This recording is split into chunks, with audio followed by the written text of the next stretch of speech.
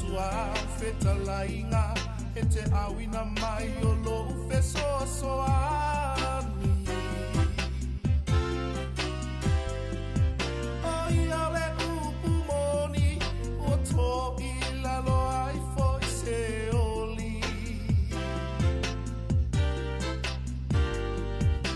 Le mawhai ona auto a file mupe a pa i mai o lo uanganga.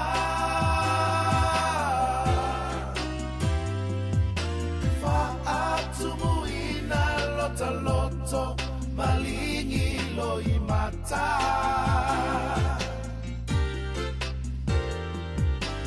Ususa upese sisi iyo ulima mafuta tu ilo uanganga.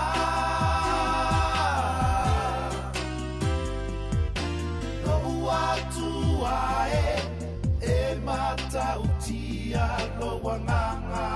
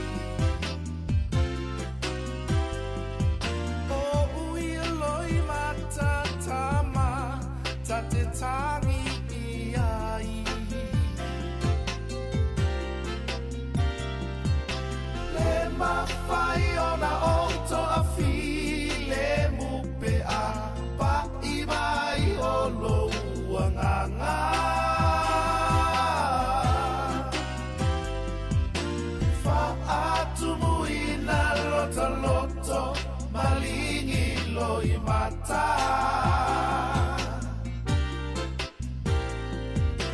Usu se pese sisi iyo ulima o so ilunga patipo maalanga.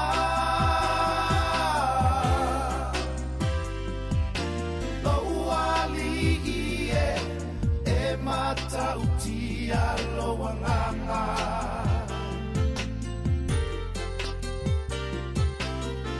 Mawhai ona auto a file mupe a pa i mai o lo uanganga.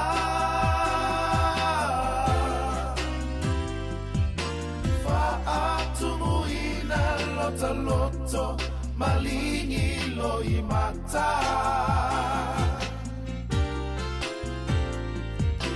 Usu se pese sisi iyo ulima o so ilunga patipo maalanga.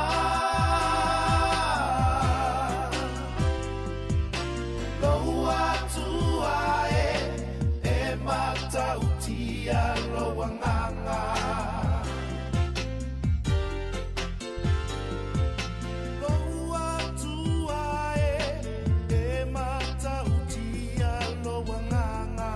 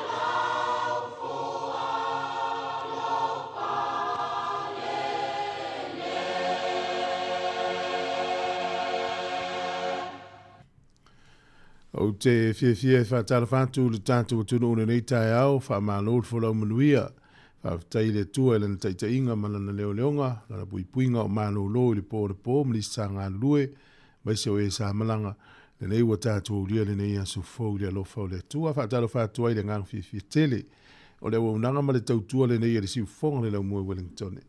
A mai alvi ingo le tua o la whaafonga iai, e ona saunia leo le tatalo, e tatala ia tātou whasalunga le nei tai au, tālo whalawa.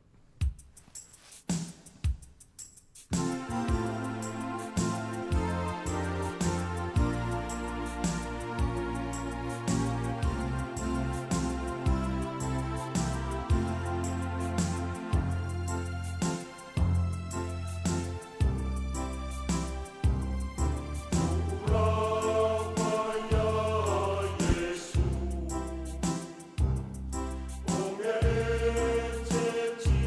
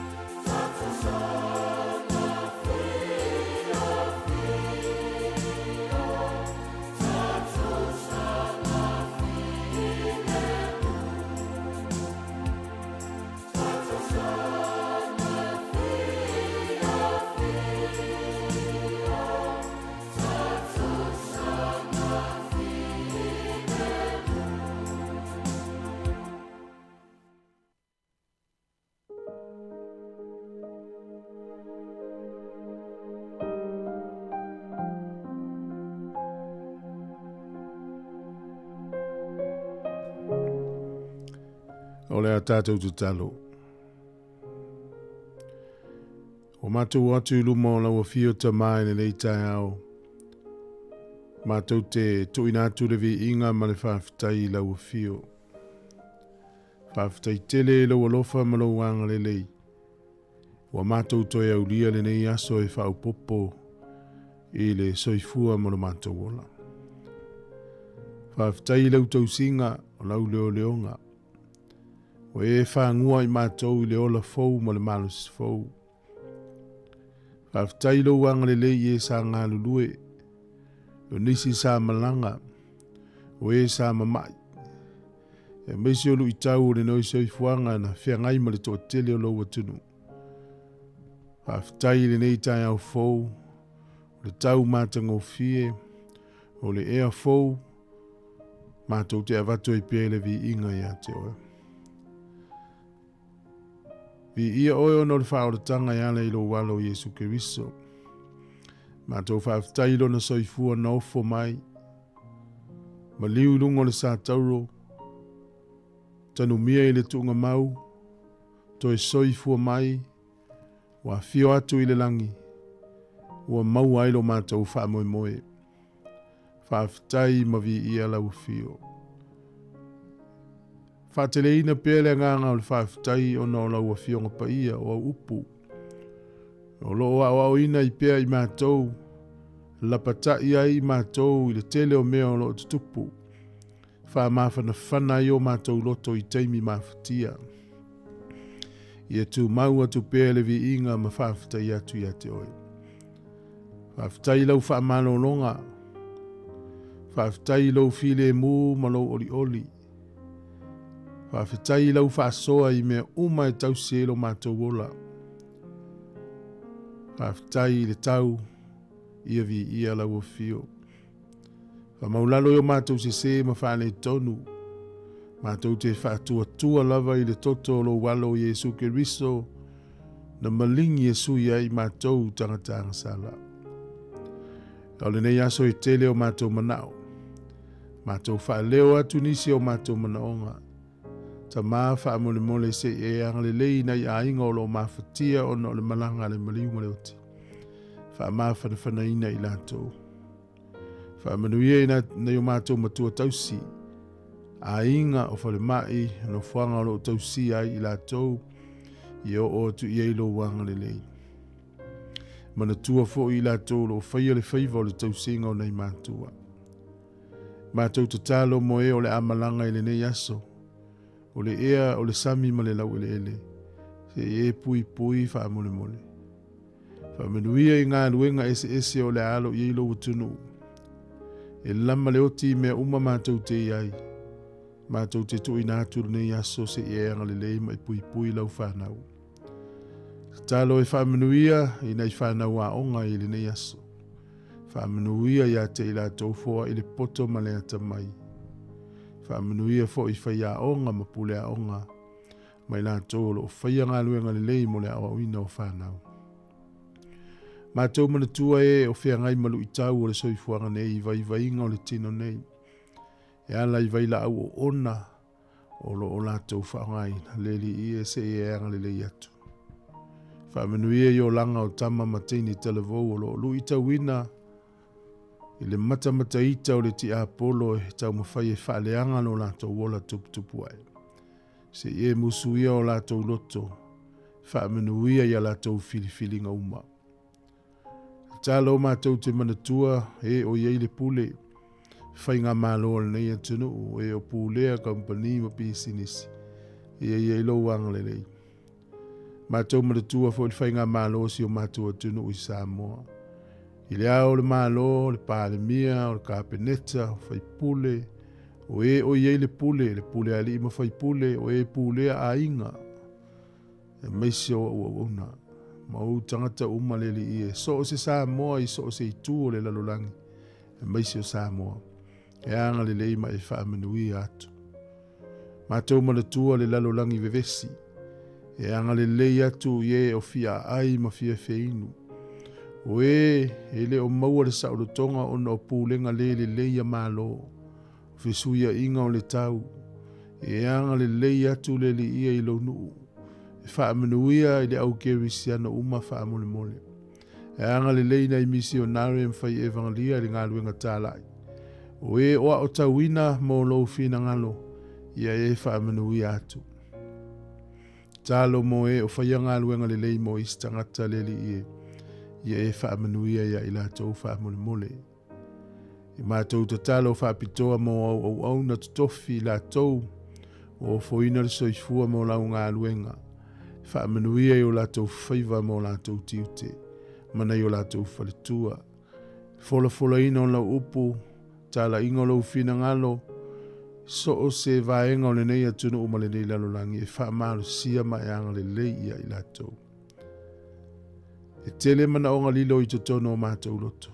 A mātou te mana tua I la tolo. I le whale pui pui. La tolo o mamai tono o whale mai. I pa tono a inga. Pa I ato o ao anga le lei.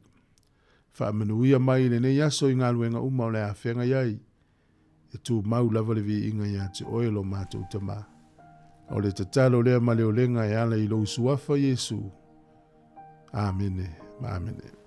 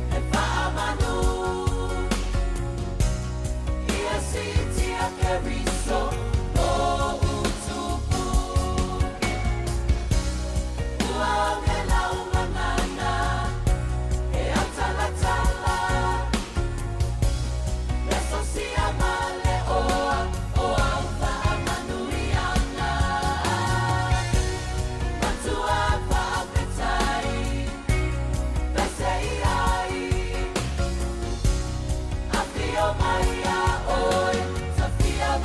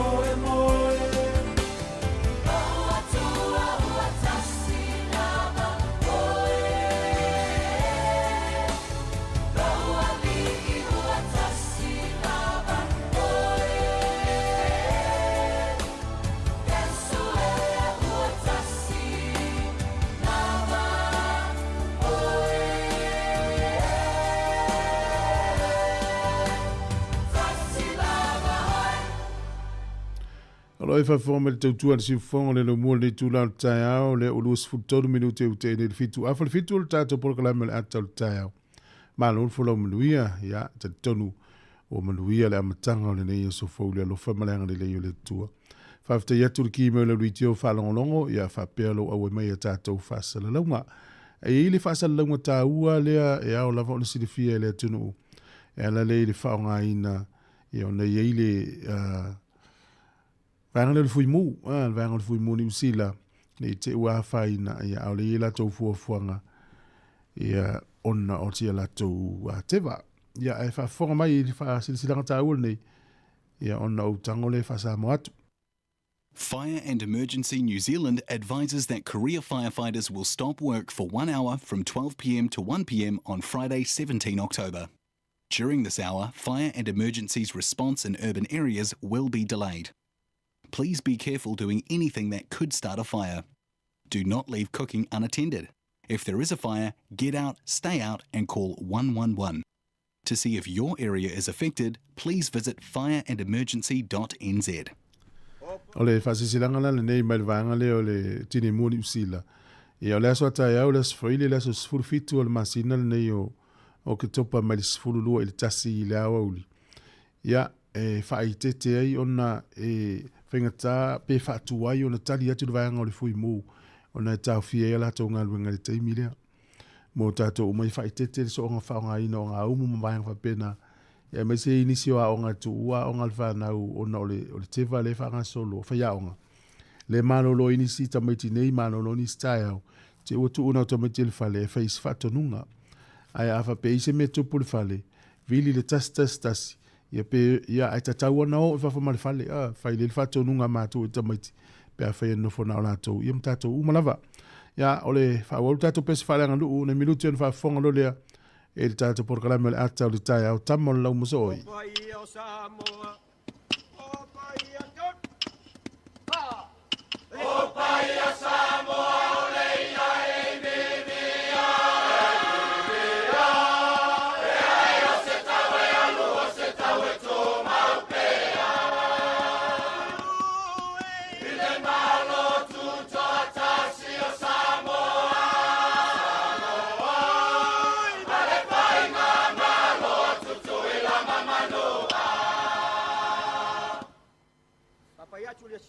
le malo, suga mali e toa, sule mali e toa tot, ha!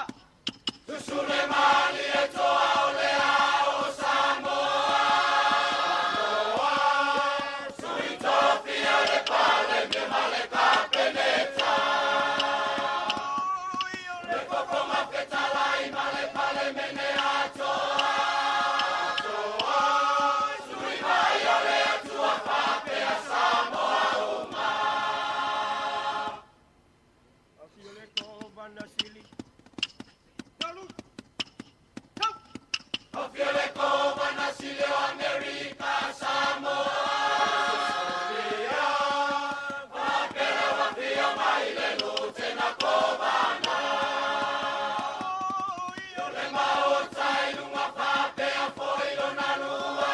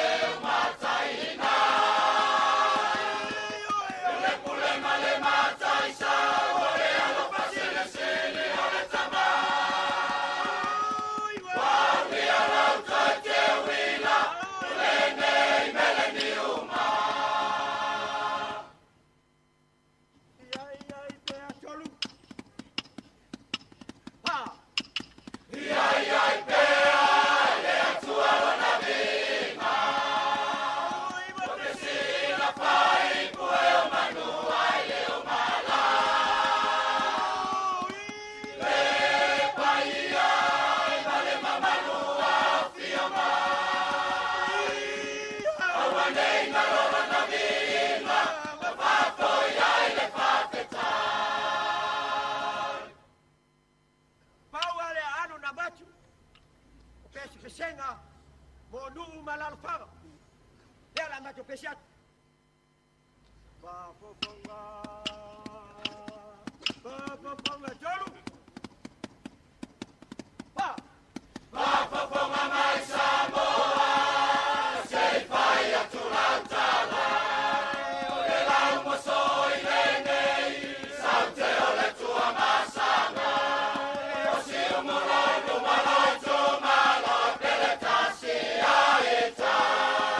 Te masani te lei fia fia malau fai valo kili malena. Papoponga tolu. Papoponga mai Sāmoa, sei fai atu lautala. Le lau mosoi lenei, saute ole tua masanga. O si umuloi numaloi tu maloi peletasi aita. Te masani te lei fia fia malau fai valo kili malena. Vai, o muli vai John. O muli vai mauta tō whina, e api whio e sa Sāmoa. O suri o le tupu ta mai tai, o salamasi nana ta whaiwhai. E tō fula vale tamata malona mauta tō whina a Sāmoa. Le whama e papare awa mausari seia o le matanga. O muli vai mauta. Yes. O muli vai mauta tō whina, e api whio e sa Sāmoa. O suri o le tupu ta mai tai, o salamasi nana ta whaiwhai. E tō pura vale tamata malona maota tō whina a Sāmoa. Le whamai papare awa mausari seia o le matanga. Oi lono oe, e le ngalo iau moe. Tau mai no mau, o le toinga tumua. Se lei mama le vi, ma ta palaso ai. Pale mumulu pale musa, pala la waso mauma. Lupe se e, si ufama pale te. Lau pata peta lai, sau mole mamuli mai. Ole atu tia lena sa Sāmoa, e pia seua pa seu i le pale. Lau mosoi e, tatou teu i le pale mua. Oi lono ue, e le ngalo iau moe. Tau mai no mau, o le toinga tumua. Se lei mama le vi, ma ta palaso ai. Pale mumulu pale musa, pala la waso mauma. Lupe se e, si ufama pale te. Lau pata peta lai, sau mole mamuli mai. Ole atu tia lena sa Sāmoa, e pia seua pa seu i le pale. Lau mosoi e, tatou teu i le pale mua. Hi Sāmoa, it's Auntie Tala here. Instead of Fifi Falo, ile atau le tai au. Laugh of the morning. Amat semel apple feet to the vanveau, su fonga lo mua, atau le tai au.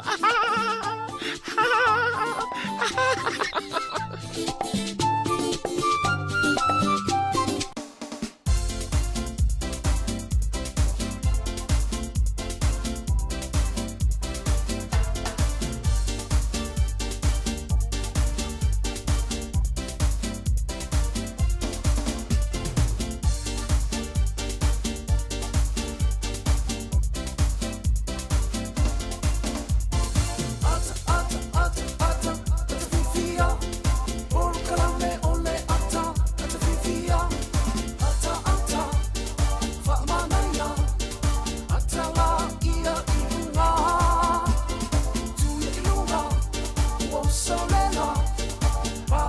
le tatou programa le ata o le tai au le nei ua tatou te whelo i lungo pea ule. Malo so i fua malo fo lau. O a mai le nai tu o le tatou tunu o lo e o mawai le nai tu o le laulangi o lo e mafuta mai ai. Ia o te o fo lofa ma whata lofa atu nei tai au fou. Suafa manu mano o le tatou o le o Yesu ke wiso. Ta lofa lava malo so i fua malo fo lau. Ia o le nei ua tatou o lia te le titi ma le o ngā tonu le nei masina ia. Au vai ia sol masina ne tonu tasi.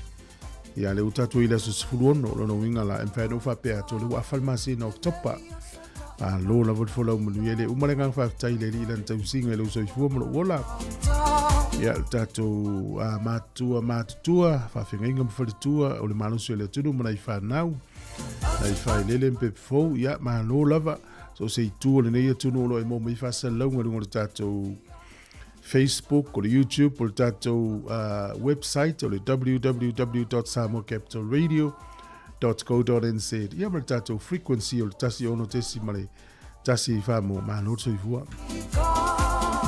o folo fa atu ma whamanui atu le amatanga o le ia so i lato umo whengai mga lunga mtiute disi o manava na i whanau ta pena mo a onga o e o le amalanga o e amuia o e o le amalanga ia manuia lau whainga amalanga le ia so whea lawa e te malanga nga iai ai mo tatou o le a whainga luenga ia alo maia a le a tatou mafuta le iaso e le tatou porkalame le atau le tai au e alu atu e lava tau le tolu le fiafi tautua mai Sāmoa e mata le tasi le awa uli tau le tolu a mai a le tatou tautua i New Zealand e i le tau le tasi le awa uli ia whatalo fatu le sunga vale le malau whainga luenga o tara ma lo ngā lua sunga a malai vaenga ngā ulo whaftai a Aaron Silla lo fatu ia e le a Mafo Eric tina ya epi merna fa ftai tele sai fulau a fele aliva ia mto le foa lo ftai atu te wisa ene fa fo wina tani elu tina ya finga uyai fa pe fo i pale i masiona tu a ia lo ftai atu porkalame fa ftai tele lava ia le mafuta mai le amtanga o tatou fa sala launga le tai au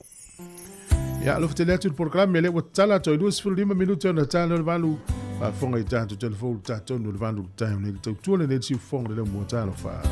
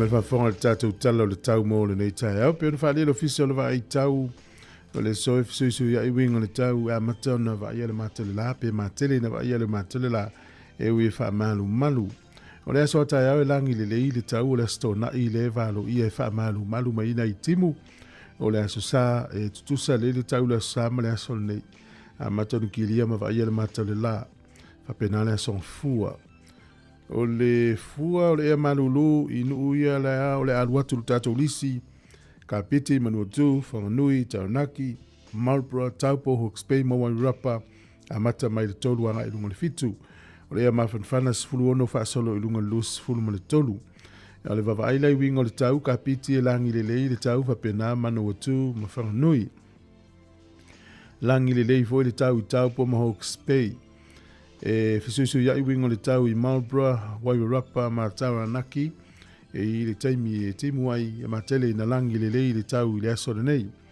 au kilani le so ya le eva yetu va yele mantole la a malu nisi o taimi ai va vai le motu I saute I le aso nei e langi le lei le tele vai ngole motu I saute le malu lu le elo ya I le tolu anga I lunga I le valu e ma fanfana le motu I saute a mata ma sfulu tolu fa solo lunga lus fulu o le tele ngole tau nei aso le tatu tunu e matele na langi le lei le tele vai ngole tunu o pia fight ti lia lus fulu fa fu e ma fanfana le fulu fitu le vela o le angoto I fo le lai le so Wellington I le toi kwata I le valu nane le fiafi toi sifuru 5 minuti le valu nane le fiafi angoto I fo I le la e o so le la tai au lu fulu fitu minuti te ai le ono I le tai au a tai au o le fu le amanulu Wellington minutu a oi amata mai fitu anga I lunga le valu e ma fanfana lo I sifuru lua fa solo lunga sifuru mai fitu ona vava ai lea I le tulanga o le tai Wellington e pe le tai le te o le fitu le tai o nei laua pe le tai sua le tai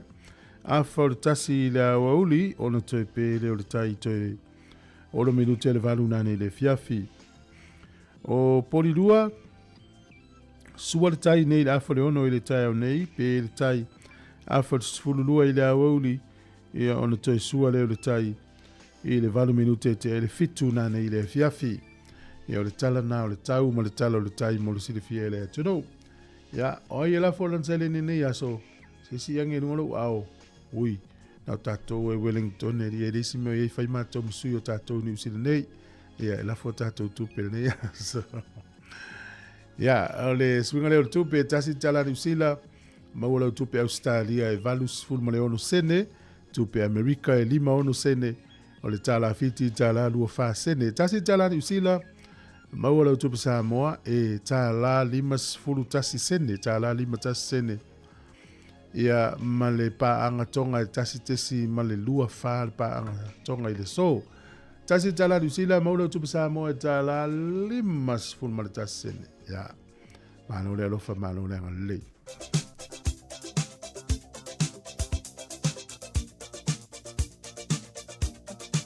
O le avado fa menianga wa soifua mo ina tonu soifua ne yaso yo follow fatu por kalame tato email level na aso fa na at samocapitalradio.co.nz pa fia fa mana tu so wa soifua tato email na ya ma ole aso fulu ono fol ne yo o ke topa ya fa fonga mai ne lo wa soifua ya ma lo fola manu ia te lo wa soifua o tu se feita o le solo ma o le lua te saloni e tolu fe pesfutasi Awa ua mātou whaalongo o ia te outou nisi ua mio whapio.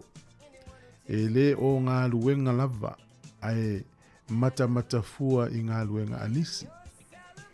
E le long maali e foi tau le solo wa soifua e tu so le e lui tau ai tātou uma lava maue. Awa ua mātou whaalongo o ia te outou nisi ua mio whapio. E le o ngā lulue lava ai mata fua I ngā luenga anisi. Ia, nena, o le tusi a Paulo na vele kalesi te Salonia inu maua le tala. O lo ia I tangata I e mata fua I le ngā lulue. Ala mata I ngā lue ngais. Ia, ai manero fai tau le mta upurna. Te mau ele ngā ngā fai upurna e sfutas. Lua te Salonia tolu fai pa sfutas. Ia mo o le fa fonga mai. Alua o e na manero ngā lue ngā fai. Fai ngā lue ngā lei manu e istangata. Manu e lo wasa I fua. Pese ma le sava de Keriso I family lo was fanau.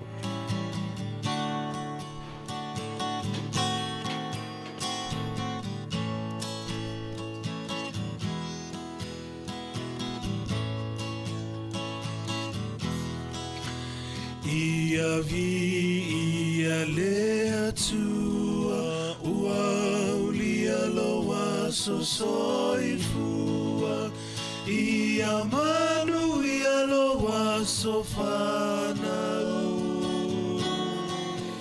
whamanu ia lea tua ia vi ia lea tua ua ulia loa so soifua ia manu ia loa so whanau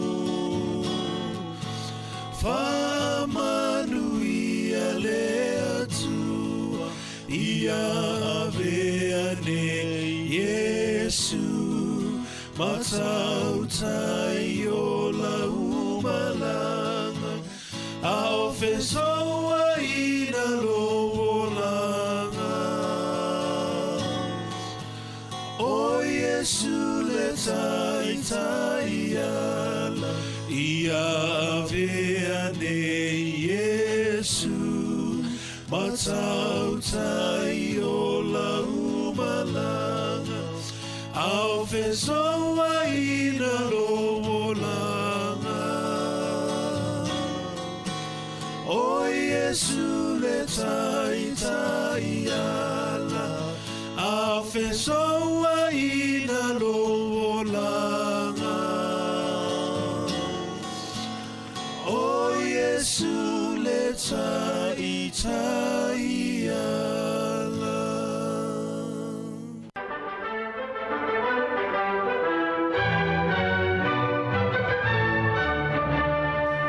Ea tala falava o semai whafonga le malu le tunu tātou tala me le tupu lalangi ne aso tātou dia le aso se fulu ma le ono o ke topa o le sol tu sanga e tasi iwa lima ono na pale mai ai i pita tali Coleman e whai ma kovana lona ono ia po kovana ia na tōwhia whapitoa lava e lona ono i kovana o le malo o Amerika Sāmoa o i la tau ia na tōwhia e i whai o fulisa whainga pālota. Ia, o ia fo ile urua i Sāmoa wa ia umia le tofinga kovana mo le malo Amerika Sāmoa. Na mai ala na tautua i le solus whao me tausanga te siiva o na tasi. Au le sol tausanga te siiva ni maono na vei o ia ma kovana o le malo tutuila mamanua. O le sol tausanga e te siiva o na whaa na whata ita iei mea tau whaa niukilia mua lava le malo saina. O le aso le tausanga te siiva o na valu o le tangata le suafa ia Sunari Kawapata ia o le whaia onga o ia le urua i tangata mua mai sāpani po Iapani o ia maua le whaelonga o le Nobel Peace Prize. O le so i le tausanga e tasi iwa fitu lima e o mai le so i le o maua po ofea o po le hafo le mafuanga na madliu ai tangata na ngā lulua le televise Australia to lima na malanga i o Indonesia ia i taimina na osfa ia Indonesia ia East Timor na ola tangate ngā lulu e li poti mai mea na tupu le vau ia tunu e lua ia o mai lai le soile o mai nope e se hana maa liwa i la tau ia tu sanga te siwa fitu lima i le aso le tupu ai o le aso nei le tu sanga e te siwa van wha na maua i fo i le tamaa loa lea o se whaifi au, se bishop mai le Kalesia Anglican Church o Desmond Tutu na ia mau foi whaelonga leo le Nobel Peace Prize ia ilona tamu whailava le te atu i whainga whaelonga lanu nga te leo le tū malosi te atu i te leo wha mai ma leo mativa i le lalulangi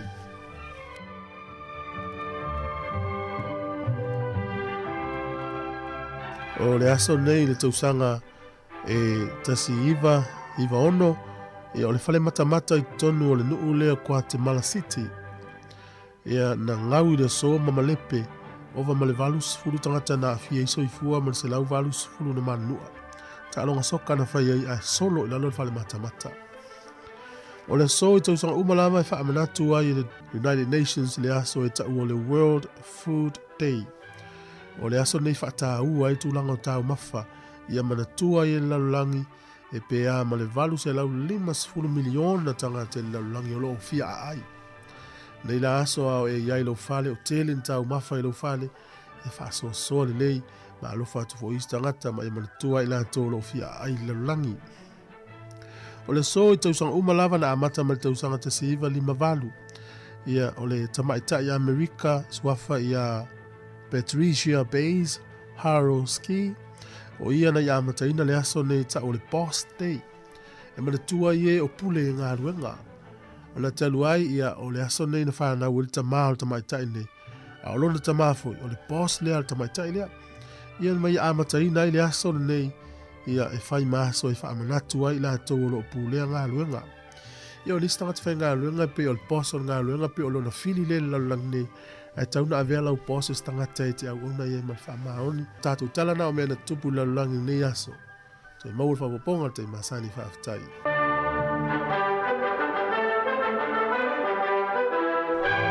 Oi whafonga me tau tua si fonga le no mua ma lo lava le usu ma lo le whamalo sio ia o le ae ua mai tau ina nei teimi ia ua whatuai na pongi sā ia le hu wawe na maana malama le hu mai tau atu i whafo ia le ua matana pisi le tai au e o ta mai tia onga o nei le maano lo ista mai ti mai la tau wa onga pe le vasenga le i 12 leu te iloa ia le siaki le ipe wa onga e talia lau na i walo le onga ono le maano lo ono le te wa whaia onga i le aso nei ia e ne yo tamaiti le aonga ele o tele ina le aonga te mire o tai au isi tamaiti ele aonga isi tamaiti tai au pe le 13 po le tausanga fulu tolu ia siaki pe o ele aonga na aonga ne yo walo wha mole ne i tu tamaiti le aonga ele o tele ia alo fatu pua fiti fito ai e seta tangamoa ia te mesa ene sunga ia Pepper Fitness malo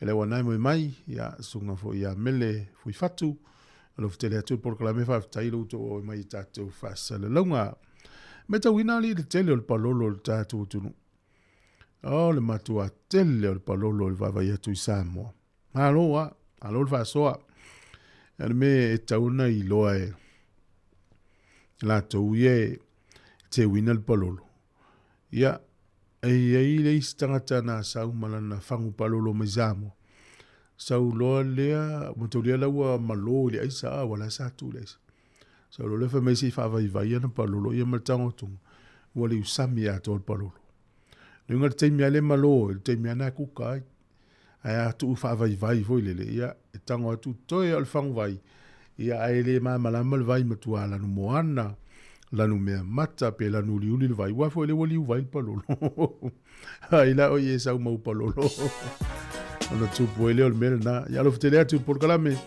so iva miruti ona tale o le valu good morning talo falava o le tautua le ne tiu fong le laumua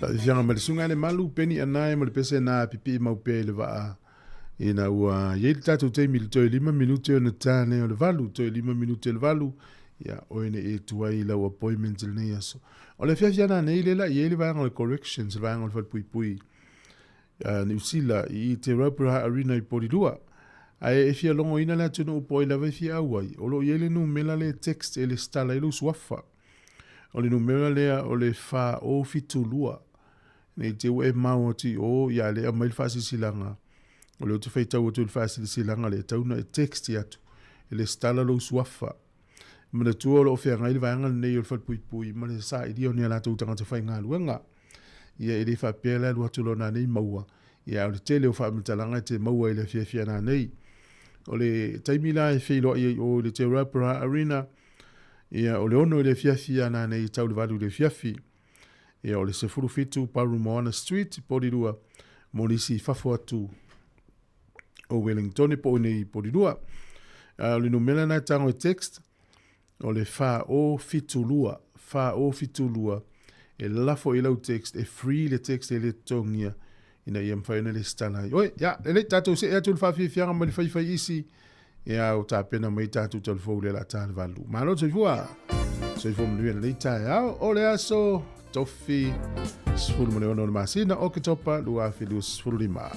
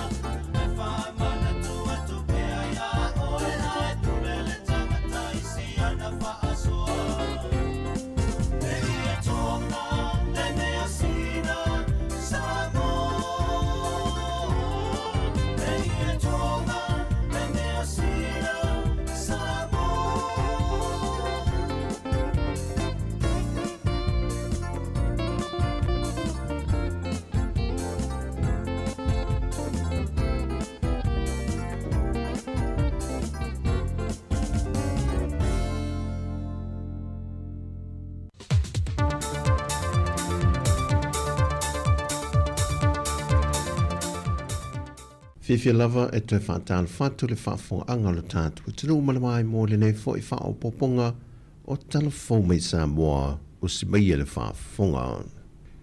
E tumu atu ia tātu talafou, ua whaulu le tangi le sa avea mapāre miu le atunu le fionga fia mena o mi mata afa, e whaasanga I le fionga le pāre mia le la au le maali e tōpula te vau fose, malona tausonga I Alice Marie Schmidt. O le tau au whai o le tangi, e tusa le maletasi tesi maletasi miliona tā lalo na tau. O le mata aupu na wangi nga mua, na whaase e ane e sile I le ofisa le loia a o avea le fionga fia me mapale mia tausia le antanu. Peitai o le ua whaase e mai I le loia tu maote, o no whaase e mai le swinga fau ma avea I le fionga le la aule le maali e toa mapale mia o le antanu.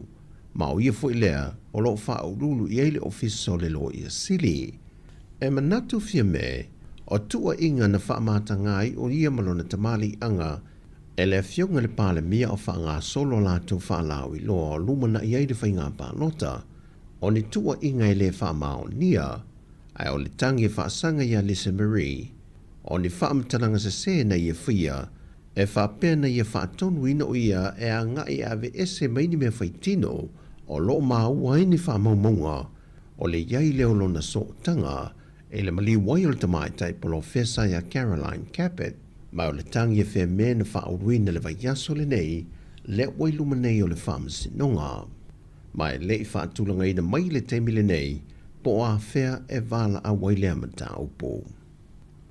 Na whedo I atu sui o le malo le vai yaso le nei, le a whio ango ta fito ala, e sa I lia so latu fina ngalo, e ni awala se tolu na tupena le malo, pe a whai atu sai mal fina ngalo le a whio anga, e tufa ai le se lene se 10 miliona tā la, na awina mai le malo New Sila I le mango toi o le va atu su e New Sila le mana wanui, I o ngā sami o le a whio anga. E le wheilo inga ma le a whio anga, na fola sia I le awala mua le tu ina to le se lene tufa ina I la tau. O le tufa ina lea e le malo, a toi ma le vaenga tonu, o le au meia le o se vaenga tu maote, e tu I le vao le malo ma le whio anga e tufaina le se lene. Peitai e leo talieina le lea le whio anga, le awala e vaevaina I le se lene. Na toi fo I sui o le malo I pia ma le whanaunanga, o le ata pāloa sui o nuu ma sui tama I tai o a whio anga, e lātou te toi fono e sa I lia se tō whaa. Sau no le sui le malo mai le komite o wha avilave tup wha fusei. E o ngā hane wha soa tūlanga lea ne te uwha pia hui wa apa mai le malo tūlanga lea. Ia se leni la tau pa wale sosoani le malo o le au wala tufai. Ina nei uma e foi. Ia o ise si le malie ma le fia. Ona wha pia o tele ai le titi ai. E pia o le tūlanga na le e ma mawha e le mawha whau o le tato malo. Ai le feilo inga lava le tu malo ma le komite. Na whaalia I nisi fina ngalo, e na ia tu ina atu ato le se le ne vai lava li tu malo. Ai te tau na tele atu le se le ne maua te fitoa la, ona ngātai whale le mango toi le vasu e sue. Pei tai o se vaenga na whaate ia ai le sui whai pulio li tu malo, ona I lei whaelo I nātu ia te ia le so tanga, po se whaatalunanga le fuafoina o le tuftufaina le se leni. Whai loe tu ia, o li tu malo ua mai o na yelan komiti whaafoe, a tuai malana komiti ngā lulue. Mai ua talo ela na whontanga I le aso luse fulmaltasi le vai aso fau. E na ia toi savalia le malo e tu lango le mata upulea. Mai ua mai a foi o na tusi atu le komiti le nei le tausanga o mawai le malo. I le mata upuleva lea peita I le itali mai lava. Na o lato whaonga ai nei loa lunga o penga ta wha I langi mwhasa le longa le media. E na ia mana ia I na ila ngona o le tu malo. Le la ia I wha moe moe. E whono le la whai nei a le tu malo I tonga mau I baie. I aso lus mo matasi. E tala noi nai le tu malo na mata upu nei. O na savalia msinia la ia le malo. E tu sai mai nei wha moe moe. E le tala noi na mata upu tau le tu malo. I o I to fitoala. E pe tu lana o wha bae na le no whai. E le o sila fia fo I le tu malo. E nei wha moe moe. E whaamaumonga le tu malo na whaamawina le tausanga lua whelus fulmaltasi. O sa whanta mua e toa wha fe se lau maliva o sāwhata lua e tōlu awhe lua se lau se fulmalitase a o ainga o sāwhata mua e 5 se lau walu se fulmale lua ainga a to ai ma sāwhata lua e wha se lau tōlu se fulmale 5 e wha se lau tōlu se fulmale 5. E le asolo na lua o le whaanga solonga o le mata opu o tangi le whaamasinonga le tu malo sāwhata mua ma fola sia e tolu se furu mau o loo tua ia e le fionga ia seve te i fui mono le sa avea matofia le tu malo e whainga whaato sina o le whainga banota. E to se furu mali iwa i lanto lo tu la e moli mau moli tu te le ua whaanga solo neia lanto moli mau le whaamasinonga. O le 5 moli mau mai le fio angolo tu whanga sa whata na whailo ai e i lanto ia o le fontanga le fio anga le aso se furmal tolo e juni, na o tuai le fio ngal whaipule ma se tasio matai, ma wha o atu le whaafte te lelo lato lango au tu la i le tofi, ma tu i natu le 5 awheta la, ma sau no atu foi, i o lato manatua le whainga panota, o lo tali tonu ia mōri mau, o le mafu anga na tu i natu ai le anale se leni, o oni whainga whaato sina, ina ia pālota matuai i lantou ia te ia. O tala fawia, whamnuia tele le tua i lawa singo le ni aso, whasoi fuia.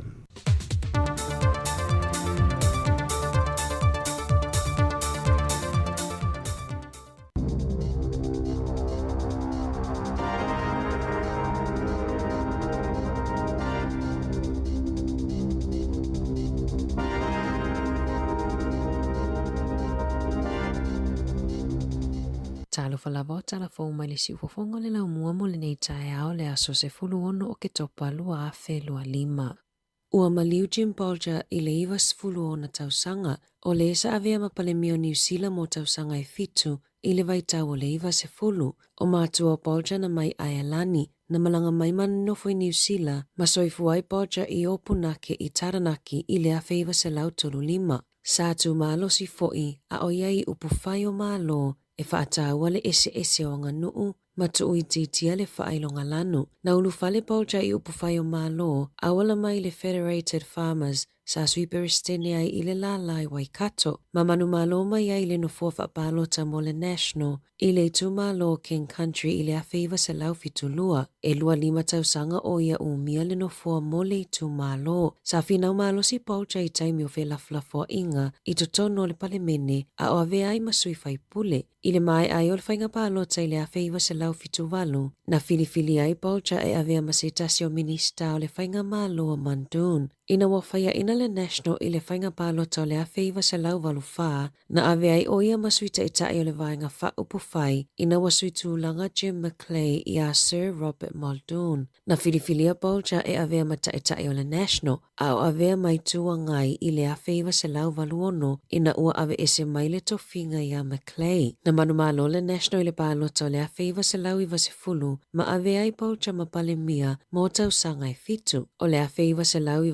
fitu na palota i le vaenga wha upufai e ave ese Bolger mai le tofi tai, ona ua mai tauina i le vaenga wha upufai, lona tu ua vanoa i le New Zealand First. Ona o le taimi lea o se e mai le whainga malo so o atasi, a le National ma le New Zealand First. Lea na suitu langa i ai Jenny Shipley, na wha amawai Bolger mai le palemeno New Zealand ia a perila i le awhiwa se lau i vavalu, ina ua filifilia e avea ma ame pasa i Washingtone, na taitai fono fo i le Kiwi Bank, ma le State Rail System i lalo le whainga malo a le Labour. Ua momoli wha amai se ngā le palemia Christopher Luxon i lona a inga. Mai na te manatuaina Bolger, o se taitai na te le i whaatanga ina ni whina ngai a whiai a inga o sui whai pule, e se mai mata upu sa tala no aina i le palemene. Momoli mai fo i wha amai se ngā le taitai le New Zealand First wa wasa mana ia Winston Peters. Le sa taitai na whaatasi ma Bolger le whainga malo so whaatasi, mai le awhi iwa se lau i waono.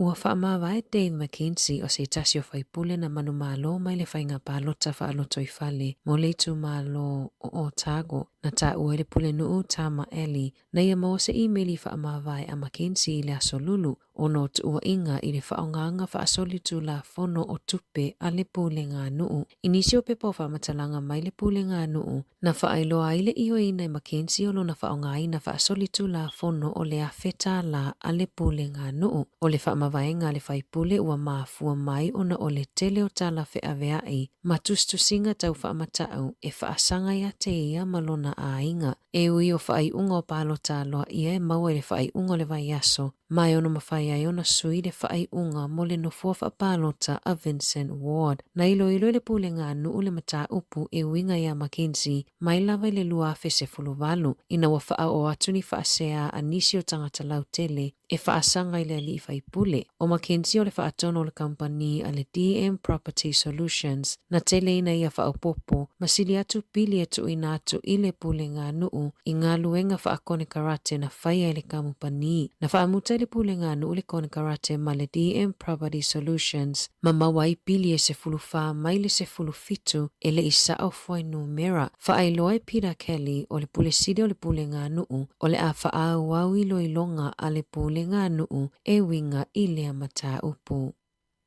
Ua whaaseale taitai o le New Zealand First vavasa mana ia Winston Peters i le BSA po le Broadcasting Standards Authority ona o nia la tau fuafuanga monita i ala fou na whaasila i le vai aso nei. O fuafuanga fou le BSA ua whaalia i le whaupopo o nia la fua mo whaasala launga e whaia i lunga o penga whesota inga po le initaneti. Na tu ina atu se tusi whaasea a le BSA e whaasanga i le polkalame o le The Platform ona o ni whaamatalanga whaailonga lanu sa whaia i lunga o lea polkalame i le aso luas fululua iula i le tausanga nei. I le taimi mo mona mawa i le platform le tusi sa o lātou te e naina ma lātou whaamanino i le PSA e lea a fiela lātou polkalame i lalo o tū la fono mo whaasala launga i New Zealand. O loo iai se whete na inga o finangalo whaalia i lea mata upu. O loo fina wai Sean Plunkett mai le platform e whaapea e le whetau i le a apa mai o le PSA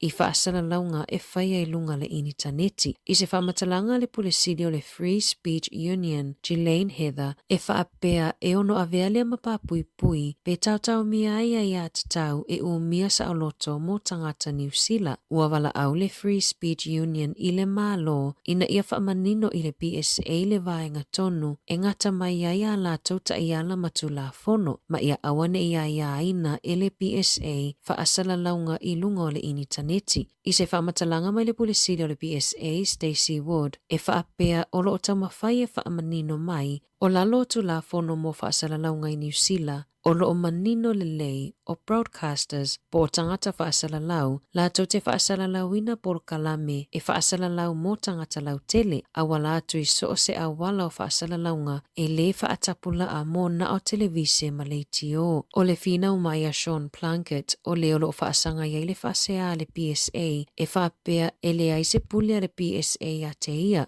Ma o le Broadcasting Standards Authority Act na amata whaamamaluina i le awheiwa se lau waluiva o lo o manino ai e mona o televise ma le tio e le ai fo isana lai sene whaasala lau e te tau ai o na o fia i lalo o lea tu la fono.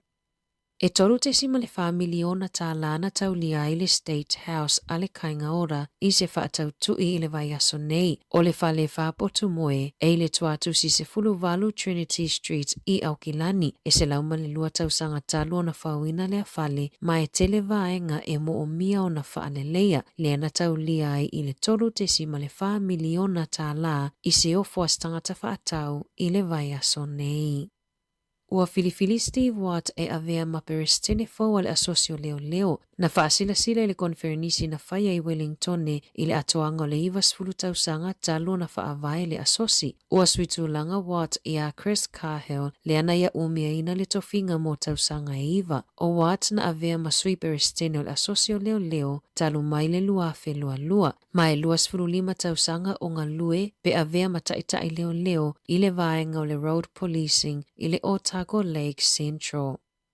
E wheala ane Jamie Ward o se tinai a wakino malana whanau ua si o ele vai fafo le fale ina ua pale vai tafe o Awakina River i le ono i le tae ao le asolua, na vaveona na nati e ave I fafola na whanau ma latou whangawhao I se vaenga mawalunga. Na o atuai nisi o le au whai awala na lata ane, ma fautuaina ward e o ese malea no foanga o na ua vaaya le si o le suavai, na matua fefefe la na whanau se fululua, se fulu ma le whatau sanga. E le Italiaina e le tinala pata inga na tuina atu e le au whai awala, se fulu 5 minute muli ane, ae o atu se leo o le pitonuu, e ave ese mai ward malana whanau I le tavale leo, ona ua le saunga le mu ma ave I mokau. Se fulu minute talo na o ese mai malea no foanga, ae va aia loa le si o le suavai, na whawetaia e ward le ngaluenga lavea e na whaia le leo, ua whaasau mai ia malana whanau mai I tāwhenga malolonga.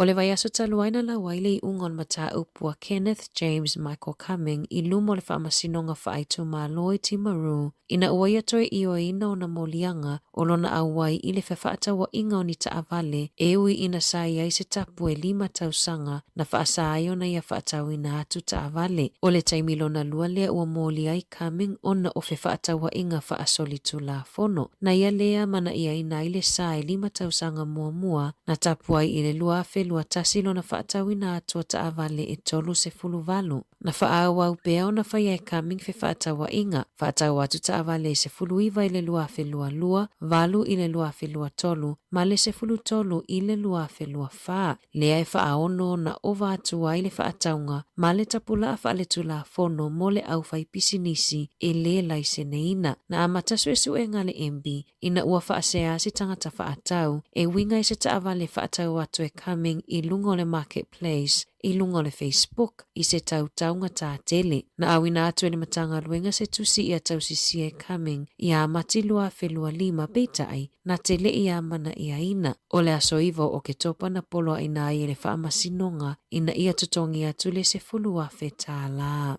Tala fōwia mai le si ufofonga le lau mua mo le nei vaenga o le tae ao.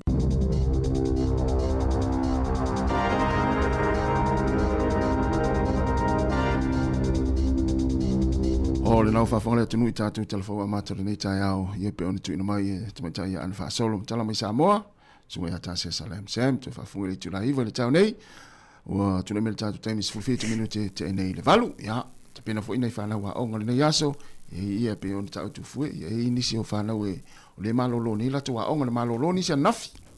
Moni, malo whamarastasi. Malo fo ile on sai. Teo fo la umar tau sanga o whai mai tau tūringa I ofisare. Ese le mele o pio John Campoli. O le mele pio tu le tava le John Campoli.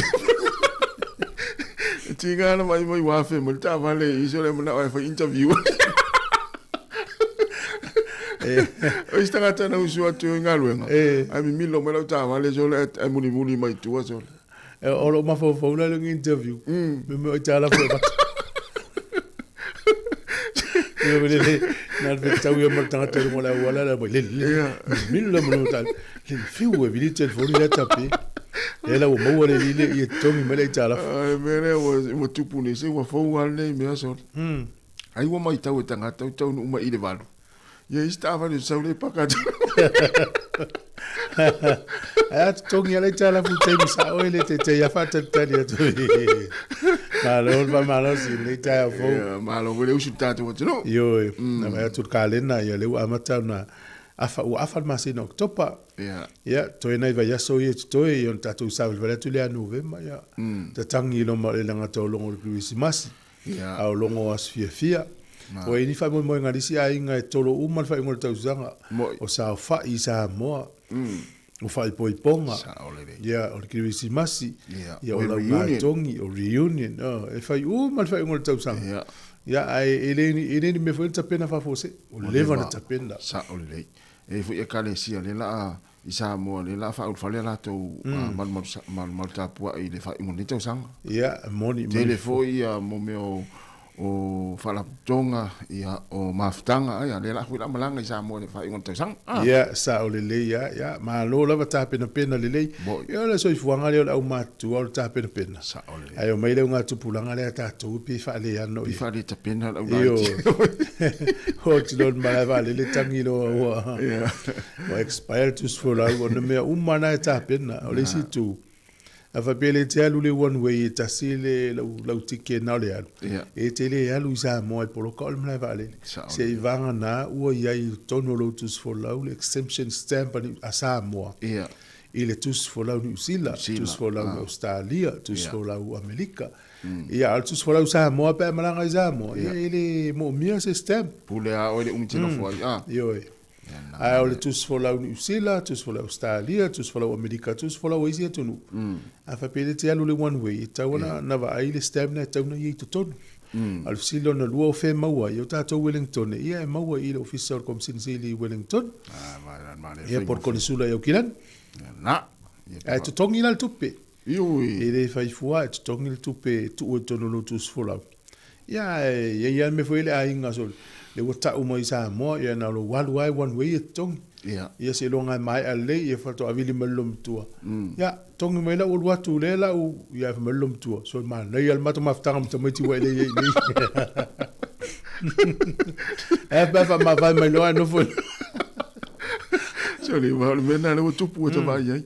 E me se ala pe malanga nei tama fu ile le fuanga ai ngai Sāmoa. E te vai le teno tama tongi e tina le one way. Ola le mafuanga. Ia ma fu anga wata ua mai wale sa. Ave tua ia upu ia mai va momonga le boka me. Le ai sa tu tongi ia le alma to sa ul nei tangata va mo. Ia ona na. Ia la tatu atu sfa fianga, luas fu 2 minuto u tenel vanu. Ia le tautu al si fonga le mo pe fa lo atu fo ia. E inisi va senga usia onga ele o le onga le so le te ua maoi avelo walo le onga ai le utalia le o ono lo fanga solo te va fa ya onga ta ya fo ele ni onga istamaiti o le va ya so le fo ya onga istamaiti ai o le tala e mana ia lo so tai pe o le onga ia na ta uma ia lo le po au fia lo walo istamaiti es ele faida watu nei ta ya o le so le atas mana ia mana fam natul ta mo nei fana wa onga 2 minuto te nei valu ta tu fa fia nei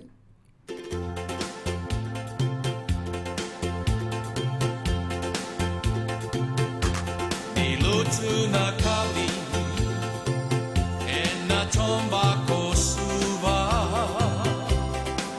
wanga wanga na nina kiloka na loma ni koro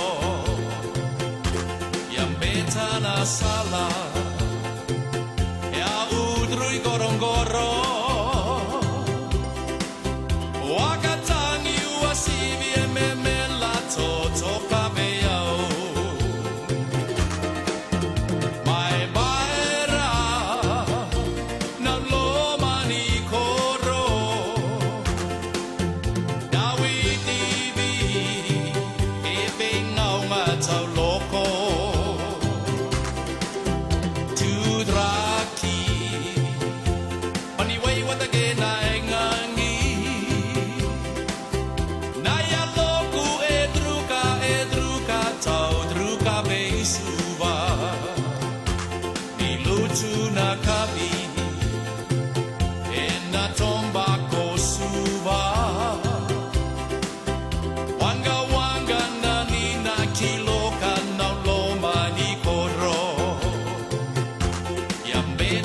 sala au drui gorongoro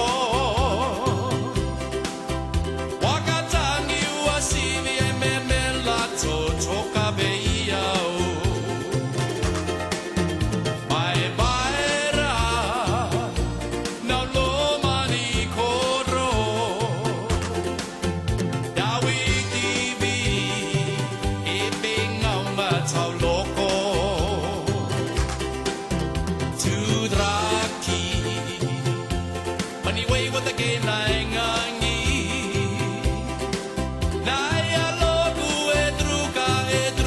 Tau luka beisuva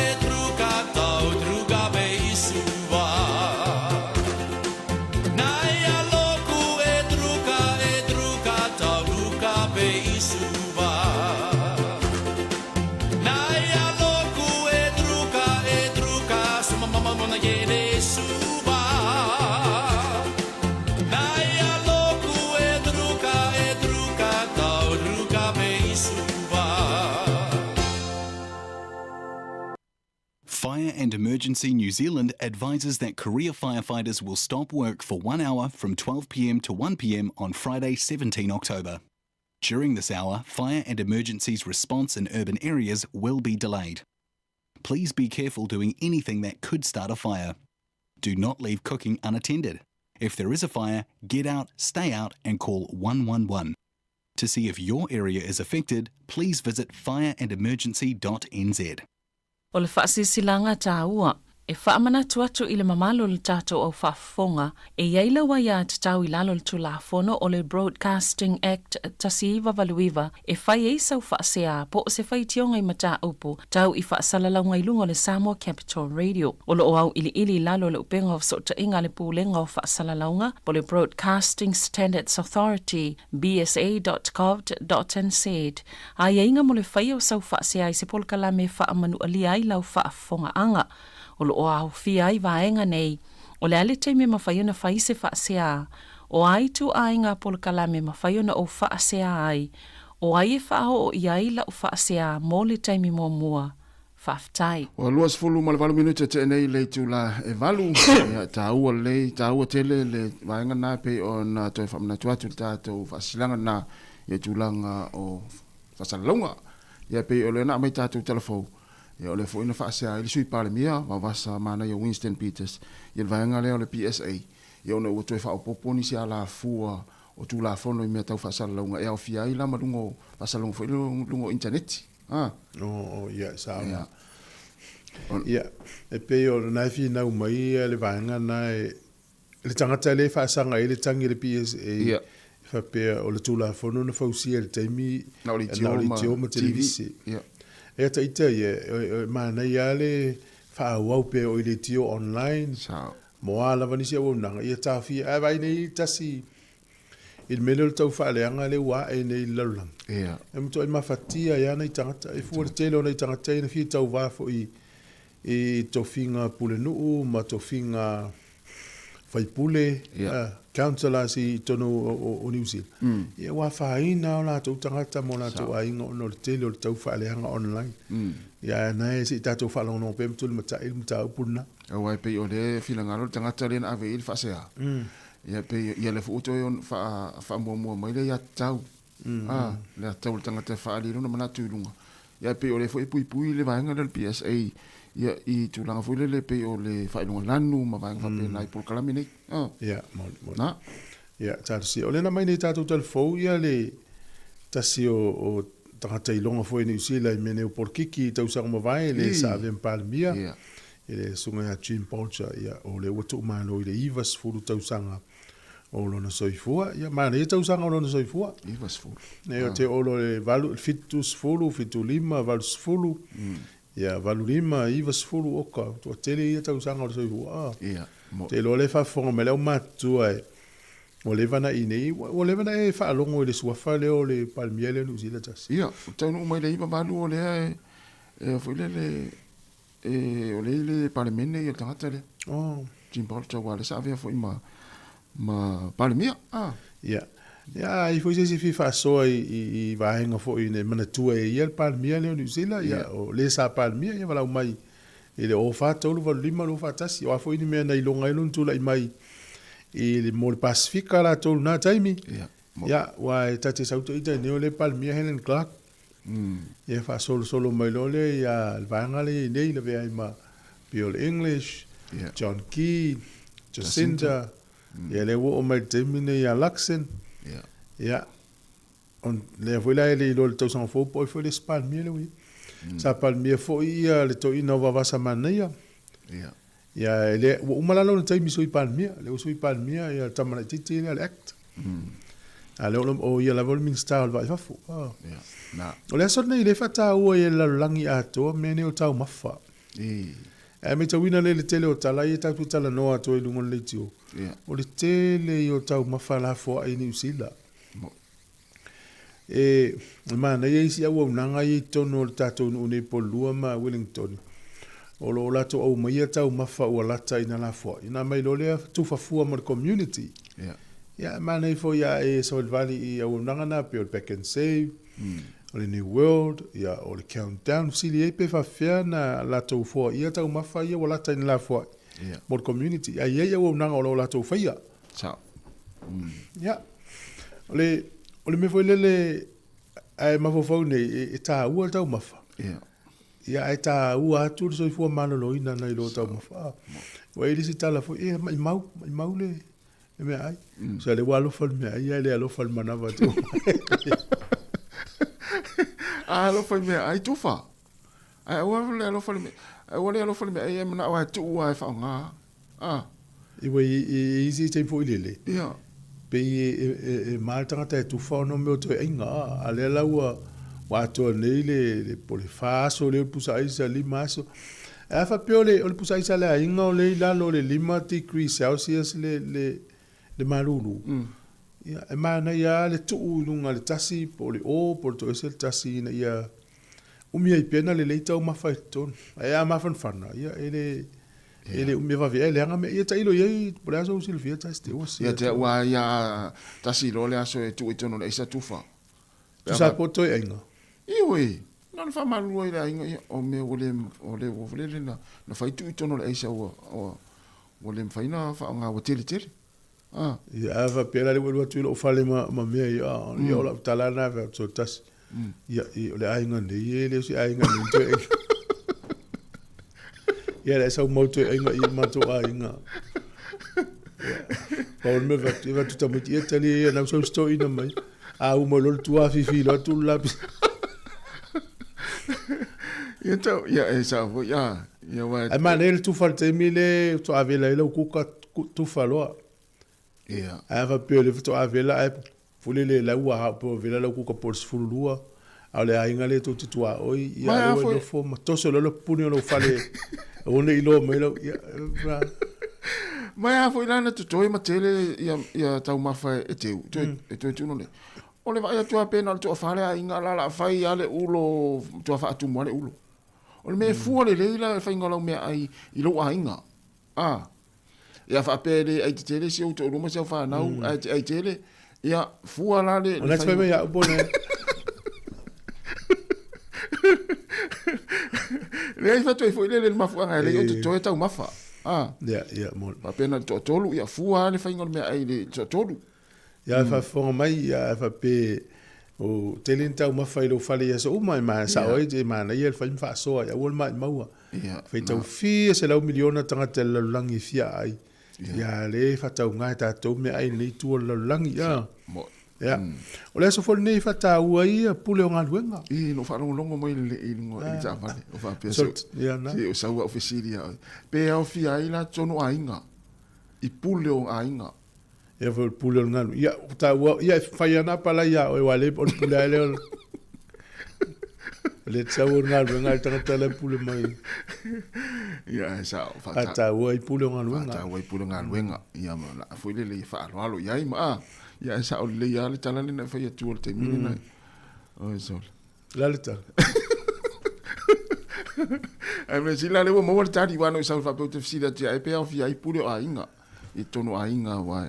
Ia tanga te foi. Alo ma fo le ni pule ni ainga e ta ilo lo ingo na e tanga tele pule o le te 2 mm. Ala se ma pule ma le ulo le ainga. Ese a. Ala so lo ia. Ia fsili atu le tulu.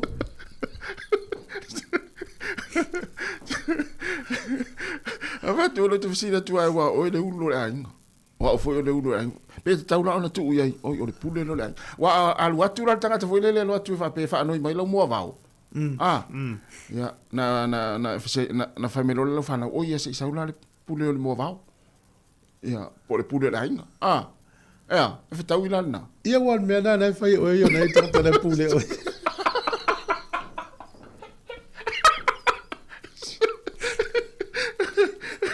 E tu fa lula tangi. Ale tani ala tamona. Na nei le fiafi. O toi fa sa la wina le va ngalia. Na nei le fiafi le o mai le corrections ma fa pui I te rapra rina. E fia awai na nei le fiafi. Text le fa o fitulua. Text fa o fitulua no mele tango text ia le stala ile oe. Ia. A mata ile ono tau valu. ya e su ye na ne ya te le fatata noanga na ya wala ve o e ma ali ofisa po tamata i ofisa ya o fat pui pui le rimutaka ya su ye na ne te mau o mai fa mjalanga aya e su la na ne ya na e faile ye o le na mau atu ngol Sāmoa Capital Radio ya fa mjalanga o na to wasole pe ya lan fa sa lau atu ya o na to tele nei ta tanga tai fie mo nga luenga va ya mai nga luenga ya lopo i mo le nga luenga la sole o le career te ya la to ya o le na ne le fiafi ono le fiafi tau le valu le fiafi o le tua tusi mo la to i fa fo to polidua se fulu fitu paru moana street i polidua se fulu fitu paru moana street i polidua o le level 1 le meeting room na te la tua i luma CDI po fele fail mele o le pero inga le corrections in New Zealand ya na e ta o le corrections careers information evening mau e fam talanga i winga i ngā luenga le corrections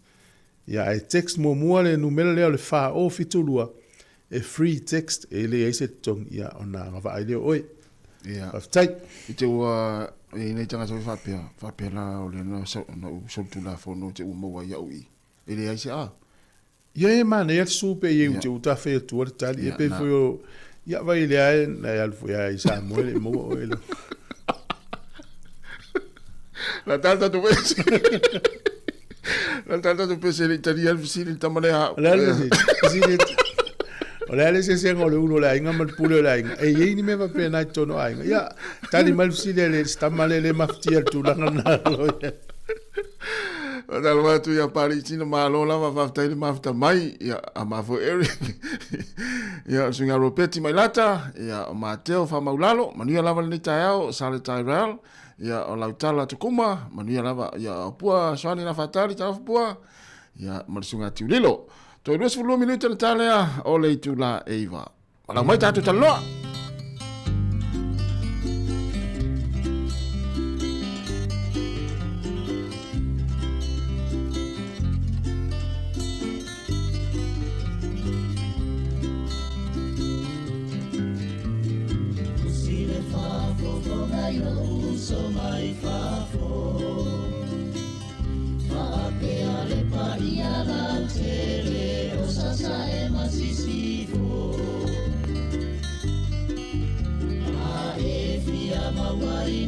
ya si tatu atu le tatu valau leu tau fai mai na tu fa o tu le fa fianga na talo fa valau fa mari en tu foi fia kalongo ya o iko ya te valau mai fa mo le lava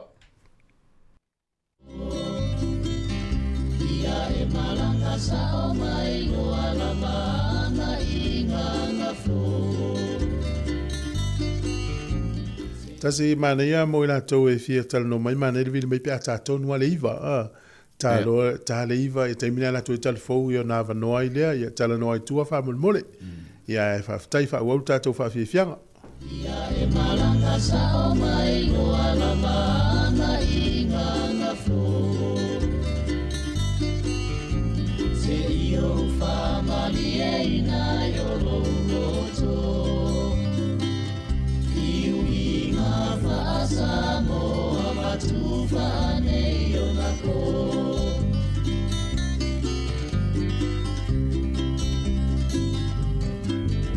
O le awha asololo ala vale mai moanga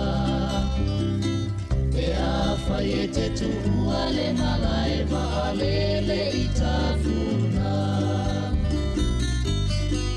Ona e pasi ale o le kolisi mapusana Soso o ai masio na wala e whaatu sa o iuta Awhai e te fia te ka malanga sa o mailo i me sepa Olo o iai le a ai o le e ka le sia ia so uale Mua tau mai isi o nā tuwhalenga Soso o ai ma le whale tali malo I lango mai o le mauma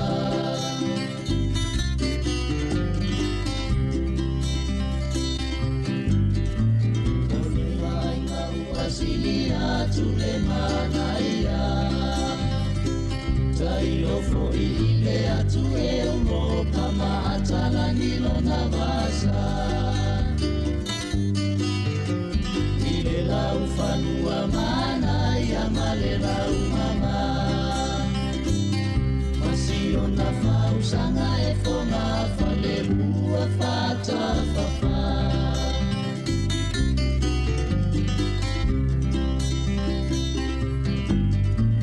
afio mai lo ala ia tasa baribali mase ie tanga ile maumaro wafenga solo ai e ano toane ole la ilo na tau afiafi masio na e amaruru e ani mayole na tati mafayete fiate pa malanga sa o mailo ike sepa olo oia ile a ayale e kale sia ia so uareva e rua tau mai isio na tufalena soso o ai male fale tali maro ila lo mai ole maupa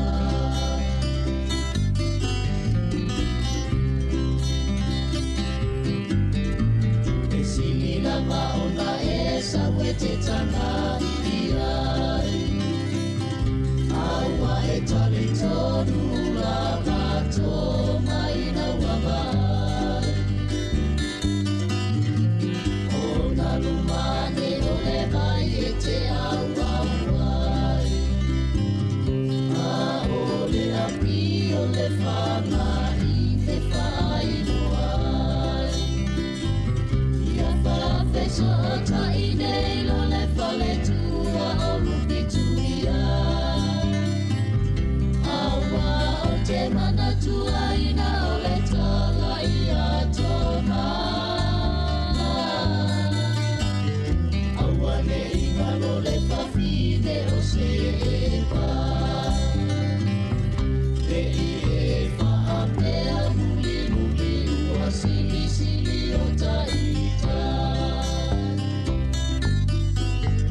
E whawhianga mai le Blind Brothers ia ma le pesena le ainga i le api o le whanga ina o tues fulore minuti o le tālea o le tūla e iwa. Malo. Olo o ele le fale lea fale vali le resin le alula tau te val te mine i tailo hat. Ia. Tau telefoi na iuso ma na i tamai mafuta me le tātou tau tua. Oh, iso. Ia ono le tūlanga o la tau tutongi. Ia tātou si manuia lau tau wha moe moe o la e na lango o tuel pule nu fau. Ia ma le o tele le community nai. I nei tangata o le falwhenga luenga le nei. Alo futele atu ia maano lava. Ma le tua awha pia e te vai polo fiti al falwhenga luenga mawa e tele. Ia. Ai le tongi tangata whenga luenga. Ia nai wha o Sofia ila ngona. Te tele polo fiti ai le si e tong. Tātou sia. O le o te mauna foros o whela whawha ilo le pāl mene le polo keti. I le paketi lea e forosia i Sāmoa. E o te manatua lava i nisi o le tātou tunu ue ngā lulu e singa luenga le malo. Ia. E manuhia e la tom tanga luenga le poloketi lena te ena i le matausanga nei. Tālusia ia wha aua upea ina ia manuhia i nei tangata e alana tala noi vai ngai o tutongi. Ia. O na ua mawa e te le tau soi fuanga ai le o talawhia ngai ma tutongi o tangata whenga luenga. Ne vai atu nei il fasa launga leipa lena mai nei e to tele ia na i tangata fo i o tātou tunu New Zealand. Ia. O lea ua wha ina ua le tele. O le maua isi au au nanga whaafale mai. Le fund o le tupe ma le matanga luenga a le soifua maloloin. E fisosoani e lato au nanga. O le mela lela whai au nanga nei. O le asi i lunga tu tongi e peo tā ua leo atu. O le asi i tia i lunga tu tongi. E tau ua mai le tupe fisosoani e le au nanga. Sa fa tupe le malo, le to e mai le fund. Ia, sili lo le au nanga nei. O fela mai le tupe fa tupe ai le vaenga le wale to e maua mai le tupe fa tupe ia. Ia e fa tupe la customers po tangata ia watu e. Peo le se senga na pe foi la se o nanga le resin. Ia ona nafi e pota la tua nafi le veto teva faila to strike. e whaatau la tu tongi ia, manuia tau wha mai moi. Haftai rana u vai atu ilesi news na la tu si mai e. Ia o lana iaile de lato pule no ufou e lango o tau whainga luizin. Mana ia. Ia.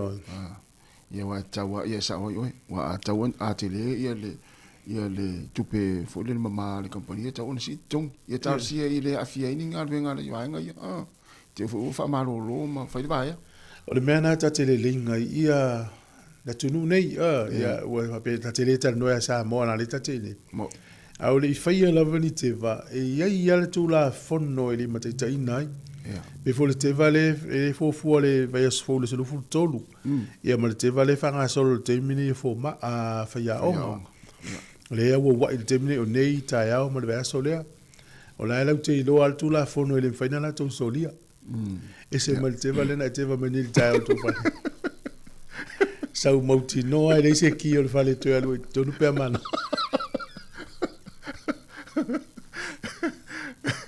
wa soli tu la fonno tango tu ele se no me ai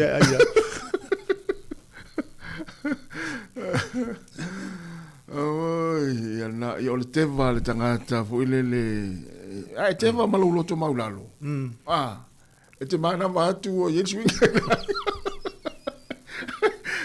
te va mai malu fi fali malulo to fa maulunga e te lua tu ala lo ka fa to e na wo lo me to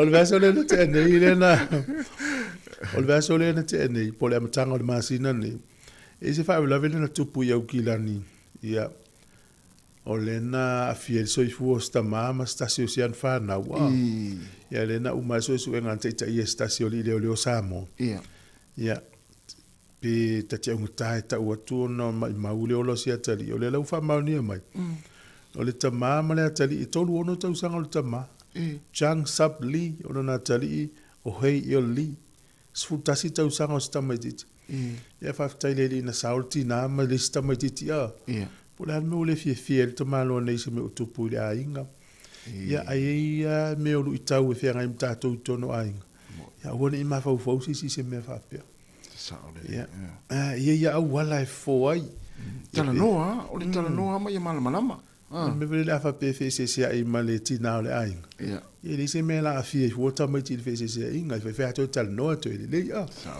tala noa ai malama no le si le ia ai le fa pe la o mai lunga ia ai este mi ai di face fa unga ia va ai ta mai ti po le ala fi anga te o me ai tupu i me o ainga e pe pra le o le fa pe ponga nei ia e o tutai au fe se ai foi manatu ia e le fa pe a fe se ai na uma ia le o le ai to e foi ia le ia le mate fa sanga i martanga to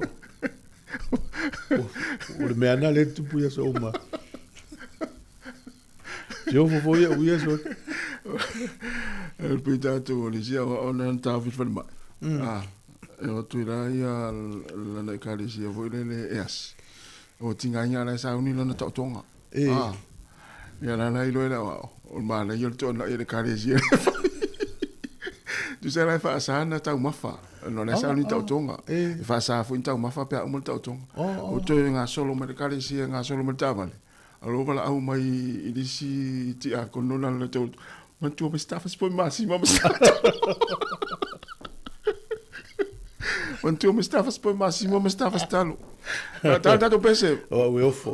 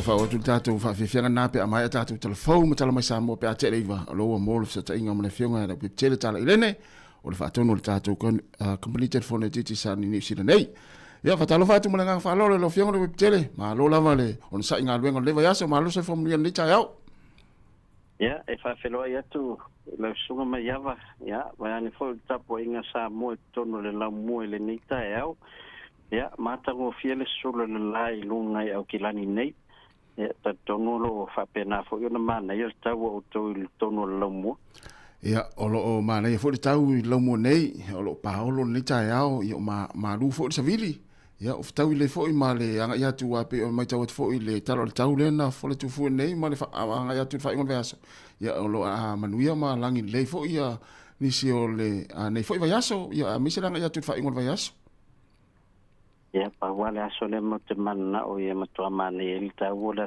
sale ta longa ta to Sāmoa ya le mai ta watu ya o to te le lavo e kalesia ya fa umala to fenga lo to le i o te metalo ya ona nga i rola ye o le ai va ya tu ya i longa na ta uli o mata to tickets ya le lo porto te le la fa ta li se yo o malai na ola ye e fa ta ola to tickets pa uli mele wa mata no va ya tu ya o to ta uli fo telefu a fa lo sai na ya o le vana ta pena sai na fu a Sāmoa ya e te fiu te vai se fa lo Sāmoa pe mo ni fu a na sai na ya te le la tu pe te mo ta longa to Sāmoa ya e sa le ya malo fo le lango e la fionga mai ta watu le sa a wa ya tu le fan day le sa fa tu ni nai i me Albert le neva yaso ya pe ase a silsila la fionga le tam fa ya tu tatu tu nu lango ingal tatu au e lava ina le mai ta watu le ti mungal te mi na fa tu ni fa mo ya o le tal sa o le to tele ni sina wai ya ai ona le sa fa siti mungo mato a ya son fa tinoi ya a le ala pe folding mai e nei sipito no ia wa a matalava na o ke nai se la to wala to fende ya a paule le tulanga se vai peta la fenga i mate mi tamata alu al na so ya to te le fa na ulai ti mai la to fu nai ainga ya na nga ya te fa filo ina tama ya mi se fo tato a wata mai tai ya wa mana ya le la sa ya e lua le ta longo no winga ya o le ale to na e ta pena ya pa le to no la to ho le na vai lo se wala to futa mai titi malan fasta lo malan pomba si mai to no la na to ave ai to ya wa fa wista mata o le ayo ya sa o le ya mana e fole na fuanga ya wa le fta le fo mal time tu wa sa ni nga lotu ya ona nga fo ile fa to na i ma nga i lo e mata ile fiafi o to inga so sa ya e la nga mal fifi au vai mai ya e se me la yo ye ma to no ya to e una fa te me fa a tu do dal ka to lo tu e ta to lo ta po sa to malo ole ya ole taimi ale nei e tauwi ai e vaenga lai Sāmoa le sa tapa lolo ia le au la fokat vai fole le au tap up le tap up tu nei vai aso uma ele saula le la sa pa lolo fa ingol vai aso wa le la iva le la tau nu mai le tai au ia molesto nai ia molesa ia wala ma tu fa malolo le vaenga lai Sāmoa pa lolo wa vaenga lai nei i nei tu tu ia le afo ia tap up ala vanga foi le vil so mai fala bla o ia la mata ia to fai misa o ya la fa oi a vai atu i to wata ai ngo to palol a to te le man tu mai ya a le o fai lo ko mali mo vil ma ala e sa o ne ya ai se te ona e sa no ya o fatta ringa mo matupi e te le tua le mai Sāmoa se matu mo lava le mo me la le e tu sa la pe de se solo ta ingo sa ane la ta wata tu e per malava le huile e le lo alto numero vai a sa se sta te ma sa ni huile e na ta lo mai ya ia pololo ia na mai va tu sa pololo e langa le we o ina sa fatta fa se to e ina ita to matu ainga no so fatta ai do ona na lo tu va ya te lo poi Jesus Ya, leila mato wat ratam la valili. Ya nga ya mato tu langana ya langa o to we fesi ma to por rua male mato mala vale lo no wingala. A mo so manuia. E la fia tu la ta tu atu lunga ya no mata mai le ko elo. Ia tasi lona. Ia wai vale le ia sau mai o fiti e wane Sāmoa sau fiti sau sa o ia mato Wellington. Lona winga foi lai ma le foi lai fai o vai nga na te fai. Ia o le tutua i o il malai vale le Wellington fa taria so stanga te maranga mai fa malo ia. Ia, ai me sa o mo tu fu e wai sila fia le malula tunu o rua. Ia. Ia e mo tinu e lo fangia le lo tutu. Ia. Fai uma mai pasi sere ya se ro mai. Ya, fai mai lo to fa sallo mai na yo. Ai te lo o tata no pololo a. Ia. E tanga po mai ato pololo la mo wi fit. Ia ma fai mai malantala. O la se te le pololo fit. Ya. Ia. Ai te ua whaitala le na pue mai ata. Wala rana te tele palolo i fiti le tau sanga mle tau sanga. Ona ele whatau e fiti. Le ave fua voi le whasoa o ai ai tau mawha palolo e whasoa. O tai tonu ko. O le mea nau tau toi fu i tato i Sāmoa. A wala whatau ha. Ai whasoa. E wawe alan toi te tele tato palolo pa. Ia te ronga se longa to fio mo Yesu wa to faso. Ia ole na ia ai tatu tapu ia e te msalo ai le ngalo tatu el vai ngala Sāmoa wala e foi le la te no ia vai so uma ia lu atu top up ia tu fe la foto foi ia ole ale ngalo tatu ia e so lo ai se e tono mo me sta palolo me ia. O tu fui. O e man tu le na lu desta usanga. Fai fase o fai. Al watu ta sanga te nei fai fonga falua. O te o fu ala le ai. Pe ale man tu mai.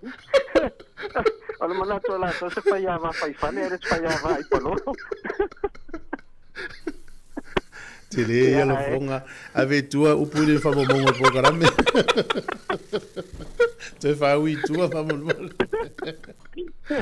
Ya, mole malo la tunu lo fu vo ya la fon se le ni wa vo ni palolo e mai fa nga tato click al tato company le na le alo fa ngo fiel la foi no se le ya tau no foi o ya tato telefon titi sa la wa maten tele ya nei fa lo la um fa no tala itu e pe fa nga fo ye pe fa ya tato fa tau ya o ila to fo yo lo fo la fo selen ya mautino la sa o le ngola el telefoni o tanga tele Sāmoa ya ma wo uma fo le stala la numero ile tato my cash sala uma lo ke topa to a mata lo fo ya tato promotion no le o Christmas ya la to fa lo fo po an fa man yang ala fa na mo ya pa pe la fo tapa ya pe fa nga fo ile click x ya la fo ile selenia ngai Sāmoa ya mo ila to fo yo lo fu malanga ya mana miel tato sim card ya o lo mau tato sim card in tato office kilani ya ta am fai ona wi mai lau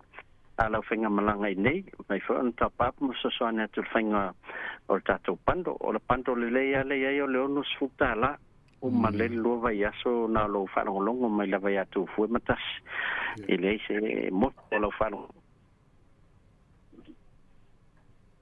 tu langalan na lo yele tatu tu nei te mi lua sa se lua manuia lua fai vo to nei vai aso after tele la vai no fiango le tele ia monia fo ia fa ia ngaluengo le vai aso ia a miseranga ia tu fa ingo vai aso tatu fero ila songfua ia fa so ifo ia mo nei taimi ia fa ta ia se fo le utare iva ia se me fa fonga tatu tala mai Sāmoa.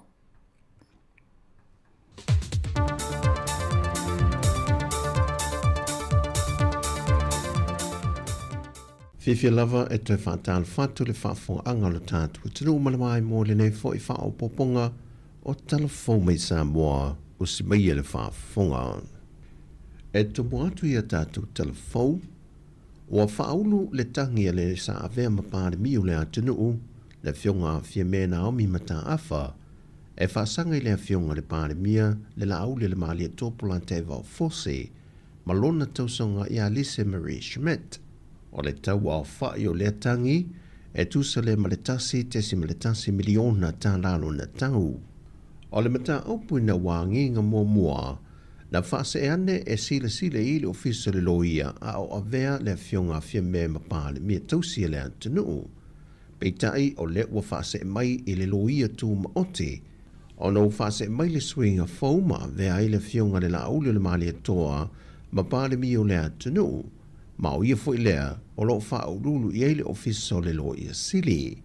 E manatu fia me, o tua inga na whaamata ngai o ia malona tamali anga e le fionga le pale mia o wha ngā solo lātou whaalau i loa o lumana i eide whai ngā pālota o ni tua inga e le whaamao nia ai o le tangi whaasanga ia Lisa Marie o ni whaamatalanga sa se na ia whia e whaapena ia whaatonu ina o ia e a ngai ave ese maini mea whaitino o lo maua ni whaamaumonga o le iai leo lona so tanga e le mali wai o le tamaitai polo fesa ia Caroline Capet, ma o le tangi e whea me na whaauruina le vaiaso le nei, le wai luma nei o le whaamasinonga.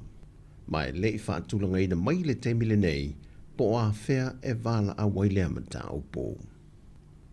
Na whedo e atu sui o le malo le vaiaso le nei, le a whio ango ta fito ala, e sa i lia so latu fina ngalo, e ni awala se tolu na tupena le malo, pe a whai atu sai mal fina ngalo le a whio anga, e tufa ai le se lene se 10 miliona tā la, na awina mai le malo New Zealand i le mango toi o le va atu su e New Zealand le mana wanui, i o ngā sami o le a whio anga. I le wheilua inga ma le a whio anga, na fola sia i le awala mua le tu ina to le se lene tufa ina i la tau.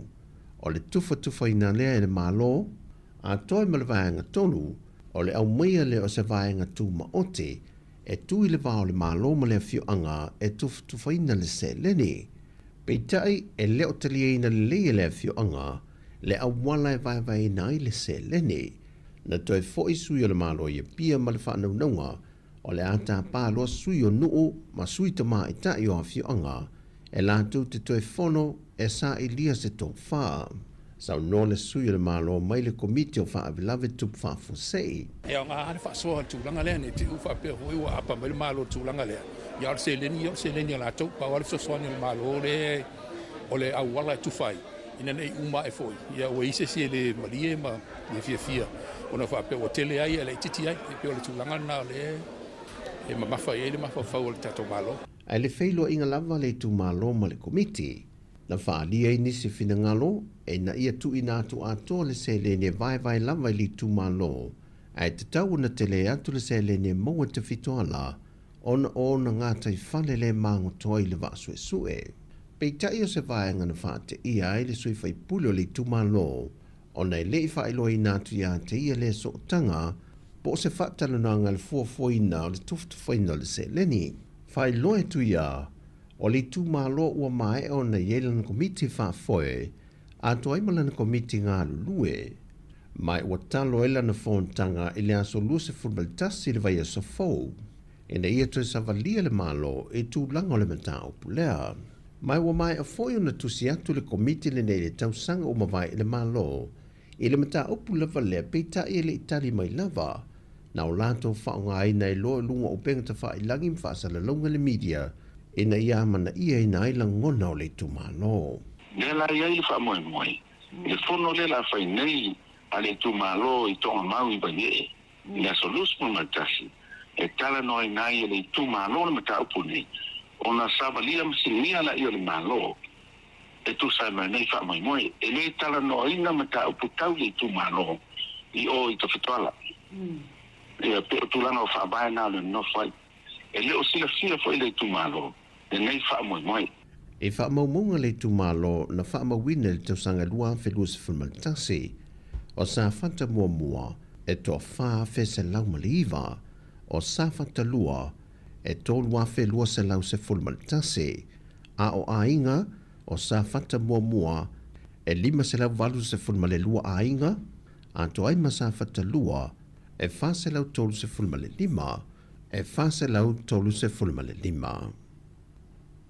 E le asolo na lua o le whaanga solonga o le mata opu, o tangi le whaamasinonga le tu malo sa fata mua, wa fola sia e tolu se furu mau, o lo tua ia e le fionga ia seve te i fui mono, le sa avea matofia le tu malo, e whainga whaato sina o le whainga balota. E to se fulma le iwa i lanto lo tu la e moli mau moli tu te le ua whaanga solo nei a lanto moli mau le whaamasinonga. O le lima moli mau mai le fio angolo tu whanga sa fata, na whailo ai e i lanto ia, o le fontanga le fio anga le aso se fulma le tolo e juni, na o tuai le fionga le whaipule ma se tasio matai, ma wha o atu le whaafte te lelo lato lango au tu la i le tofi, ma tu i natu le lima feta la, ma sauno atu foi, i o lato manatua le whainga pānota, o lo tali tonu ia mōri mau, o le mafu anga na tu i natu ai le anale se leni, o oni whainga whaato sina, ina ia pālota o matuai i lato i ate ia. O tala fawia, whamnuia tele le tua i lawa singo le ni aso, whasoi fuia.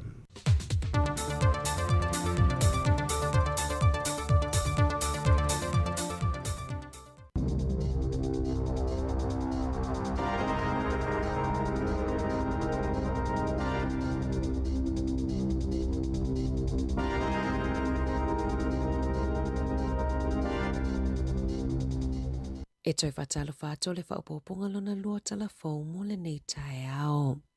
Ua wala au le National Center for Women's Health Research i le malo ina ia whaasafua le whaiafua suesuenga po o whaata mo le wha au tangata mo tamaitai po o le cervical screening i New Zealand o le maasina le nei whamanatua i le atoanga o le luasfulu tausanga talona whaavae le te tātai hauora o hine o le senta e whaiai suesuenga lea e taula muai Maori o le te tātai hauora o hine e tutono le University of Victoria maolo o avela lato whaamua i suesuenga o le HPV lea e whaatinoina lava i le tangata lava ia o le porkalame o le National Cervical Screening Program i le taimi nei e le o mawafua e tina matamaitai umo New Zealand. E na o le paufo i leo le porkalame mo wha atai New Zealand e le o whaiafua mō tangata uma le e mawhai ai o na self-test peitai o lo o avea pea le tau mapapui pui mo le toa tele o le i tūpao tamaitai le e mafua ai o na leo e whai wha ata. Ua whesilingi ai le leite o New Zealand le minista o le soifua maloloina Simeon Brown mō sana wha matalanga.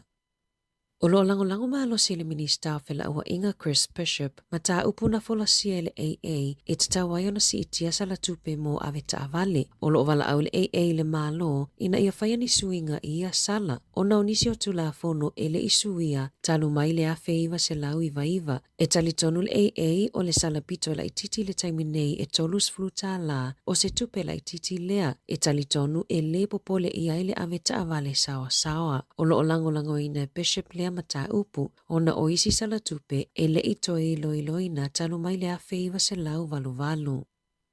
O le aso le atula ia iluma le whaamasinonga whaitu malo i Gisborne le tala vau lea na ia whaamatauina ma fola le whaau o maliu i se sui whaipule o le palemene. E se fulu iwa tausanga o lea tala vau e le o whaailoaina lo na suafa na ia whaamatauina le sui whaipule o le Green Benjamin Doyle lea na whaalawi loa lo na whaamawai le masina talu ai. O molianga e awhia i le whalipui mo tausanga i fitu o na mosoli tula fono o le Harmful Digital Communications Act. O ana tustusinga tau matau i lunga o penga so ta inga o le Instagram na ia fola i le wha o maliu i le sui whaipule. O le aso luas fultolo o ke topa e tuitula ai ai luma le wha masinonga e tali i o na molianga.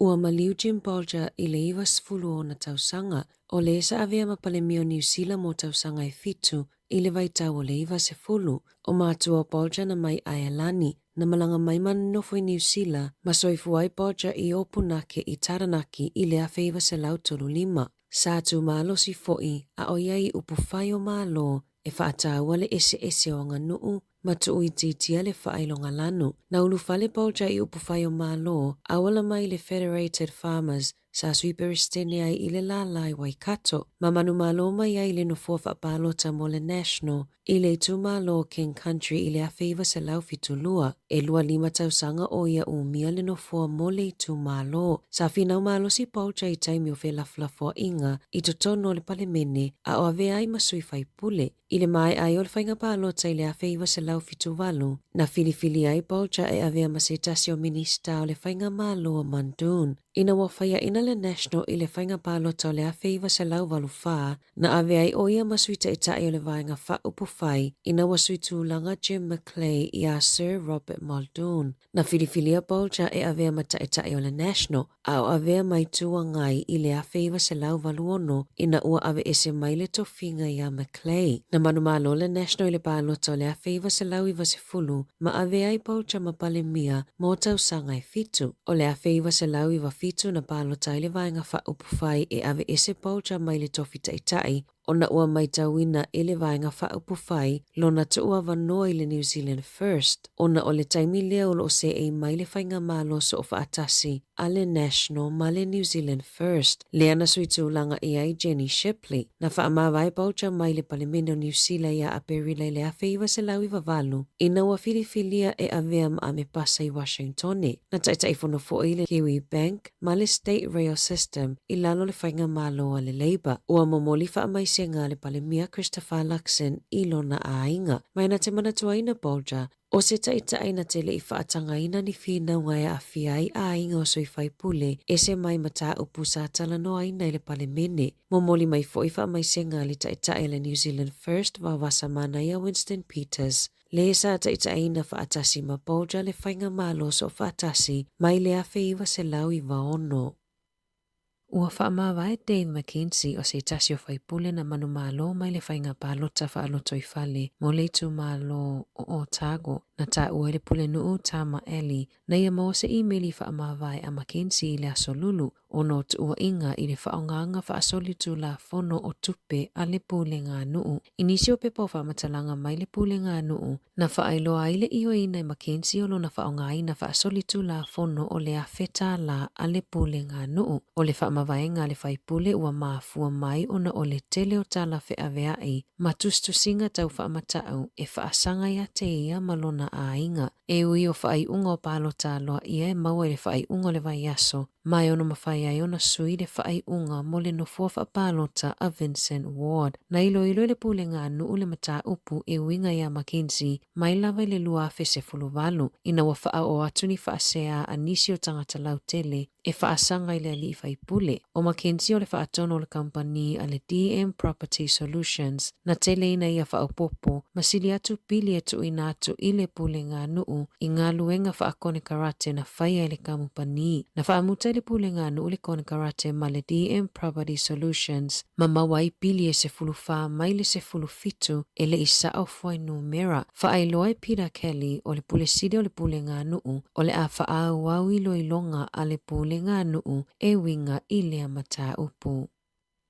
Ua whaaseale taitai o le New Zealand First wa wasa mana ia Winston Peters i le BSA po le Broadcasting Standards Authority ona o ni ala tau fuafuanga monita i ala fou na whaasila i le vai aso nei. O fuafuanga fou le BSA ua whaalia i le whaupopo o ni ala fua mo whaasala launga e whaia i lunga o penga whasota inga po le initaneti. Na tu ina atu se tusi whaasea a le BSA e whaasanga i le polkalame o le The Platform ona o ni whaamatalanga whaailonga lanu sa whaia i lunga o lea polkalame i le aso luas fululua iula i le tausanga nei. I le taimi mo mona mawai i le Platform le tusi sa o lātou te e naina ma lātou whaamanino i le PSA e lea a fiela lātou porkalame i lalo o tū la fono mō whaasala launga i New Zealand. O loo iai se whete na inga o finangalo whaalia i lea mata upu. O loo fina wai Sean Plunkett mai le Platform e whaapea e le whetau i le a apa mai o le PSA i whaasala launga e whaia i lunga le initaneti. I se whaamatalanga le pulesidi o le Free Speech Union Ghislaine Heather e whaapea e ono a vealea mapapui pui pe tautau mia ia ia tatau e o mia sa aloto mo tangata New Zealand. Ua wala au le Free Speech Union i le malo ina ia whaamanino i le PSA le vaenga tonu e ngata mai ia ia la tota iala matula fono ma ia awane ia ina ele PSA fa asala launga ilunga o le initaneti. I se fa matalanga mai le pulisili o le PSA Stacey Wood e fa apea olo o taumawhai e fa amanino mai o lalo tula fono mo fa asala launga i New Zealand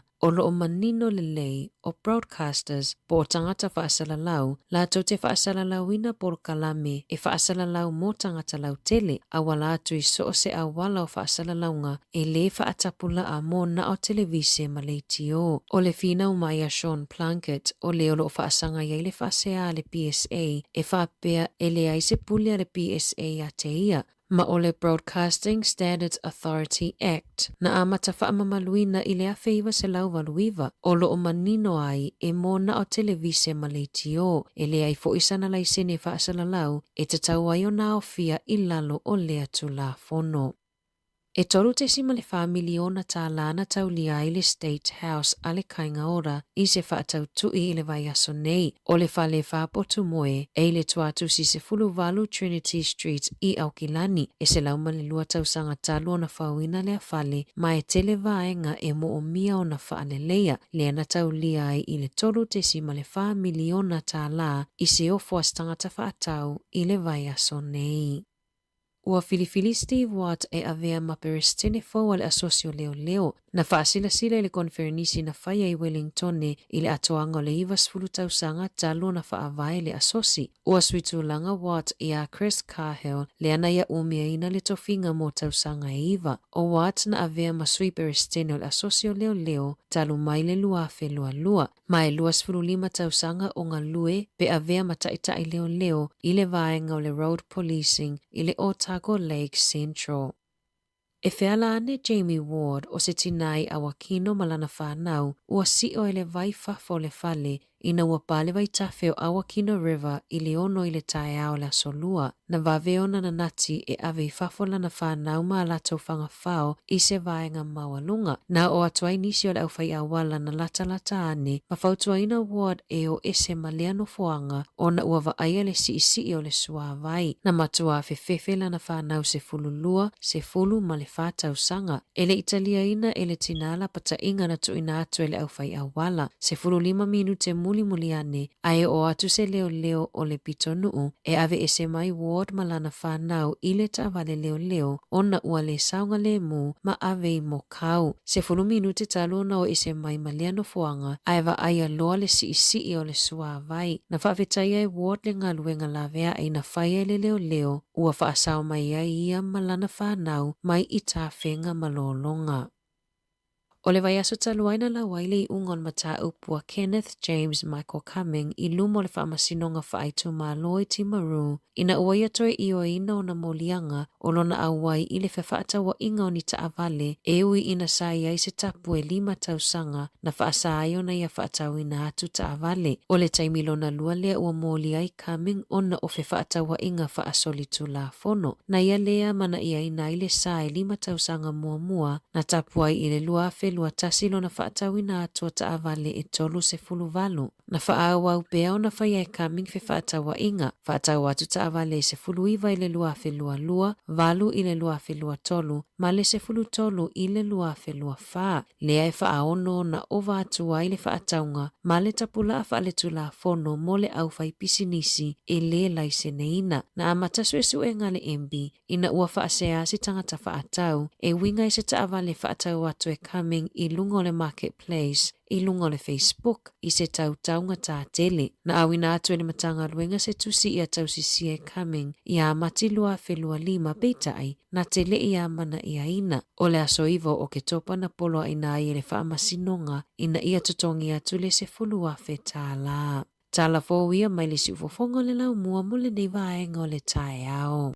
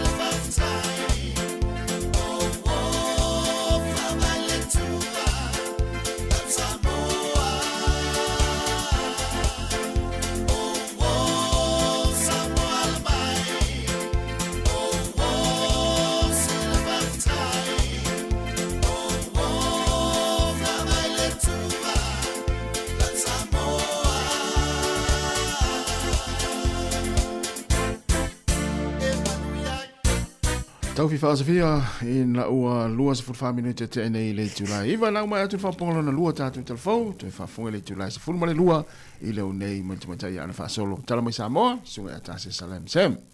Halo.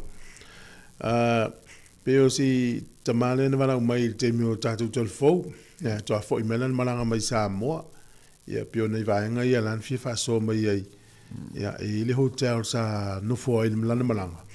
Whaatolu na sui le potu e anu iei o na liki le ea malulu. E pe o le winga o na saunuanga o le ta ua fo le lo li poti o meia pe ava ia i hotel le saute iai. Ia, na ua le no fo ai. Ia na sa ma ua fisoso ani mo ia no fo ai mo le isi aso. Ia o no le tūlanga o le whale tonu o ea. E pe o le polenga o stama. Ia pa pe la e ola le ea le po a le ea mo e se metu. Ia pe o lo nātunga lunga na. Ia e mo tātou. Ia o nanga ia i tele Sāmoa e te alua i luma l'ofisa pe il telefoni na vili e il mele whale ton. Nei foi le si tama na malanga i Sāmoa. Ia o le potula na no foi. Tu solo na moenga lea. Ai whaasanga sa o me alfa ata. Ia? Ia, mtaulia la le uo orpo. Ia, la e ata o toto ina no foi mai runga vai sa o tu alfa ata. Ia. Ia ua o sola lango na vole po festoin. Ya vili lo le ofisa. Ia mai lo le ofisa male i uli. Fu fiel faata. Ola me te. O pela te tolto ina. Pa ele wolo le. Ia. Ole hotel. Ya uli poto ile i ele fu fiel faata. Se pusa hotel. Sa silela wati la fe felto ina. Ola sa si le lana tu ai per faata. Nei lo le fu fil pusa ile ulu. Ia fa merito ina o le lava foi vai ia am toli o no fo vai tu ia. Tau no fo manunga vai tu ia el faata. Ia le lo no fo manunga vai ile ulu.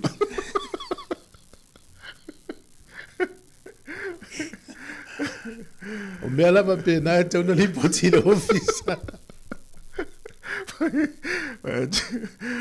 Tu le leva la no fola foi mo Sāmoa mo la uta. O wa Sāmoa no fola inga le no. Wa nga mo fa so mo sta male we tu mo na tu ai le potuna sa mo ai fu. Ya ma. Era mel tu. Ora mo la mo tai wa lo tu ala inga.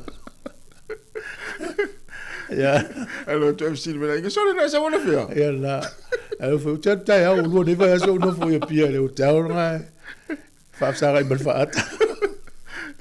Ya, ala sila va nga le poti mai si tamasia.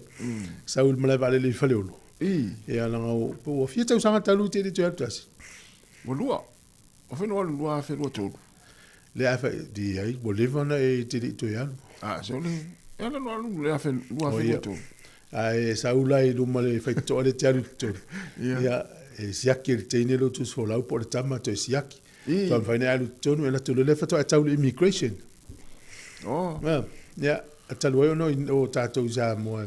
Tu a telefoni na mo siaki ni. E pe ile mele na tupu le teine le na sao mele vale le na mau atu i tonga e po fiti le ima mau atu. E na uma malu e ngā o la taula na ngā lue lumena o le vanga le mele vale le. Siaki le ala u ticket po sao o le malanga numela le malanga ma le usila ma le utus folau po tusale ngole le te foto e sao se si tonu o le potula ia nala e famesto ina e o tau hotel siaki ele ia o lunga la pui ngol sao le mele i pe malanga i Sāmoa o a metu ala te Sāmoa a mela i fa pe Hong Kong po Malaysia po Thailand o ele lo po ia e bon me fa sanga lo fat o li poti mai le malo fiti ya pe esele li mafo io tangata ese o fiti tonga Sāmoa ya e fa se lau fa valu miliona tala fiti tu pena la fo tangata fiti i to tonu fa ma sina mo le tausanga fa se lau fa valu miliona tala ala na winga la fa tele isi ma sina il kwata mua le tausanga what January ya mati wana le tolu masina pe afuai tolu masina a le tupena fa se la fa valu miliona tala na la O tātou Sāmoa, talo tupele na sau tau sanga le nei na whaeloma. Ia.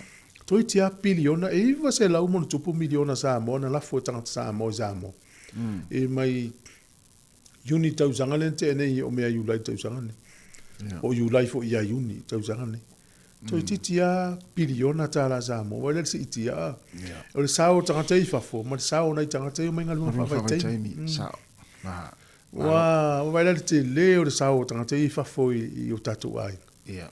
Sao. O le tupe a toa lea, e le mawhaina maua i tono Sāmoa. O le maua atu i fafona watu le o i Sāmoa. Ia le fso soani le tuma o aingo le tunu.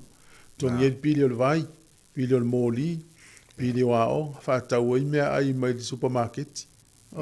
Ia tongi e utu o le pensini o le taavale, whai i pepa o le taavale, tongi e pase se le pasi o le taxi. Whātau i panke ke le market, o vai. Te leo nei tupe, ma lo lava le au foa i Sāmoa i nei ainga. Ia whapea lena e lulu i Sāmoa, ia o lai mamtua me Sāmoa o e lofu palolo.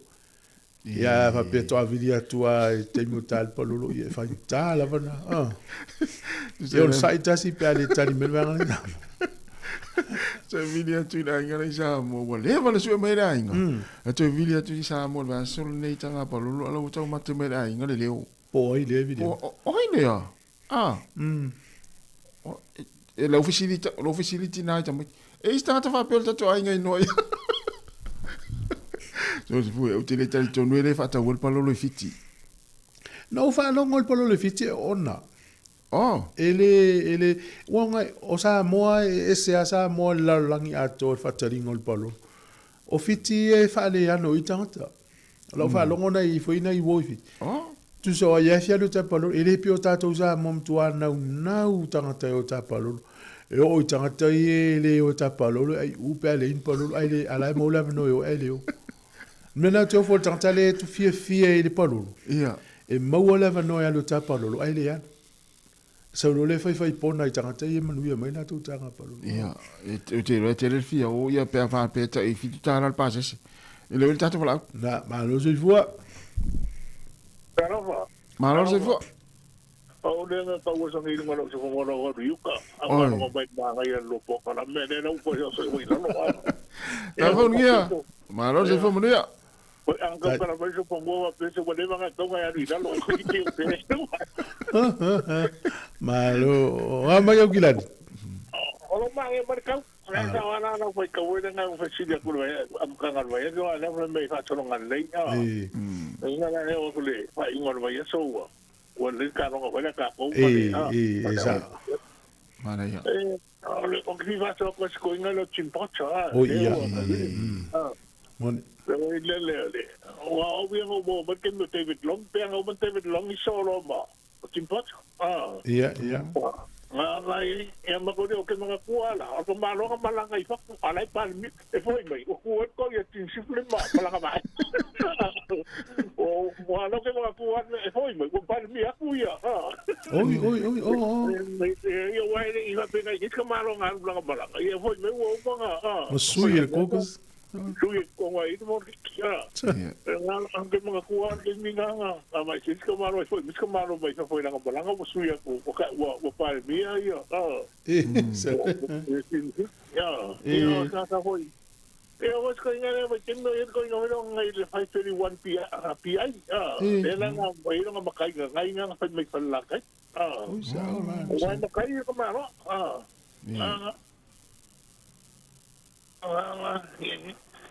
Okay, fa ngoro ngai o te mai ku fu mo ku pe hoi e fa mo body e ba ku fa. Ola kwaki de na so sangi ka ko wa ko wa pena ho fiki mo ko a mi sia ka ko mo ku ia no me ko ke de sa ko fo este kusan ma ka ko for ka na ko ko ve iba sala mo ko mi dio ngar ku ka ko Sāmoa de la i ngi de na bo ni ko pe la ia e de ko fa nga e ho na de e ko ngi wa o ka ku ka la sa po ko ngi ka ko mo me a ko mo me ko ia o ma ko ka ko me ai mo ko sa mo ai na mai mo wa ko ba o me la na re o le si me ga le ma no se fa nga ma lo le ko pe ba ko ni mo mo ye de la pa ko export ba ko le ha mo mo ye le ala de no ba no ko le ha te me ye kas ke ira inga de vidi mai hoi de Eh, so eh. ya mi le ku ya kasi va pe pa wa kala la inga fa me fo wole va yo arde ke kala ya va ko fa no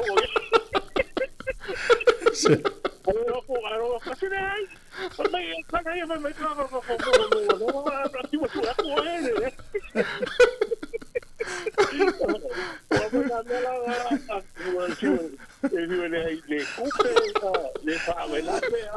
Boy fasanga lo fa. Ai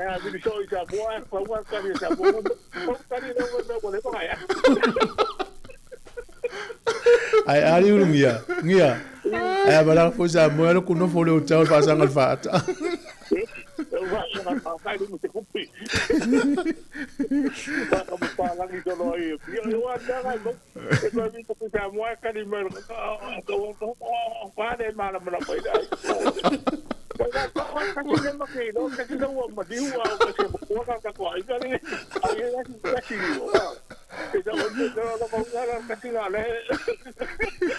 Paul me ali sa mo fe le tau fi matai au matai ia sa ia il fai un tau sa.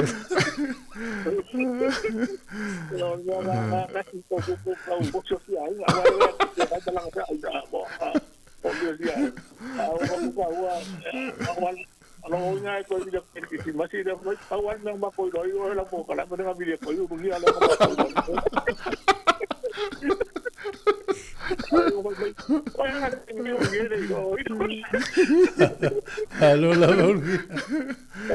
Maronia. Halo batu. Ya batu. Ajo. Malo.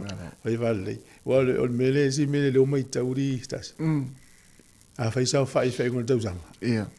Na malanga le e alula mo sa molan pocket money. E sa fai. Sa fai sa mo. Le ne no la umen. No, vai lá. Mo lo le sa molan pocket money sa fai en fai. Ia. Au le lo January. Tu alu ta fi mata ia sai.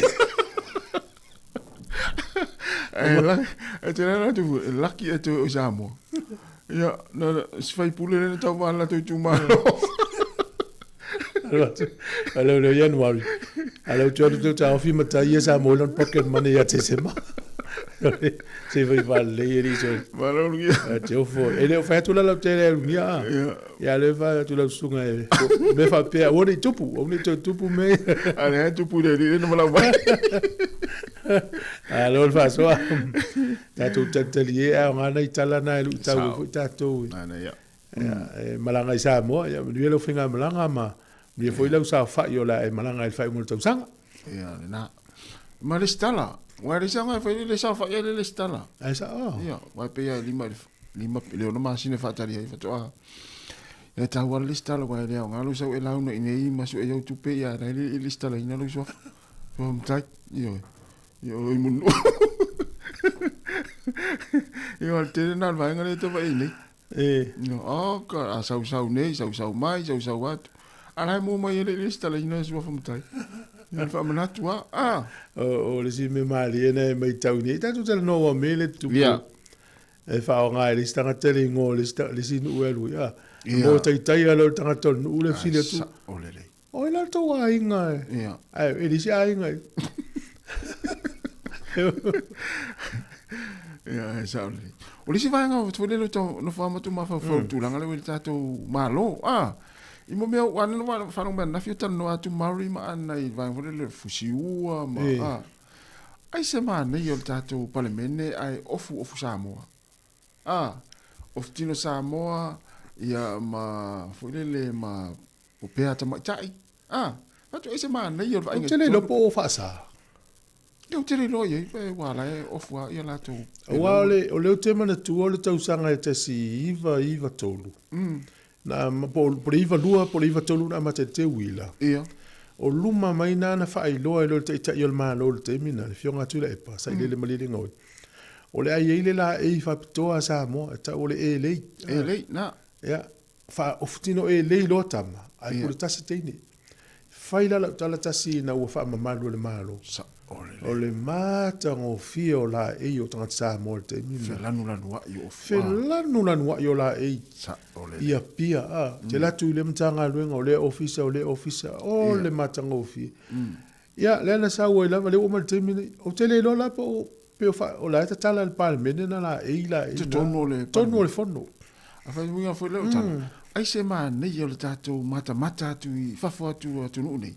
Ile lanu ese mai o e lei ma pule tasi fai pule fatu foi wa e kale sia la wi Sāmoa ia wala to le to fa maluina ni pe la we mani fusi ua o pe o fu yo missionary no to va tu tala le ia ona la o local ma fo Sāmoa a ele o fu no mai missionary e tele pa ia e ma tu o la mai missionary malulu o lon ton o Sāmoa e vela la lau to e fo il tele e kale sia e fa ngala vale i e faitang e le Sāmoa o le tasi tene ma e le Sāmoa ftino e le o na fua i le tau e ma tua vela se fa to vela tale di si malanga o wai e te lo mo le suti ve free piece le e o le futino o le vest ma pelo ma le fua va o le te va ai le isi tanga tai o funa e va ye dua solo solo te mi o ma le afu le vela ia pe fu stangata e watu inei ia olai o fu ele uma tangata mo ftino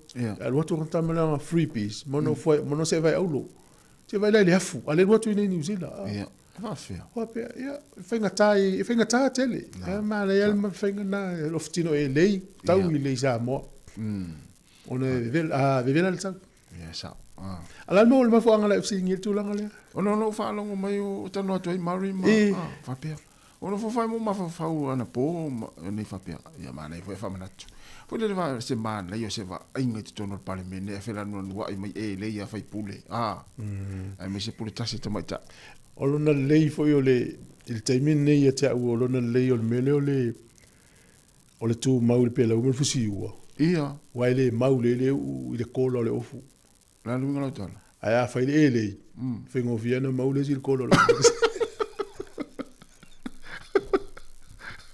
aya fa fusi o man pe la wi to le la fa tenga la va le maul le fa la na kolo le si ai ma le le im fa le si ka le mele ne olha Awan fai pelo siu. Ya ele se vai inga vai tem tu poi ya fez esse inga. E vai tu lá to so to ele se fez. Sa ta va. Ele to tu pul mel. Mal to ala va be. Ele to tu pul mel na. Va bien bien on ta ya aussi. Bon le mo está to la ta. Ya, le mal aulia ti ta tu mal aulia ta no ta tu pese. Ta lo fal mal. Kalau mga kasingku, upala na uwa kwa pe mo ka pulo karno mai kasi wala pulai. Nang sama ko karno yang ngafima. Iya. Iya, anela ke alunga ko ya ku foi. Sa ku foi pai sa fa mamak pa in mo ka ngadwa ngal malola isa mo ya. Dera te ya de fa wo ma kim ya wo de ko ke. Al pe yo mele ma fa ma ko karno. Ko ngot pa menem fam singo. Fong wo mswa fam singo boy. Iya. O ke fai fam singo ma. Ele ma fa in fa ko inga e pe ale ko so fusiwa. I de poi de ye. Wa e o fa ringunga na fang vai polo sei mo la wa ta fa ko la fa la sa le fa me de. E maka finga ko ma de lo ai pa met ma ko inga wo de fa ye fo ma de o fa ko lai e ngo ko la fa vai ko ngut ho ide a sa le lo fa ma wo de ngo e o finga ko de lo a la ngo ma ye to wa ya fa si fa ide e sa de si lo fa ma de mai fa me o ye a wa fa ko ngo e o ke de va ya o le winga de o le ma ngai e per melen sa ngo e kas o le ma ngai o le la isa mo le la isa mo ula fala le malea e ko ngai ka ko ngai fa pe ngai ko ngot pan minga wat pan minga le pinga ko ngot pan minga pa le fisu mai su wat me le a pe yo me le ka la ngo mai e su ngale wa ya ku fu pe yo nga ka nga nga ba lo fo i e fa i da i ai ka ro fam si o e man pan minga le pinga e fa i ya la ia pero ma ko fa so nga o nga e ka do la se lo si de fia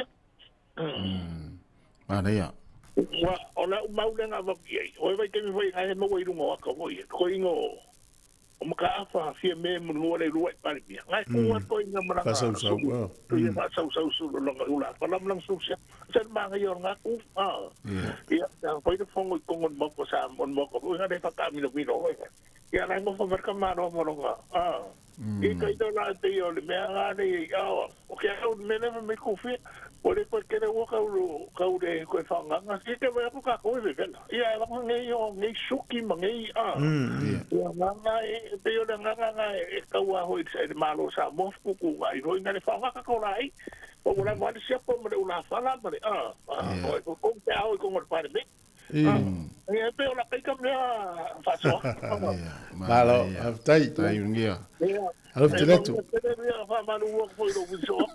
Nei, hawhitai lo vini mai nai mana ia. Ai te lele oa ma so sio te mawa inga nei a oe whasoa mai mana ia whalongonongo ia o ngā fo i mo tātou uma. Au te loa na ala na whai atu si o whale tue au e te whai leo leo. Te mile na whai atu leo leo ia oe. Te loa na ala na whai atu si o whale tue au te whai leo leo. E le mana o le whale tue tu e tupulu mele tupu mua mua ungia.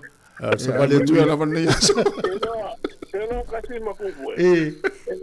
O ngoro ki la ua lofa katoliki o kasi ni ka ko le mga kongo mo ia o wala mo ne fo fa te mai re o vai o mo kai o ni o kwa de banga e mo ku ma mo kai o le ka mo sala o la mo kai o ka le fo mo sala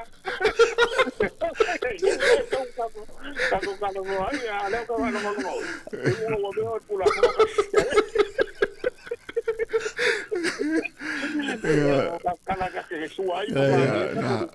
ai lua me whawhaleata i a mei tua ulwhi i. Ala watu ngia. A tata to pese vai foi, ma lo la mal whawhiawhia si whonga lo mua to e 5 minuto, 5 minuto o tale o sifulu.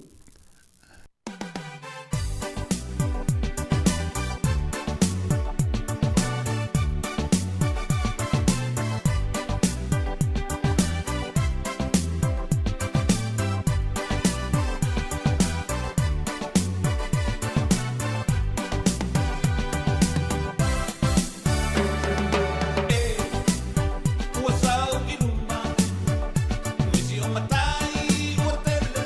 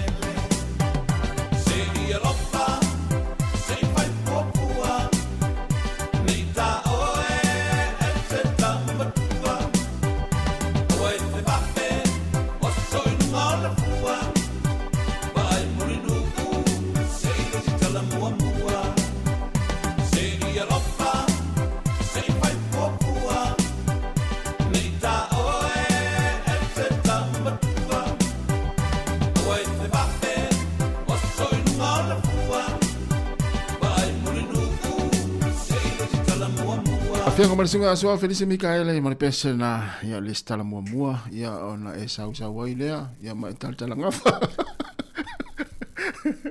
Tois furu minuto tale ole tu las fulu. Ese lo ote se le tai ole moela tu. Ya, manuia le ya so fu fuanga. Ma na ia ele mai tau tu Sāmoa la wa mata tongi ya nai overtime yo nei tanga te whainga luenga. Ana ia. Ma loa na ia lava fo fa no tu paketi le fo sia ia. Tal sia ia CT ai tongi yo nei tanga te whainga luenga al malo. E isi tanga luenga al malo fa isi leva le si yo la tu tongi paketi tele. E ngata le whainga malo le vai atu o isi whainga malo i matu. O tira te luas futa usanga tu ma wal tongi amata. Ya le toi lole la si e pe afu le si tia o le tau o so i fuanga o tatu ye nei. O le tala mana ia no vai tu Sāmoa fa e mo mai tatu tu. O le fuanga ma mau mo se fale mai fa tu tona i mato. O le matua mana ia o le fuanga i lo mana. E mesela ya wana i toi tu le tele o nanga le malo tala fa ta ia pia. Tala i tu. Tala ngai tu o le mafuanga. A ona lo vai pia pe lo longa pe e lo fianga o fia pia a. E mania le ba vai mamao mo le si lima sutau sanga ulum. Tele o fanua ia yuta. A matana tala e nga luenga le malo e fa nga. A o foi lana malanga tanga te I tanga luenga le malo. E ta ape foi le leo uma ia pia wa tumu na wa pia I ta vale atas. Moi. Ama na ia le fuanga lea fa pe ona ta ore se fale mai le fa tulanga mo ina I fale ata I uta I wa life wa ye fale ta alu tele Io amna o mia pon tanga la ve fo le fengo fia na ave yai sa ia a watu fo le pito le ana ia tu masana o atu o ia mai ia mal fanga ia mai le si tu le ano ama o mai fa nga ia I to tu sa o le ia fengo fia fo ia ma na ia o te tele io fa no na uta to I mat o le matua ma le to tele a wala ui uta le si vai no inga o whainga malo fo Sāmoa le wanga a matau na vai fa pe o le mele I te munga lolo lo vai apia lo vai apia ia po loka I ma wala I o tamiti a onga fa tai mala vale le tu I le tu I sifo ana tu mala vale le tu sai po loka fo I mala wa ia ma na ia le fo fo tal si ata nu se ta se eto stala la tamai o le taua ia na ai o le tapo kala mel atal taio pe o le ua ta fiel te mine ile ile vana sai ni fering o file mul vanga mo ai le usta ia pau le ma le vanga ma na ia le na tula ima na fa fo I uma tanga te luas furu la so I fua ia au filo I mainga ia lata pe lata le lua afe tanga Palestina le to fa fo I le filo inga fia I lo I mata fa fia ona I tangata ia I kasa u filo I mana la tangata na loka Israel. Ele I umala tangata ia tino mali liuna ave. E I tangata na ele tangata to tasina avatu. E se lalu se. Ele os tangata Israel. La lei po tu le ngova tu ngase. Le la uto poloka Israel ia loli wata una fase la loli o I kasa ile asotas. La poloka na tolu se la loli se longa e uma mai tangata e lua se fulu faia. Ia le loe la mas po feo su e mai. A fai o le ua ma le pe fale ia o la e tanu mia I lalo umtua le loa pe fa fe. O le si vai inga fou le ua mai tauina ua feta ua ia to tonu I kasa. Tangata le Hamas ma isi kengi to tonu I tangata I te le Hamas. Me se tangata sa hafi so soani a Israel. Nga le mai tauina I video si ua fasala lau so lunga le news. To tuturi I tangata I lalo e fa o iloti. Le la mai tau tu nela langi na te ele mene. Le la wole lopo ala tau tala afai. La uto e fa o li malha masi tangata Palestina. Ye wale no fe e fa sa loto Palestina. Ya le la ume fo. E le sa loto ala to e fa si o te ala tu tangata la tu tangata. Yo se tala la tamaina e le tau a mole. Ya ma tau lunga tua I le ta longa le fa ungol verso nei. Ya o le afol tolu po le tolu lima I le awuli. Ta longa le fetu Sāmoa ma le au le kiwi ferns. Ale lima te ai lono le fia fil ta longa le kiwis ia ma le au. Le toa Sāmoa. O la isa la I tonga le au le matema. La e oa e fei loa I manu la tangata ia fatoa au mai e lo le e tau ma le kiwi au kilani verso lea. O I ma le toa Sāmoa e fei au kilani I Australia. I le verso lea. Toi fele Australia. Ia tau sia le. O va tu le to te o tau tangata la yo so le me ko le ni tato wa. Ole se senga ole manu Sāmoa ma to Sāmoa ole tata no so.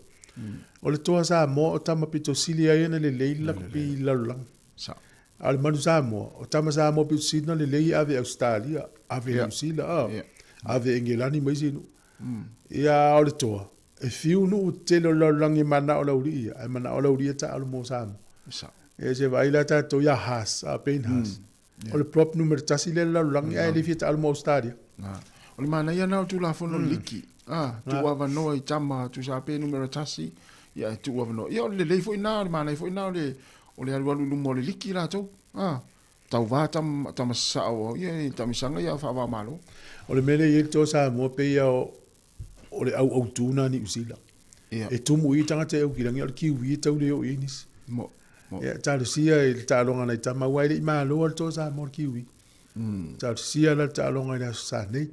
Ia mo to la o malai ia matamata fia matota po ia tu nei Wellington. Ia na. Ia se tau su atu po atu langa sa il tatu talonga lona tolu kirikiti ia. Kirikiti ia. O le tata alon nei. Ia pe alon vai atu o fai ina fo I ai le o te o lopo I au le fai ina. Ia wale o le tau le tasil ta time. Ia. Ia le la ta na vatu le to tonu se time le tu la le ungo ta alonga sa. Ia poli tu las futas. Ia ai manuia lava na tato mafuta pe le tautua si pa tu la tolu ila fia na nei ia le tasi lava ia fa mai na tu tato tautua I Wellington lei. Ia sunga ta se sale tautua mai Sāmoa le terminal tasianga I le tolu. Ia. I le tautua mai Sāmoa. Ia. Ale taina tu tato pese ia fatalo fatu le sunga ia Elena tupuse ia o malai tolu efu manuia lava ni taal sunga mose fa tele lava le mafta mai sunga Kevin Swakam finga luenga ina le fale fau mea fale I polua le lifestyle furniture manuia lava ni taal nga luenga fa lava le mafta mai Emmanuel Kina Smith McFall fa tele lava sunga te nafi tuna ia malo step manuia fo ni taal fa le mafta mai sunga vale mati ia ina o tara ma le finga luenga ia manuia lava ni taal nga luenga fa lava le mafta mai Talo faltua Katerina Amosa, ia mahalo lava fa lava Katerina, manuia lava ni taal faltua silulu Bolton mai au kilani fa tele lava Shane Eli, manuia lava ni taal fa le mafta mai le so Alan Solomona fa lava le mafta mai tatu proklame ia la tatu mafuta pe le tautua se fonga la mua to 2 minute ona tale o le tu lai se fulu.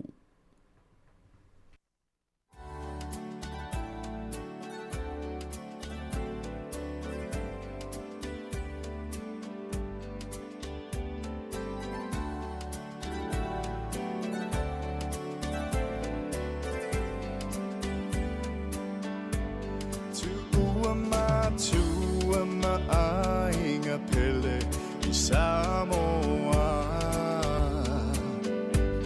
I lesa I linga o se manuia o ainga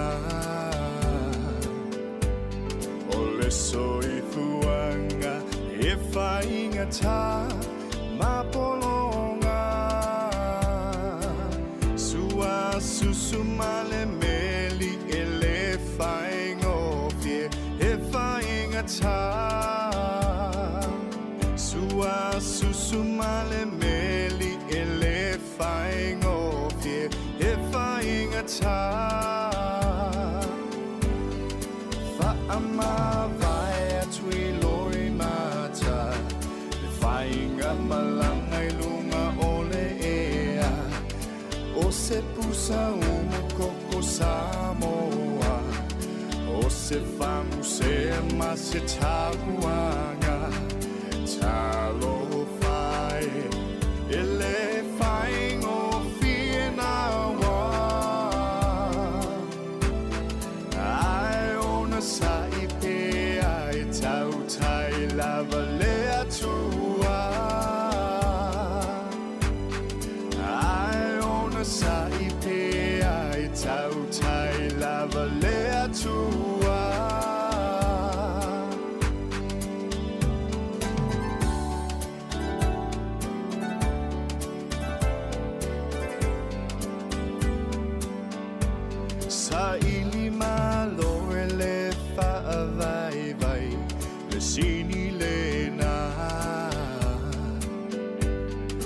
Le solo muli pe fo I fua Le tau mawhainga Malulu o le tau pe opa fo I leve vela Mama whangaluenga ai mama lava I le alofa Mama whangaluenga ai mama lava I le alofa Lo ua tunu upele saula ia O oe o le toa e le toe na tia Whamalo si au I au tau tainga O le atua e atilana sila panga E tau ia oe I au lava ngaluenga Le fatu e te lulu E te toe Sele sele ina Le fatu e te lulu E te toe Sele sele ina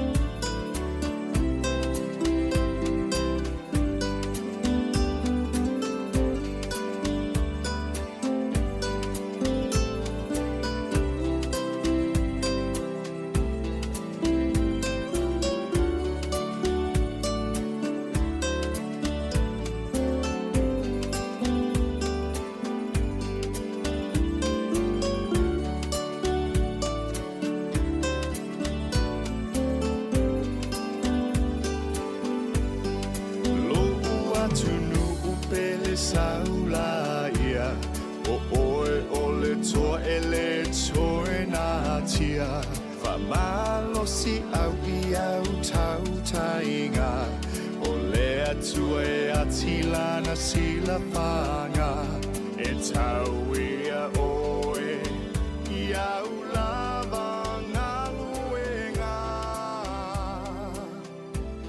Le fatu e te lulu E te toe Sele sele ina Le fatu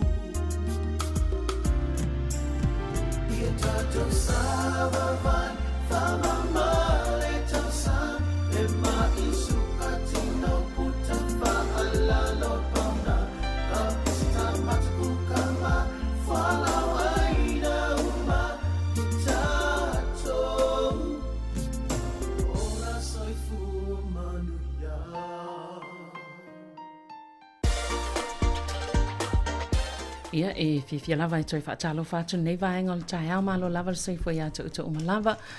Ia o le swing fo tato po kalame nei tae au le stofi o le aso se fulu ono nei o kitopa. Ia lua whelua lima. Ia le oto sisila mai o mawhaatasi ato ma le afionga ia le lua po la tai vao. Besi Maria le lua toi lolo. Ia e whaatalo noa po kalame o le soifo malo loina. E se tāua nei po kalame i tātou te iloa ai, ma whaamanate i tātou vaenga tāua, e te tauna tātou muli i ai, ia ma whaongaina foi, a wale tau singa leo le tātou ola, ia malo o tau soifo maloloina, Ia, soifua manuia vesi malo lava lona sa nei tai au. Ia, malo lava soifua malange ma lau afionga fo te maita e mota sa velina. Ia le ngata foi lea ia o le pa ia lau whainga ruenga le afionga le whaton sili. O le si fonga lau mua ia mai se foi ia le au whainga ruenga pa ia malo lava le tau atai. Whatalo whatu foi le whafonga anga si o tato tunu pele Sāmoa. Sua i sunga whawhianga inga motu whale tua la le lei ia le ngata foi lea o afionga i pātele ta maita i sā. O Fisosoani Katoliko ma epikopo falitua matausi ia le pa ia ese la silasi o sio tatou atunu o lo mwhaim whaafonga mai e o lava ina i alum whanau talavou whanau iti ia malo lava le tautua malo fo il tapua i mai au whiangai fo imwhea mga luenga matango whine i aso. Moni lei sa o le lei ia le o tatou wa ia le mata o le la. O te ilo le vivesi solo tangata wa mata on toe ma fanfana ia ma whaingo fie fo ili whaingo ngā luenga mwhea au whafo o le whale. Ia e wha awau pia le tatou ngā luenga o le taulongolonga mwha iloa i le malo o le au whaafonga tūlanga tāua nei o lo. O tautua i nei le mamalo le atunu. Wa amel ngā luenga nei taimia le kupenga o moana. Whaftai Savelina, ma nei lava ma ia e lava na peo na telese swinga sa elma to po kalame mai tausanga mawai e mai lua tausanga talwai tausanga mawai le na sui mai eloa i le net na koe tamariki sau i le net ia lea ua kupenga moana ia o te whawhitai lea tua ua manuia solo leifo ia fofuanga ma swinga peo na iai. Malo ale onsa. Ia, ta whaasola tuia i vaenga o loo fia whaelona nei tae au. O te loe te lea lau po kalame le na tāpena. Ia, ai se ta whaasolo momo le vaenga o lea te fia whaeloa momoa. Wa iei ia momo o tala fo ie o lea tātou te whaalongo i maise lava o mata o porosai fo maloloina. I tala noi fo ia tōlanga o matanga luenga al malo. Ia whaasolo mai fo i la o tau fo i matanga luenga. Ia ai fo i tala e tātou te mau solo mai vaenga o le atunu. E mwhain tātou whao ngā ina i nei mata, i nei pol kalame, e avea ma whaataita inga, ia o le taulongolongo tāua, ina ia mau fo i se mea o ngā mō tātou umalava.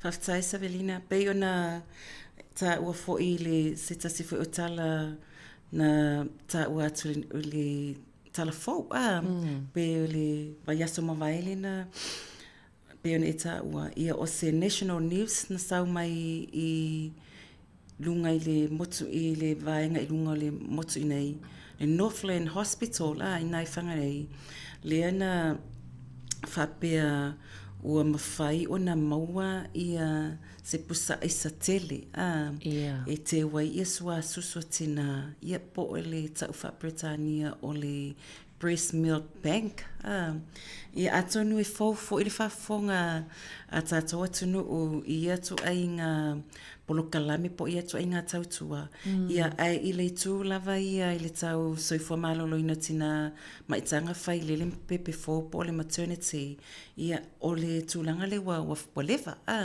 wa lewa i tono whare mai o le tā ua suasusu tina nau fo inisi ina i whapeo na maua pele suasusu lea ai ia iese a wala ma whai o na te wai peila na tā ua i le news o le whale mai lea i Northland sa ta mawhai tangata fo i lea e whai te lato fundraising ina ia mawhai o na maua ia se lato pusa aisa e mawhai o na te wai ia le ia suasusu ia.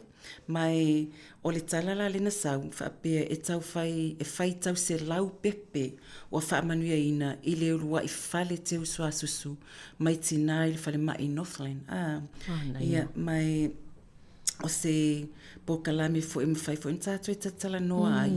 Ia, po le ale ta ua fo i o le suasusu pe i se afi wana una wai fo ia ne tina wai le ngato tina le mama i lato lato pepe ma whana nau il whare mai ia ai o tina fo i o whapea o na mana o mia lava i le suasusu mō lato pepe. Ia, na o whai tau e fo i lai le tala o whapea uia le mawhai o na whai fo i se whainga whapea ai mai sol whale mai le e le no whanga le ia no o mawhau whaua le ia i lau sunga O te loa e te lelo sila fia te tala noa I vaenga ia. Ia tonu fo ia tā wale wha amanino ia tātou tangata po le ale mea. So sa ole befe ole sila fia ele pa ima malo le tunu. Ata ole food bank, pe ole food bank le o ia le tunu o fo ile e amai mea tau mafa le e donate tangata ia mea ai I fale o loa. I pusai e tu e mea e atu le ole tunu o I le vaenga I whaasoa soa mele ia mea ai. Ole food bank na ole milk bank fo ila le breast milk bank ia le fo ila donate I tina ia sua susu wa le ole te leo tina si tulo e a ole taimi fatua whana wai ia le pepe e po le lua toru vai aso ua matua I sua lava le sua susu tina ia matafe ia mai le mawhai le pepe ona tau mafa umai ele na sua susu le taimi tasi mai mawhai le tina ona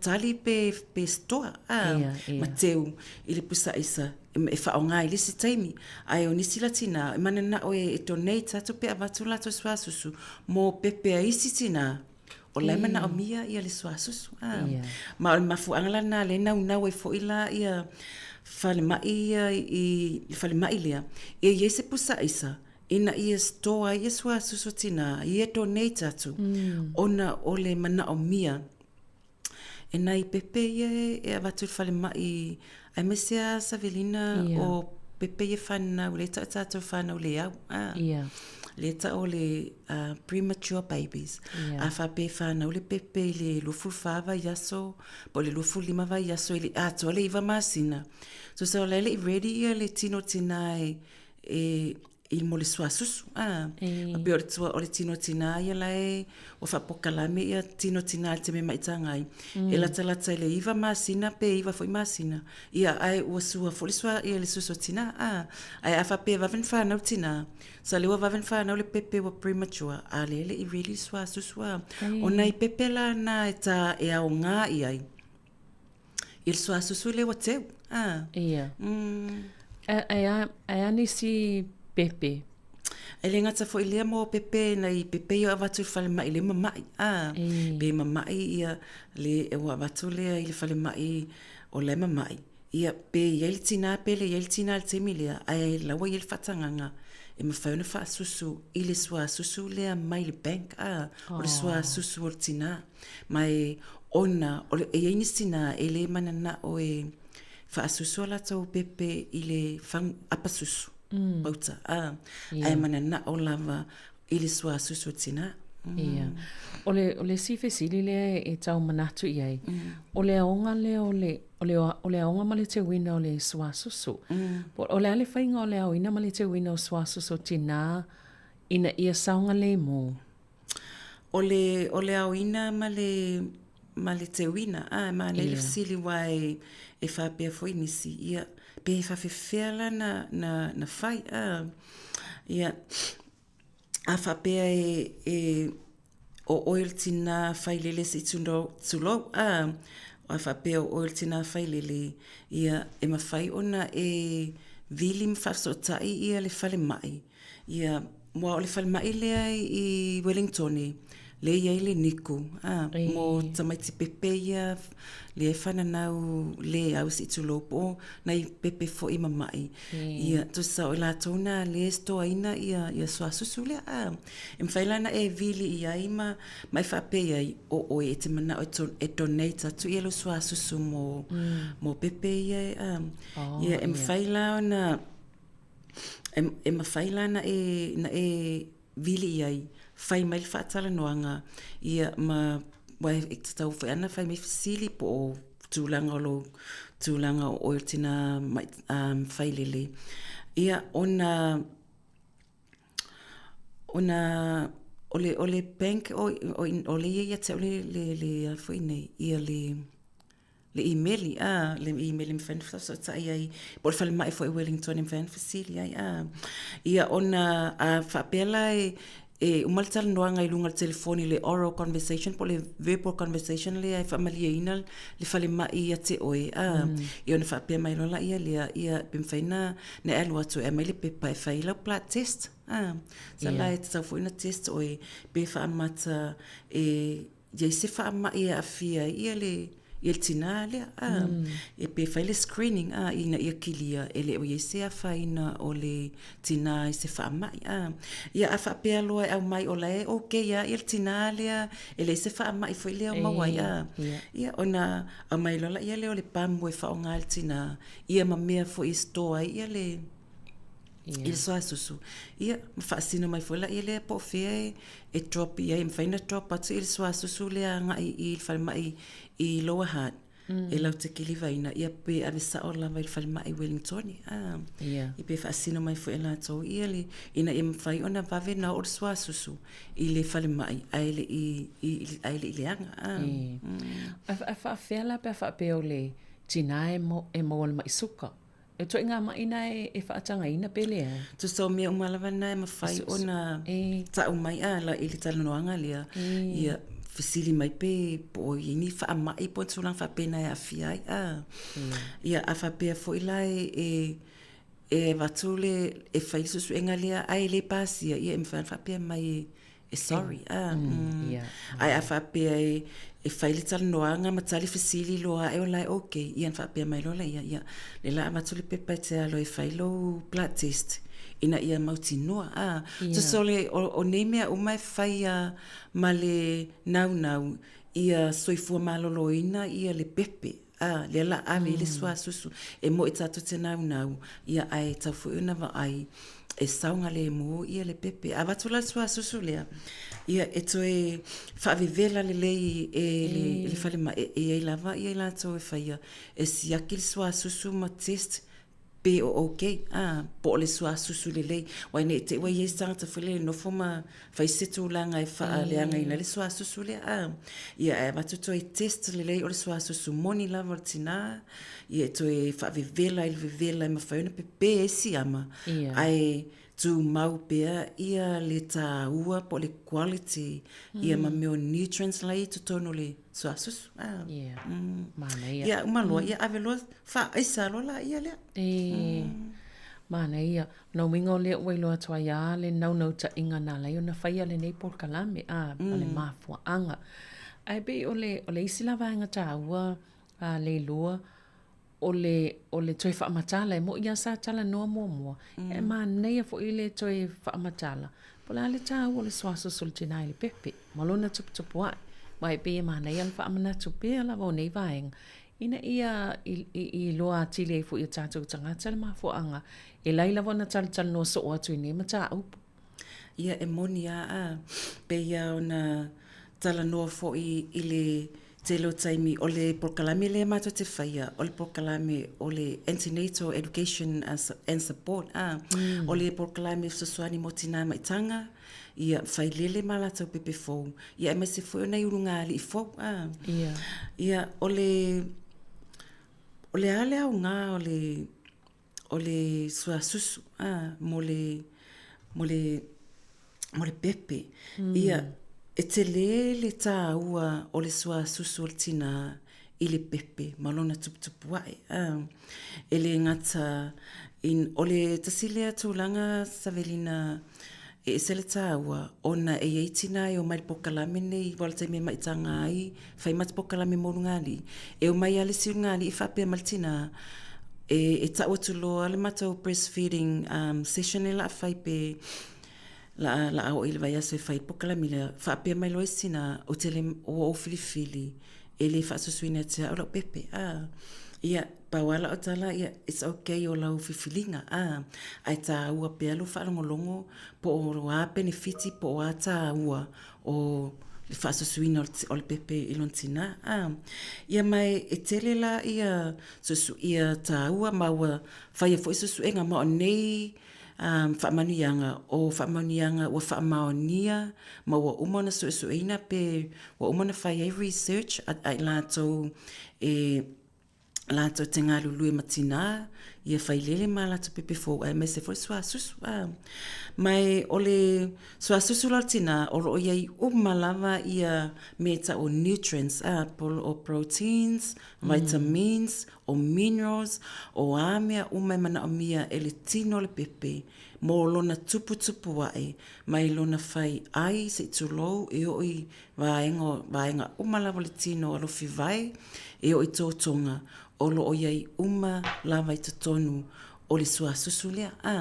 Pei fo tātou tāta matutua e whaamalo si au mai i tātou tau mafa i mea ai ese whā i aitu a inga o au a inga o mea ai. Ia e a whaini o nisi taimi pei e tātou te whiwhia aina o mea ai whaina e o mitma maltalo malwhai. Ai le whiwhia tau mafa i mea ai vegetables ma fruit ma mea ai mau mari susu ma tu soi si vaengana po fatula au foi ia a ole sua susu tina o lea ua iai lava ia nutrients nei e fisosoani ai mo le tupu e o le pepe ia peila ona ta ua foi le fesili o ia manuia pe ese po a me lo mawai ia e tā ua lava le sila fiel tina maltama lalma fuanga le ona whaasusu le pepe ilon tina aile au mai le apa susu wa ole e ele se senga o lo tino tina lea ua saunia le atua lawa iai lava e natural mea le iai mai o mea fo ele sau lo tino o lae ua iai ia o le totol tina, lea e sau mai, lea e a so tai ma le tino, malona tino, sapalai mai ai le sua susu, o lo o iai pe ona tā ua, o mea lava mana o mea, o le mea mua e mawhai ona te e atuai, i whaamai, e build up ai le immune system o le tamaititi, e mawhai ona te e atuai whaamai, e mawhai ona a awhiai ia le tamaititi, wa manatua le fto a whanau mai, e le i ato atoa le maa losi o le tino le pepe, e te e atuai whaamai mana i loa i le ti ngā me whapena, ai o le sua susu tina, e tā ua. O le sua susu mua lava tina, Saverina, se i tulo e ta o le cholesterol.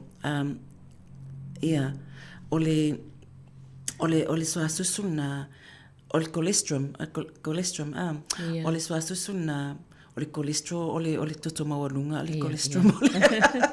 E kei kukusa, ia, cholesterol. O kusa o le sua susu na, e a fo ine, e pisa masama le mua, i se tulo, le sua susu mua lavalna, e mua na tafe mai, ai, taim foto a whanau tina, pisa masama toto. O le sua susu lana, e silo na tawa, o le golden liquid, po le golden milk. O le sua susu na, ta tawa, una wha susu el pepe, taim e whanau mai, ai, a whapeala lewa wa tafe sua susuna ai le whanau le pepe.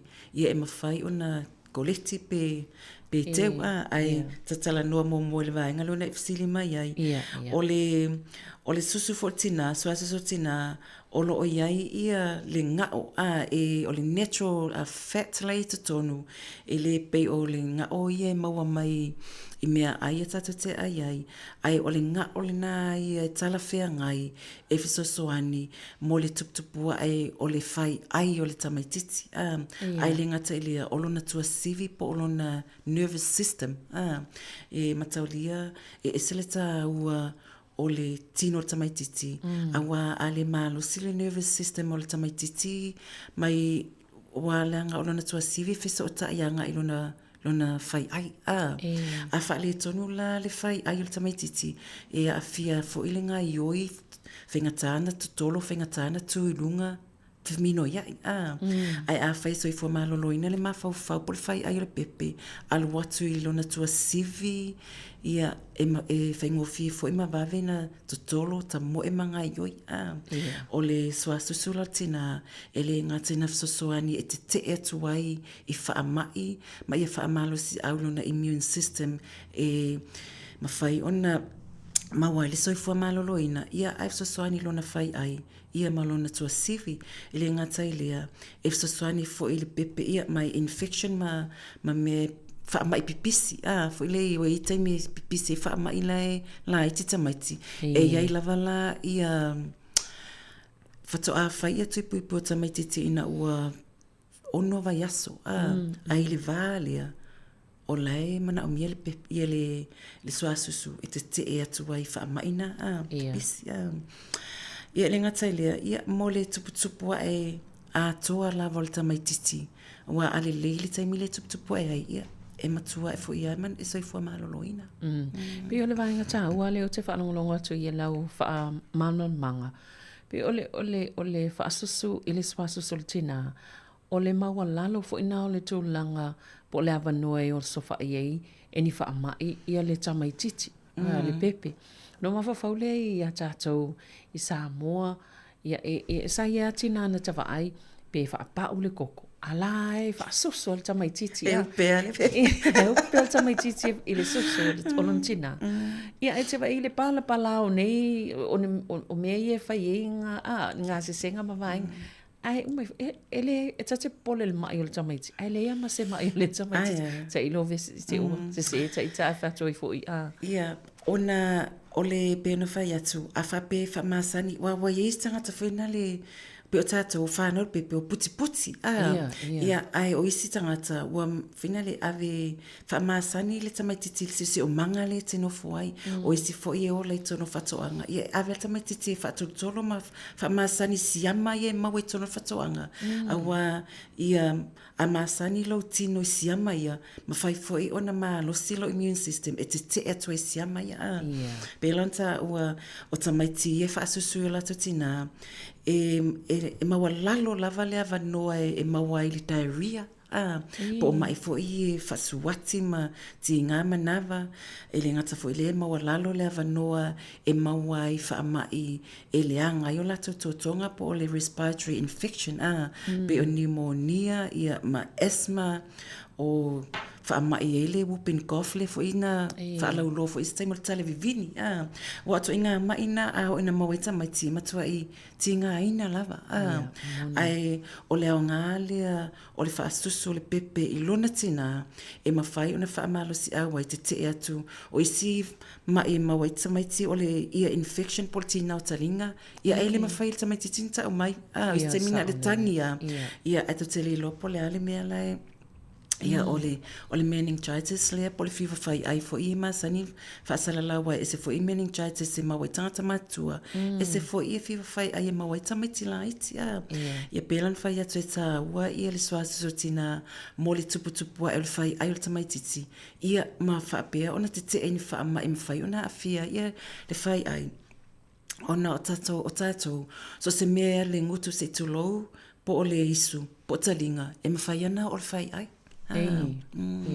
e pe o tūlanga na ia o le asthma o le si tūlanga peno ta ua fo i le semi o sa tatala noa o le tūlanga lea i le se tulo o le oti fo se i o le pepe le ta o le sudi i moenga le tele na maua tuna i pepe wa mali liu la to moenga ia tasilea tūlanga e faititia ona e se asea to e bua i se pepe e fa susulontina be fa peti ngal manava as ai se longa fina le wa yese si ma ia afia ai ama ona le pepelontina o le sua susulontina e tala fia ngai tonu lava male manava le pepe so sa o le sua susulontina o le sua susule tala fia ngai po le mea ai tala fia ngai o le manava o le pepe o le mani finifi ele imatua e a toa ia le manava fo ina le mafia fia le puta a fafanga la le pepe i se mea ai e le tala fea ngai e matua i tinga ina ia le manava lo ngai e tau mawhai ia le manava le pepe e whaamalu ia le mea ai le walu atu e le tala fea ngai ai o le sua suso tina paua lea o le mea ai tala fea ngai e o fo ila le me fo ila to se vava ai pauta ia e fai mea ai pepe e tatau ona muli tonu lava e le fua ina o le sua susuna ina ia tala fea ngai manmanawa le pepe a mesa nai pepe ia fata whana awa a tuto fo ima le sa le fua ina o le susuna e mwhai ona mai ai le pepe ia pe mawal mele manawa mamau pe manawa tata ia na eva aila ia lea pe mafofau tonga le pepe le mua ale nei wal watu se mea ai le talfea ngai ngau matua i tau mawhai fo inale i alu atu mai malma losi o tonga o le pepe a. Ia ngā tawhilia a whapele talwhianga ili mea ai ia pe moele tamaiti e whasuati.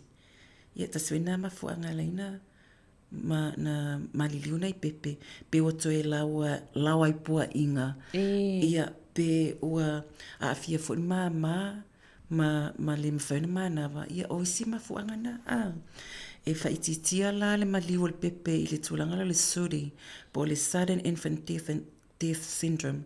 Ia pe a whapea e whasusulan tina. O le si tūlanga o le childhood obesity pe fo whaanglong mo tala noa ina tele I pokalame o soifua malolo ina. Ia o le tūlanga le tamaiti la iti aua bo over le puta. Bo le puta nga ele po le overweight. Awa nisi taimi o tātou whapea tātou mana I la poa. Ma le puta mana ia si pepe. Leilo. Ai al pepelon tina ai puta o lai lo lai okay ia nutrients lai ai fa pe puta ona o mea ai es on fafanga no lo la ia le o lai ele fa le tonu ia ala popo a fa pe lai ola elsa mai tia lai ela popo ona mafua mai mea ai fafanga ia e matutua e alu ia finga tana toi le ala tu lo ala that's va ai e o matutua ane tamaiti e o finga tana toi fa pa ia ai mawango fie fo inisi mai ia ole ex ma le stulanga na o tina o pepe e fa so latina se mawa tulanga le ole ex ma ai vangana la fa pe oni mafua mai poni lava pon fa simoli me fa pena la ina afire pa o tamaiti ai ole so ia tina ai le ai le si foi tulanga o le type 2 diabetes e ele te tonunga matua e tamaiti se asa ni tamaiti fa susuila to tina na mawale type 2 diabetes ona o le so fo malolo ina lava se vangana ila tulanga penta ua fa le tonu lo meta ma fai o tau si tamaiti I o ina lo la le ai o so yo tina e okay ia ma le sime o nifo fo il pepe ma ia foi wa o le fa susuina il pepe e train fo itina ina e lo fa susula to pepe ma ta swana nga wenga le tenga lo ai o suswani nai fai lele matina fo ina e fai lo atu le fa susuina il pepe wai e le fengo fie fo ia fata si ma disease foi na e foi ia fa ma e ma fa na fia ile le ala fe au ole o tamaiti ia ai pe ole atonu o isi me ia sa mo le tilo to nga ma se mo ni tamaiti tato tele iloa ia ai po me ai foi va venga mama o este mina ile tai ai sa se tata la no ai foi po le ale tai mi ta una fanga tamaiti me ai malo se tulo malo se faisina ta malo longa pupu ia ona toi fa wa waile ole ta nonga nei ta malo fa taila ves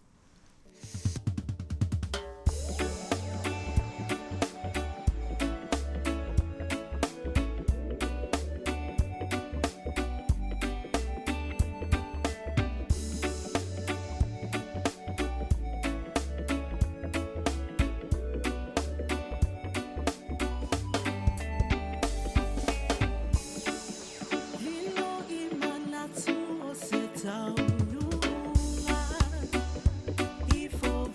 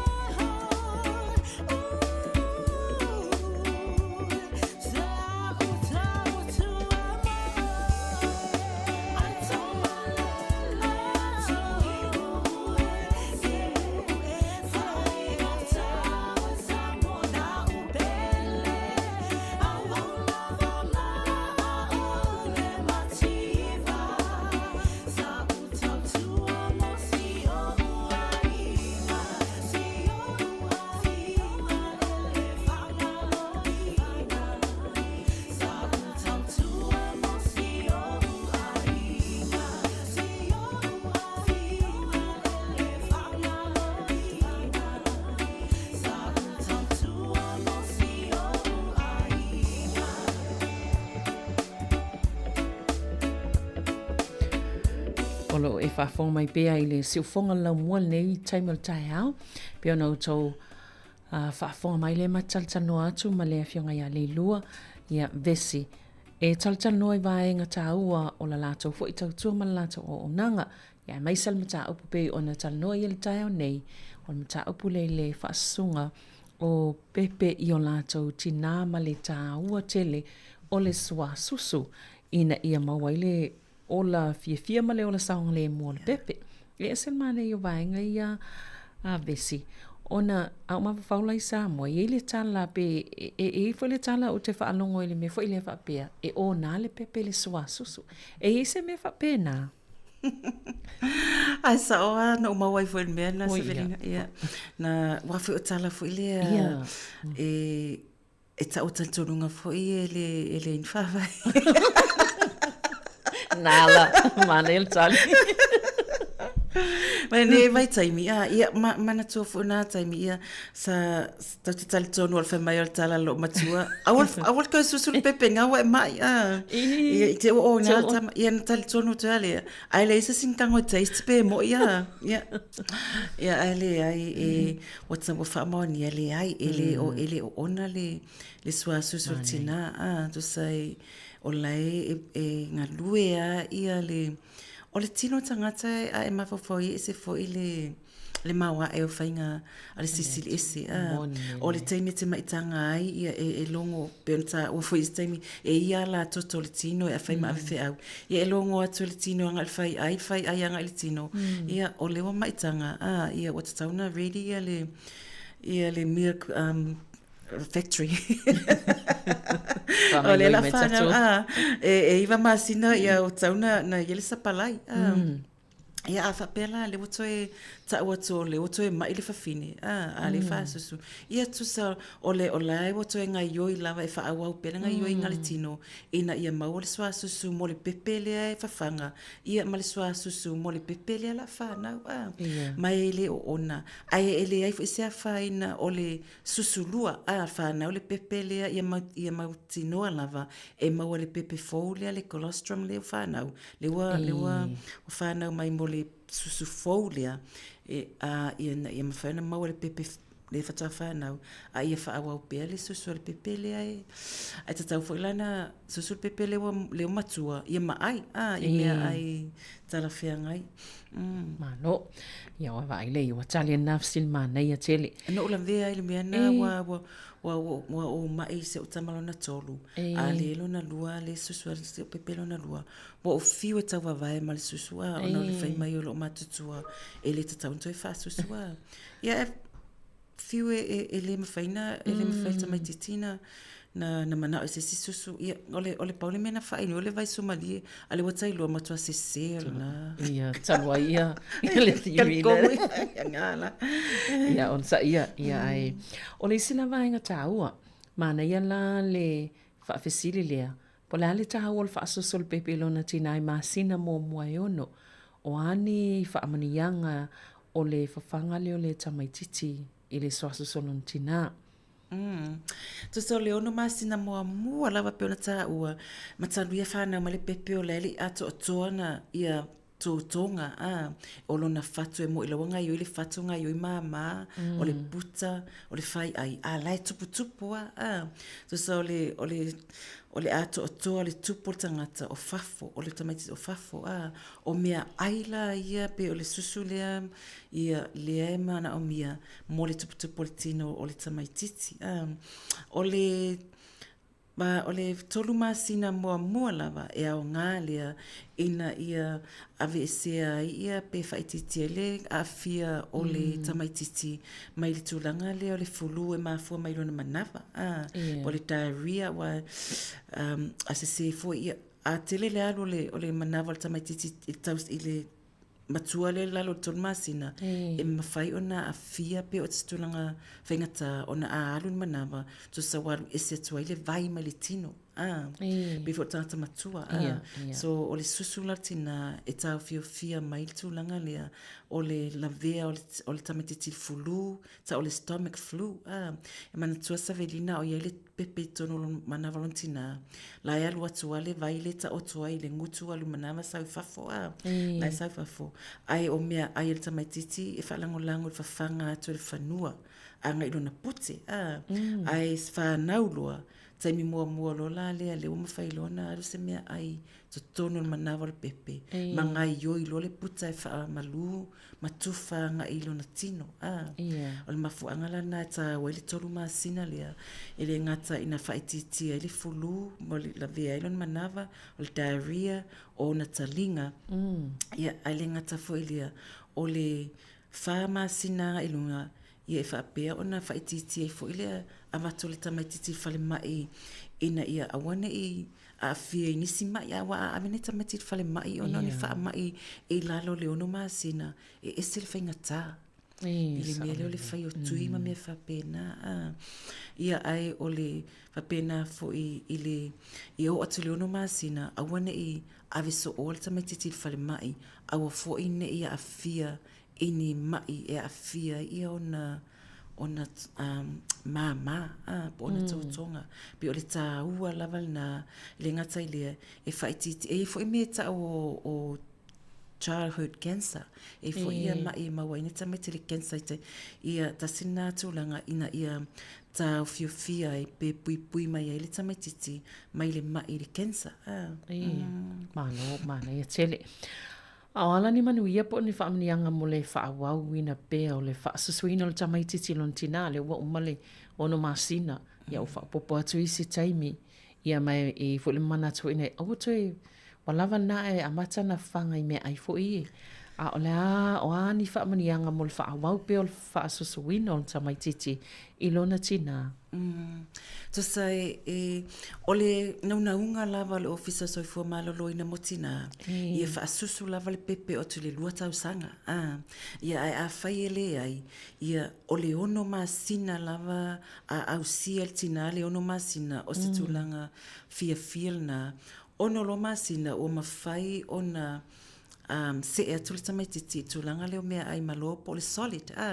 Ia a se e tūlanga le mea ai malo ia e mawhai ana whaasusu le pepe ia mawhanga i mea ai malo ia e a matalawa to info le e palua whaasua veia ina ia na ia talwhea ngai manawa o le pepe ai o le whaawa wina la o le whawhanga o le tamaititi suasusu ia e mawhai ona pe ona tā ua o le whaalawa i tele atu fōina o le tele rusosoani mai le suasusu tina ma mea tā ua pe o nutrients ma mea iai e fisosoani i le tupu a tili o le tino o le tamaititi.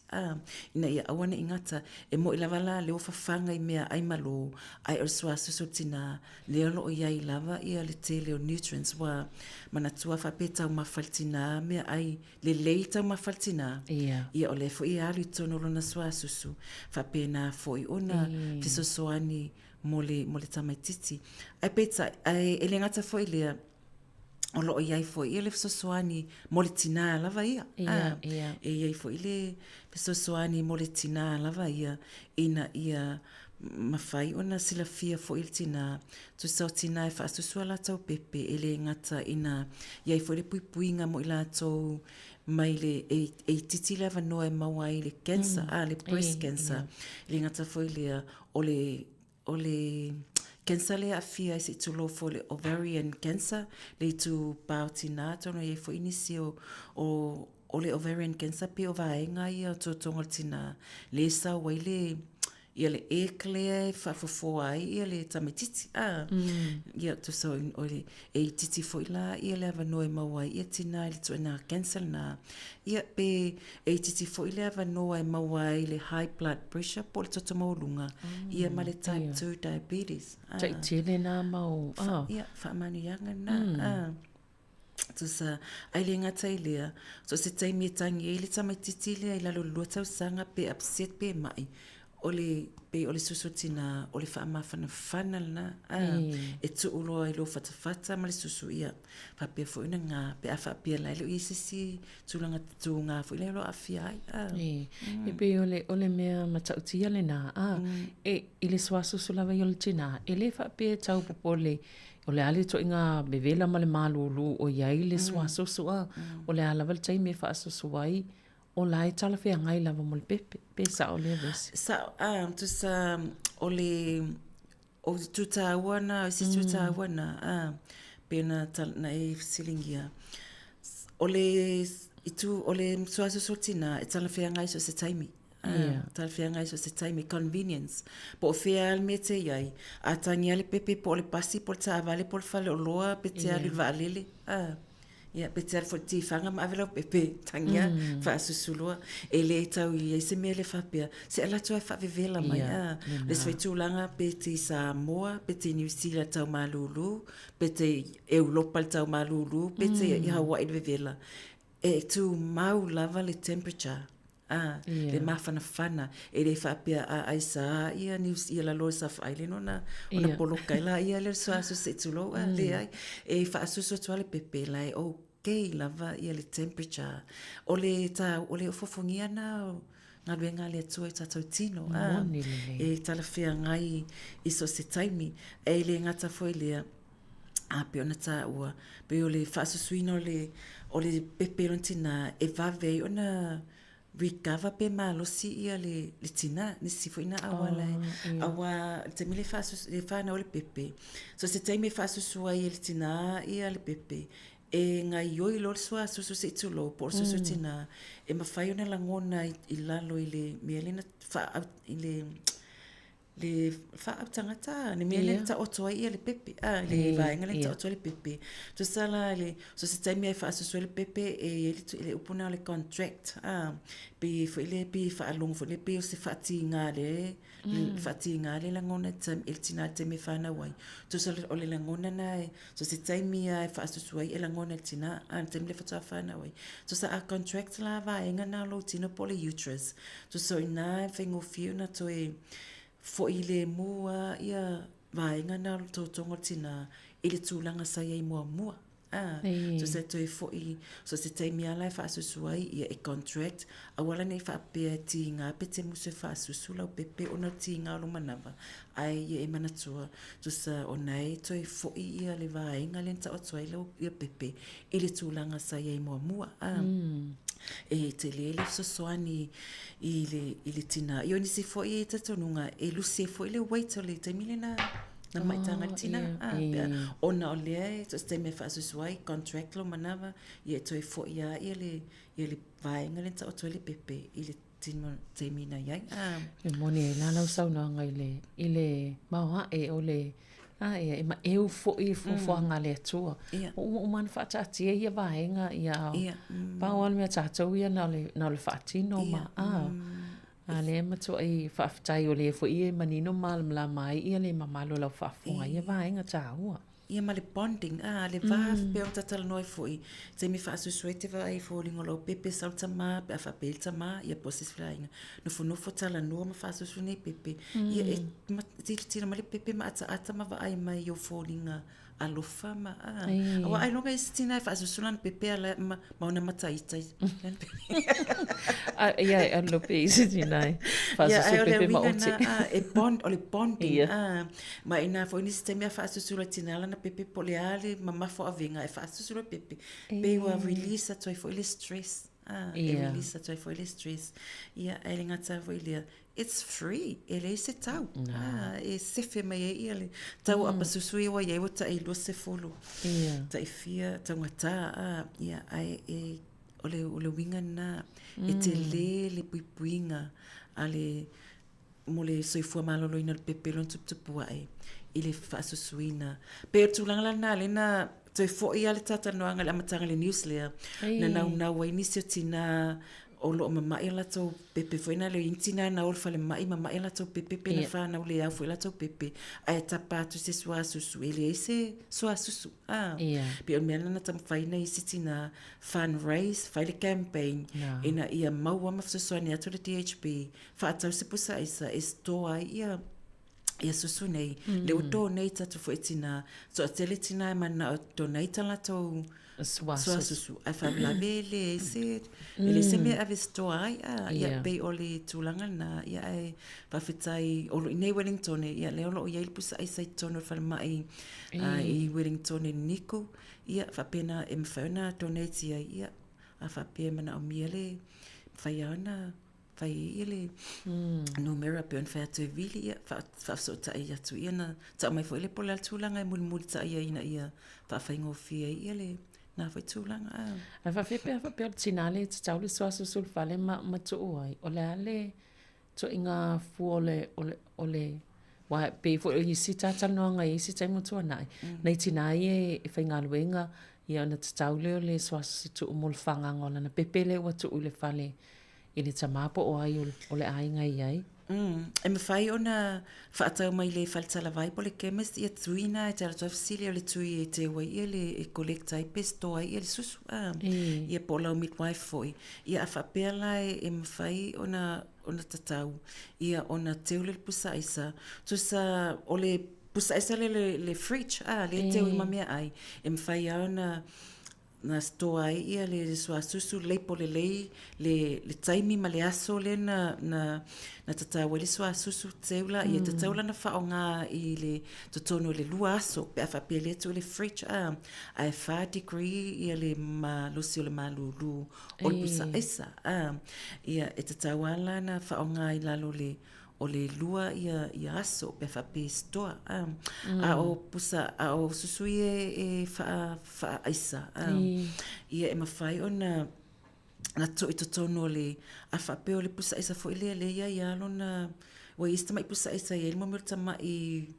freezer na tama i freezer box na ia le o ese mai mali freezer pusa isa e tama i pusa isa na le fridge ai sino tama i pusa na le titi e mafai e malo e mafai na fa isa e mafai lana tu ai mo le lua vai yaso ai o le tolu masina e tu ai i le freezer pusa isa per pusa isa e lua vai nga o le fridge ai pusa isa malo lalo i em faila na tu ai i le tolu masina ai o pusa isa taatia le freezer le ta o le chest le taatia ia e ma fai na tu ai mo le e o atu le ono ia masina so soli ai ta tau lava ona leipole ina ia loa ai po le ale aso lea na donate na tatawa le swa susu le fa fele swa susu le wa maluluina pe wa mana fa aisa ai te va to le swa susu fo em fa ina to fatas ele ma fa ina to fatas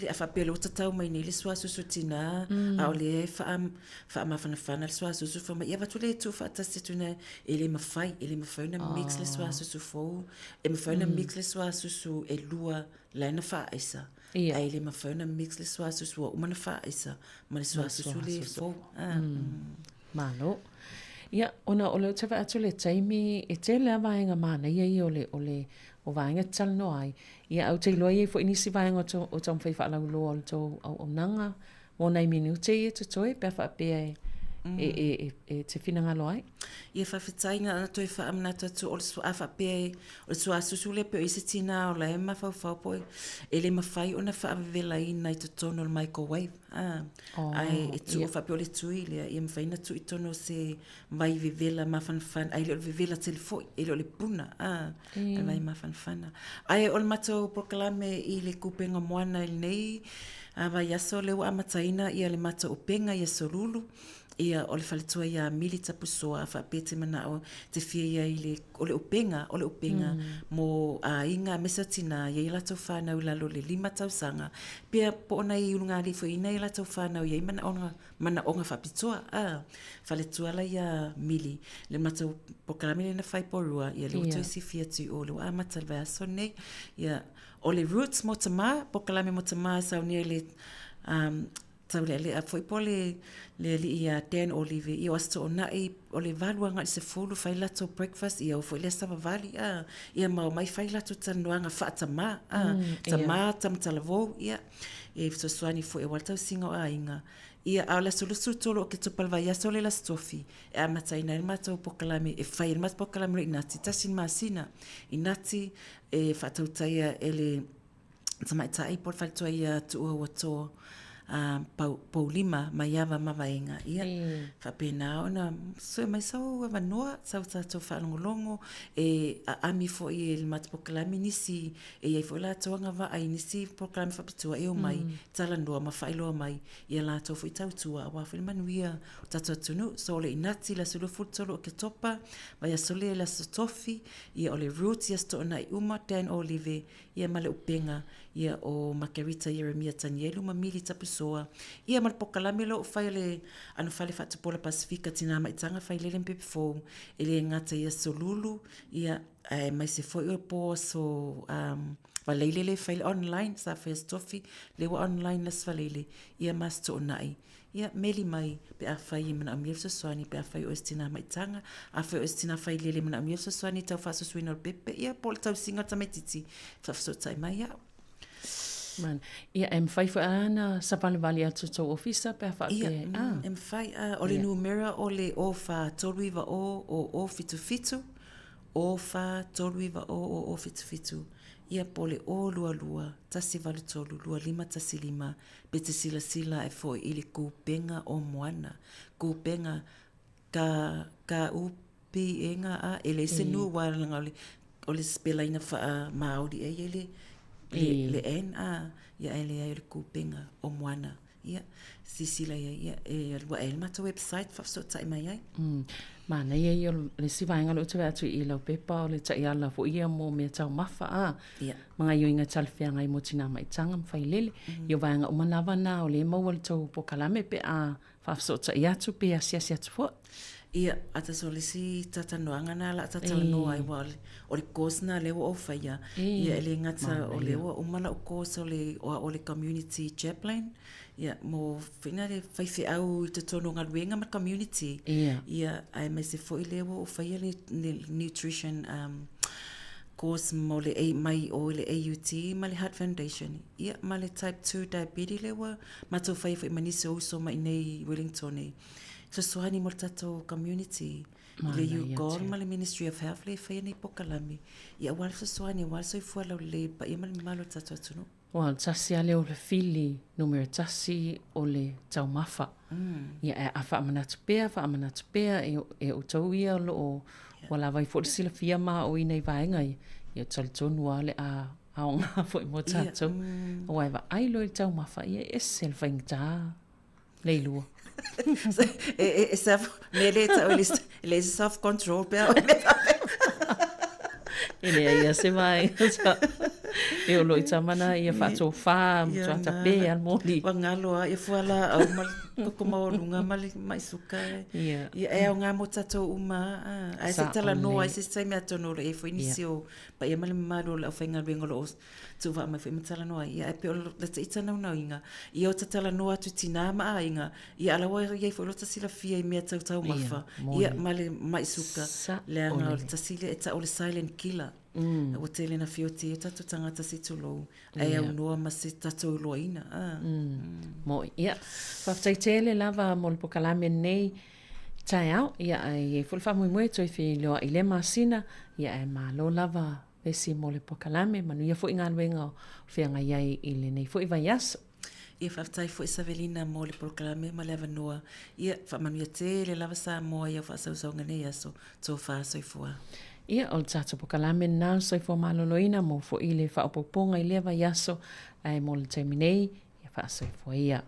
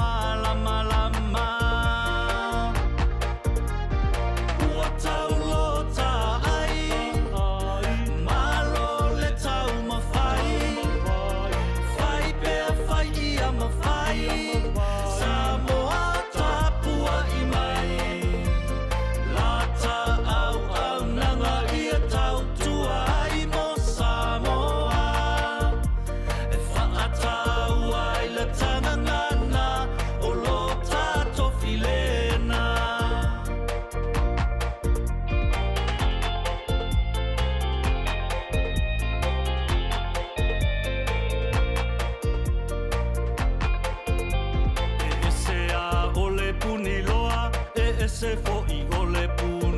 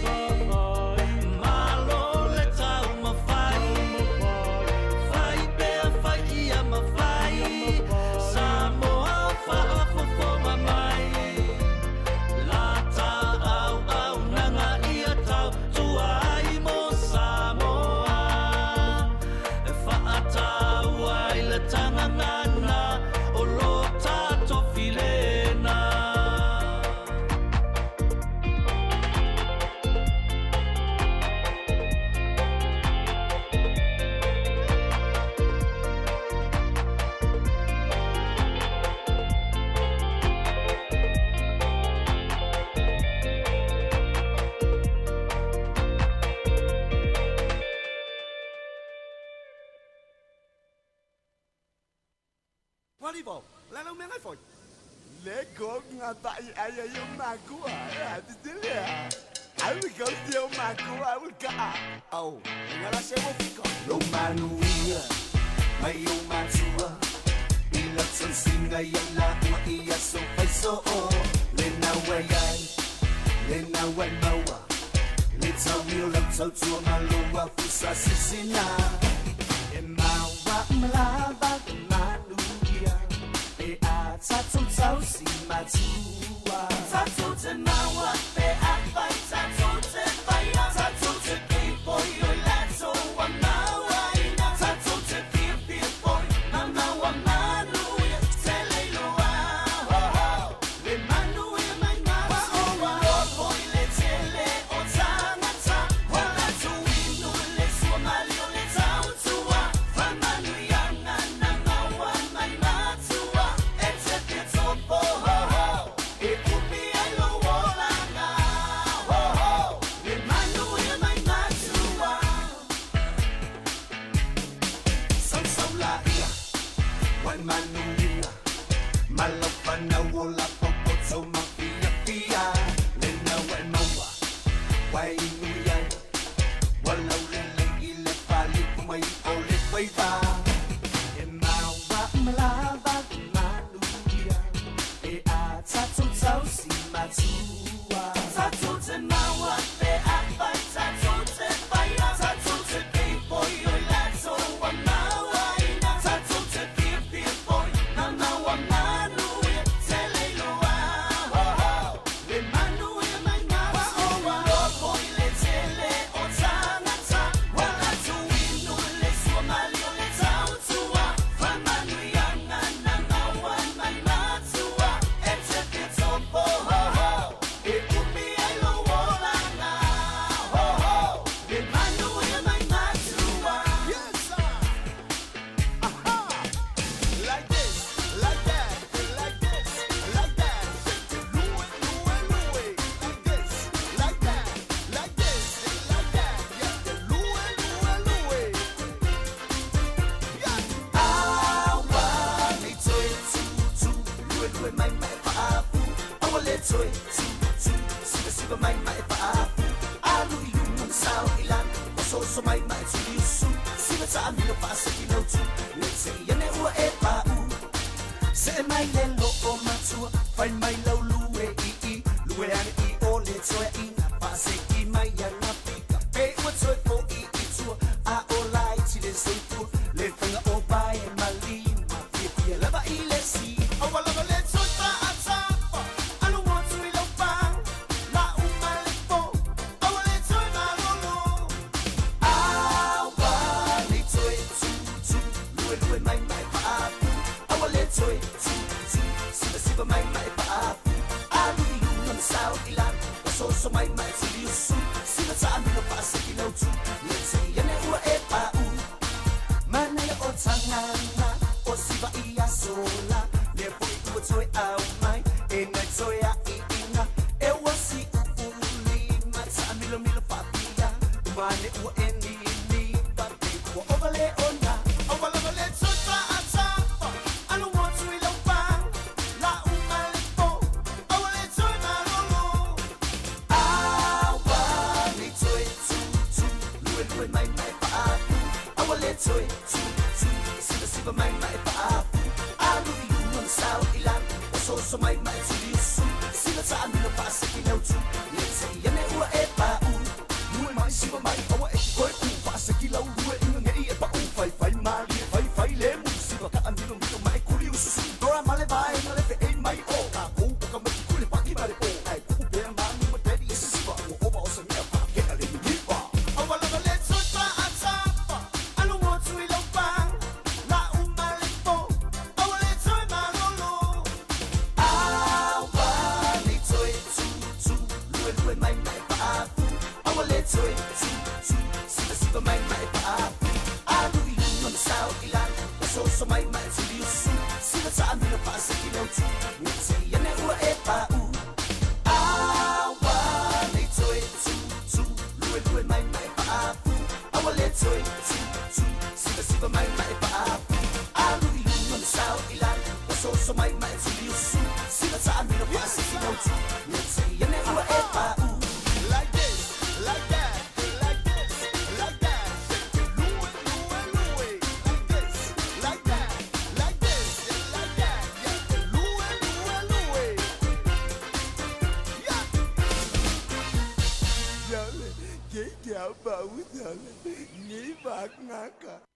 Fire and Emergency New Zealand advises that career firefighters will stop work for 1 hour from 12 p.m. to 1 p.m. on Friday, 17 October.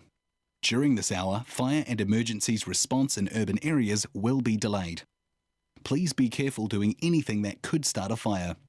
Do not leave cooking unattended. If there is a fire, get out, stay out, and call 111. To see if your area is affected, please visit fireandemergency.nz. O le tautua le si ufonga o le laumua o lo iai fo i le langolango a le New Zealand On Air. O le whawhonga pe le tautua ne si fonga laumua e Wellington se fulu ma le 50 minute te anei le tu la se fulu ma le tasi. Toi whawhiloi me toi whaatalawhatu ni tātou o tenu o le taimi le ngāte i tonu ainga. Nei mtua tausi o lo whaalongolongo whaafonga mai ai lunga le tasi ono te si ma le tasi whaamo i lau le ti o whaalongolongo. Whapea i la tō lo whioa i lunga o wala te le wawave. Mai se lau ave ta vale o lo ki mai lau le ti o. Mai whaalongolongo mai ai tono lo sa. Au whianga i whiau mga aluenga i lau ave pasi whaatalofa mwhawhelo i atu. Lau ave taxi o upa. Ia o tawala lau au kiriva meri o loli. Ia o le alarva ta avle afi o lo e ngalue le taimi mai whaafonga mai. Whaatalofa atu le tautua nea si fonga lau mua ma tātou pesipisenga. Whaafia fianga su i whiloi. Si pa ia le tūlai se fulma le lua i le au ni nei. Whaafiloi whaatalofa tufoi na i matua tausi tōna maotanga se ngase. Maotau tangata mātutua. Whea lava se no whaanga o lo whaanofai ma tausi ai o tātou mātua mātutua nei taimi. I whaatalofa i lau whai ngā luenga i lātou lo ngā lulu mai ai. Ia la au no whale. Te pena fo ia wātau mawhtanga le mtua tausi ma wa ia lātou whala au le taimi e inuai pe a mai atau mawhtanga o le auli. Ia ma lo lava le onsai, ma lo fo i le tausi matua. Ia ma lo fo i le vaai le lei o nei o tātou mtua tausi. Ia e maise le taimi ave ia lātou appointment. Ia i eni appointment o nei aso nei mātua au nei misi tau lava ona ave.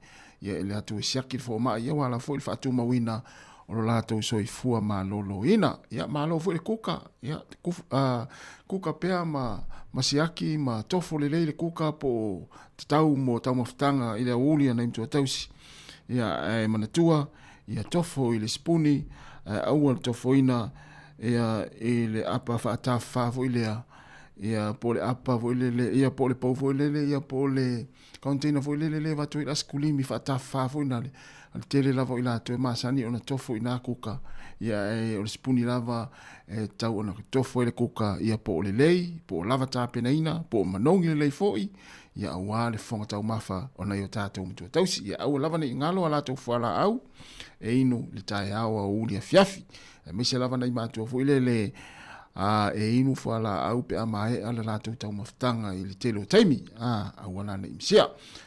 Luas 10 minute te nei le tūlai sifu martasi, ia ole ana umare tātou puklame atal tae au, tau mate atu, ia le tūlanga sa ia le tālonga le tātou au kirikiti e Sāmoa, i le vaenga vo i lea o le T20, le tau su estatu avanoa le ipo le lalulangi, ia ole ala ua mau mai, ia na ta alo le tātou au a Sāmoa, ia male au a le United Arab Emirates, ia pia o le tai au na le la po le po fo ana po ia o le lato ta longa na o lo tau sa ili pia statu wa vanoa ia i le po langi i le ta longa le o le luas full over po le T20 ia o le ta longa la tatu au ma le au le United Arab Emirates na ta ia le au le ale United Arab Emirates e luas e lau luas full ma le fa o lato ai fa le pe ia lona winga na uma ova i lua se fulu, tula i me lato ai lua se lau, lua se fulu ma le wha, ai e wha le pe. O na tuli loa lea Sāmoa, e le i maua ai. Se lau wha se fulu ma le valu ai, a Sāmoa na maua, valu le pe, ai uma loa ova i lua se fulu. Ia lona winga, na malolo tātou au, ia a Sāmoa i le au lea a le United Arab Emirates, ia i lātou tālonga, ia i le waweao na le la. Ia, e ui lawa lao ina ua malolo tātou au, ia e peia o le ia tālonga i toi wale tātou au lea wai lunga le super ono, po le super 6. Ia, o te rola pe fia ia tālonga le tāmirisanga lea pe wha, pe lima, ia pe, ia o le mai tau atu le ua tolu tātou tālonga, ia ua malolo, ia tālonga na e tolu.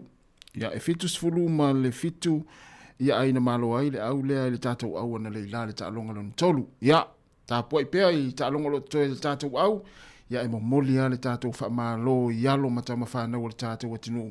Ia o lo tau sa ilis tātou awanoa. Ia tasi lea tālonga e sere fia tātou e matamatai.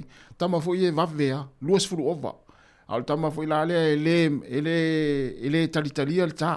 Na sau asuang, ia asu, ia pae vai atu e nimo le alo le polo.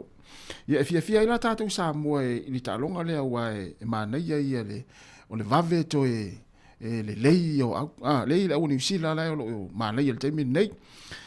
Ia e tātou tālia po le altulanga o le ai le tau whaia se tātou au, o le lava pe maua se avanoa, pe le maua se avanoa, ia, e toi o se fo i la, ai pau lea, ia o mesile o lea o tātou wanga i atu, ia i tālonga whaavao malo, ia, ua e sa seasea i tātou au whapea, o le mea fo i le momole atua ila ua au wha malo, mala u whaafetai le tātou au.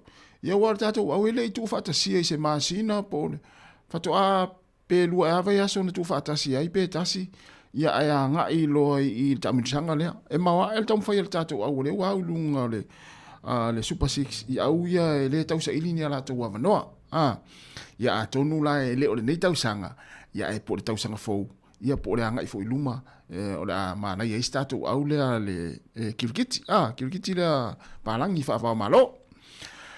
Ia o le na, tala na i le kirikiti pe o le na umale tatu apokalame ato le tai au, ia lo tausa i le maumtu fue, ia le tūlanga le tatu talonga, ia o le tūlanga na iai, ia ua malolo se tatu au, ia lea o lo iai talonga o lo totoe.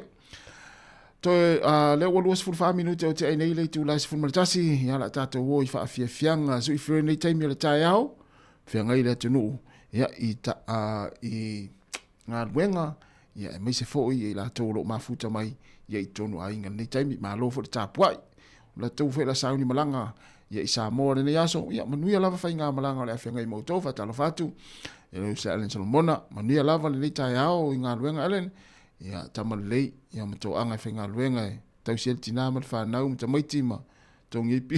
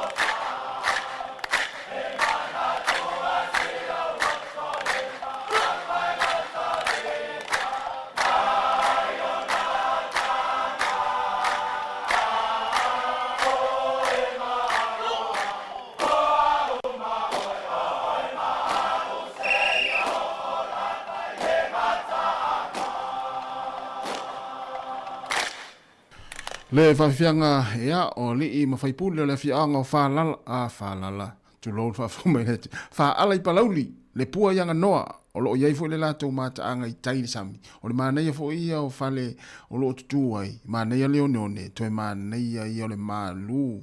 Ia o le mata anga lea ina I whaala I palauli. Le pua ianga noa. E hanu I tairi awala. Ea, o vai atu le mo wharangongo te fo I whawhianga ia a li imwhaipule o whaala I palauli. O te mana tua so o wā o ngā tūlo whai alwha whongo mai le tunu unita. Tasi lea whio anga māsani na mātou whaatari pasi ai. Ioe. Ia wā atu ua lea o ngai I vai loa I palauli. Ia o na mātou sā vali lea ui atu I nā pasi mai vai to umuli. Ia ai mātou woa. Te lei lopo le almafu anga ale. Ia o na mātou o mamau. Ioe. O le whawhongo mai nisi sa mātua o ngwātasi ina I palauli. So le, ia, o le pasi aru atu fo le ui atu ale pasi o I vai loa I le mesa I lea o nga sa mātua o ngai. Ai pe e whaise mātua tau vāanga po e ma maula na sa mani. pe fa se matou tau vanga po e mamau lana savali mai e saua ia o isi a matou savalinga e o le mai lunga le mafa le i palauli i fa ale palauli o le matua mamau pe savali ia o le matal no atu foi matu fu e le aso lua ia po le aso fu e fo i le mamau le savali tangata ia tasina vaenga masani no matou savali mai ia sawa o sawa mai oi vai lo palauli ia e pe ia no ana fai atu o i lunga le mafale i fa ale palauli o ina tele na fo ina mat o mai matou savali se vai le toi ti matou o mai salonga a le pasi e tami atu ina vai lo palauli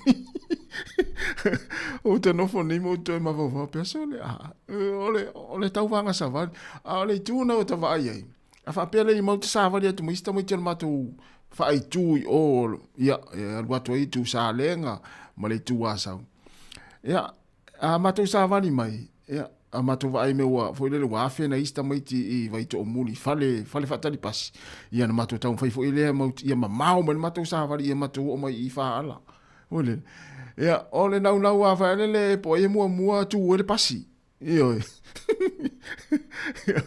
ia o ia sa utala ona le fa fianga le a li ma fai pule o fa ale palauli ia ona o te mala le fo ia fio anga nei ia fo le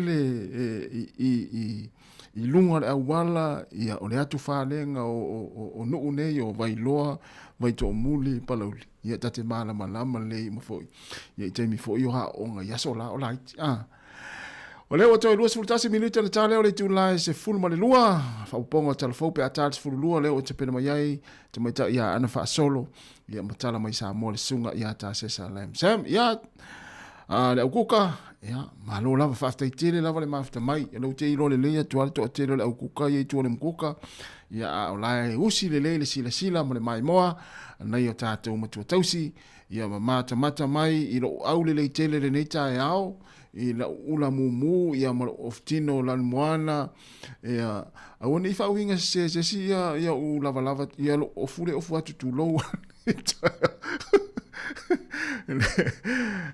le lan lo of lan moana ia la ula lan mumu i te va peso vai ofu mai foi le lan ole ia na ia ai usi le sila ma le mai mo ma le fa fonga mai ia tatou fa fianga se filoi se pa ia le tula se fuma lua ia nei to tausi le o lo mai mo le mai lunga le tatou o le TV i le tautua le si fonga la mua ia fa talo fa tu le tai au ia ma lo fo le tapua i ma lo le talo a ngai fa nau ia onga manga luenga o le nei aso ia mai se ai e le o misia lava la utou talo ia i le nei fo i tautua le si fonga la mua ma le au fainga luenga le o le ala na ma le mafuanga ia o lo malo lo si ai tu lo le nei tai au le au fainga luenga ia au ale tautua ina lo utou pa ia ma lo utou malu ia i lana tautua mai le aso ngafua se ia pa ia le aso fareile luas fulu minuta na tale o le tu lai se fulu ma le lua ia ma lo lava le on sa i tātou atunu i ngā luenga fa ma losi ia ai mo le au vaenga ia mafuta mai Sāmoa ia fa talo fatu ma lo lava le mai mo mai ia ma lo fo i le ia ai manatua nasa atal palolo awane ingalo ia la ulaftupe le na laftupe atu i Sāmoa ia ma lafu atu o tau card ia top apa ia tau telefoni awalane ingalo le alofa ia ai faftai tele lava o tau nai mafuta mai utai maumanga i Sāmoa ia malo fela maumanga nai te mafuta mai ai sei failo mai lungo le tātou penga te failangi faftai at foi ai la tau lo fasoina le tātou Facebook malo o lango fo na le tātou tautua i le aso ma le aso o lo tango e faso atu le tātou Facebook ia e mai moa i wa inga ia ma wo mau paanga ia tātou mafuta i lava i le tautua le nei ale si fonga la mua Wellington i tātou ofisa i nei la i Porirua lima se fulu ma le tasi man Kevin i Porirua i Wellington le taulanga o New Zealand to es fulu tasi minute to es fulu iwa minute na tale o le tu lai se fulu ma lua o tauleanga i fo i mala uba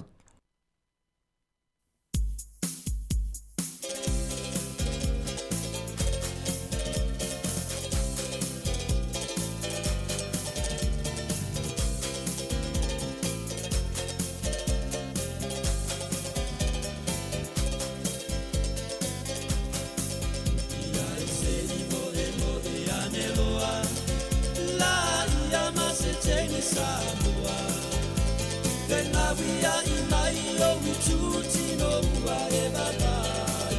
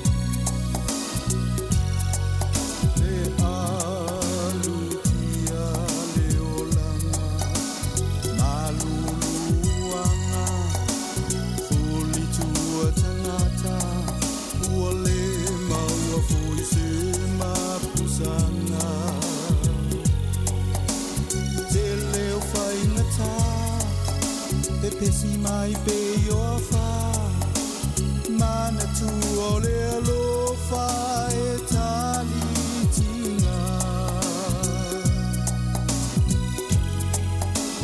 fa lele mai a se lupesina se iona au mai a se upu se fa ali ali a ua tasi lau fili filinga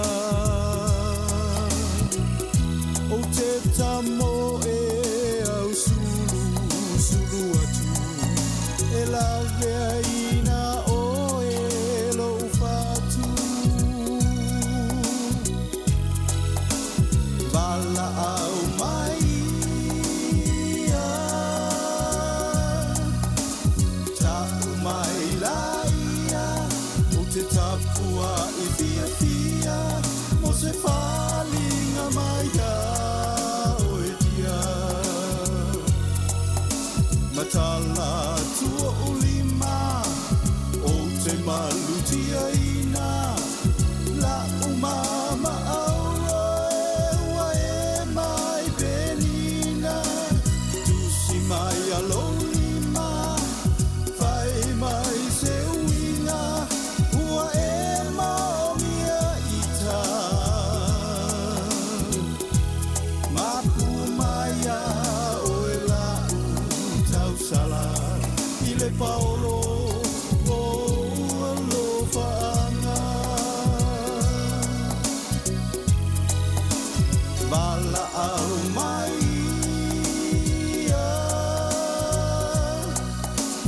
ta umai la ia o te tapua i fia fia mo se falinga mai o e dia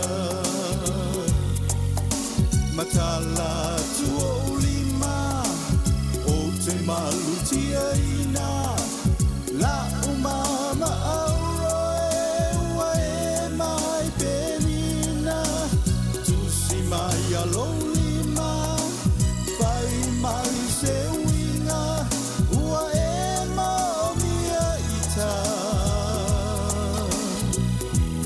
mapu maya o e la sala ile paolo o lo fanga mapu maya o la sala ile paolo o lo fanga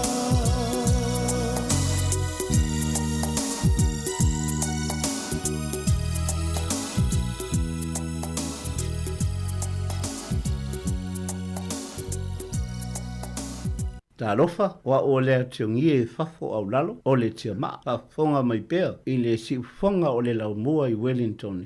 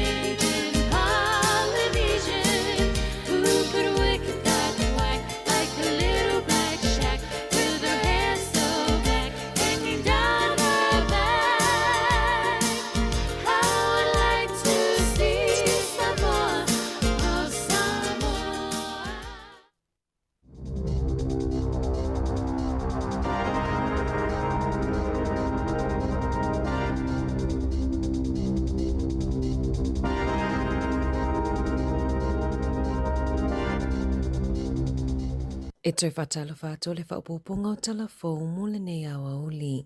O le ale aini tamaiti I potua onga, le aini fō mai mani au whaingaluenga I whale mai I le vai aso fōu, mo le taimi mua talo mai le fast fulu mon tuputau sanga talo wai, e pea ma le se lau wafe le au whaingaluenga mai I a onga ma whale mai, o le a sawa wali ese mangaluenga I le aso tofi o le vai aso fōu, e au fia I le tolus fulu ono afe o tausi soifua, sidia ma le se fulu tasi afe 5 se lau o le au whaingaluenga a le soifua maloloina, ma le fast fulu afe o whai a onga, o le aunga o le lātou te tee, e whina winai o lātou tutongi, ia saunga le mūwha le whaingaluenga, ma ia whaaloa longia a lātou ngaluenga. O le awhiwa se lau fituiwa na ngata mai ai solo te tee, na whaamawinai le solo te tee pito I te lei New Zealand, le ana te tee ai le tolu se lau awhe o tangata whaingaluenga. O le asona na whina whai ai le kone wherenisi wha le tausanga, a fōma I sinia I le te papa I Wellingtone. Mana whai ai se saunoanga a le minista o le soifua maloloi na Simeon Brown, e whaasanga I fōma I sinia, ina ia whaalea o ngā ina le solo te tee ua fuafua mo le vai aso fōu, ma ia awela lato whaamua I tangata ngase. Whaalia Brown, o le ali whaataunu uina whiloa inga ma fōmai, e tu sama leono afe tolu se lau, whaapia ilo ilonga o nisi o ngase, e se fulu tolu afe, o le a whaatuai talu le te tee. Whaalia le uni o fōmai sinia, e whaalua na talosanga le asosi I le masina le nei, e winga I o lātou tutongi peitai na te ena e le Health New Zealand. Ua whaalau iloa mai unga o suesuenga mai le fōmai e suesuena tino mali liu, ele ia se lai sene aveta avale a piata o tufanga valu, se fuluiwa tausanga, masatango fia fuala au whaasaina I le taimina ia aveina I le ta avale, le ana tula I mai ai se whaalave na malili wai tangata I toa 5 e au fia ai ma piata I a me le tausanga taluai I te awa mutu, sa malili wai fo I le urungali I matutua I a Paul ma Louise Grema na o atu I le isi ta avale, na maua I leo paluni lanu mea mata I tutono le ta avale, na malanga I piata ma ana wo, masao lato laina fuala au whaasaina, matango fia le pi, I le taimi o le whaalave.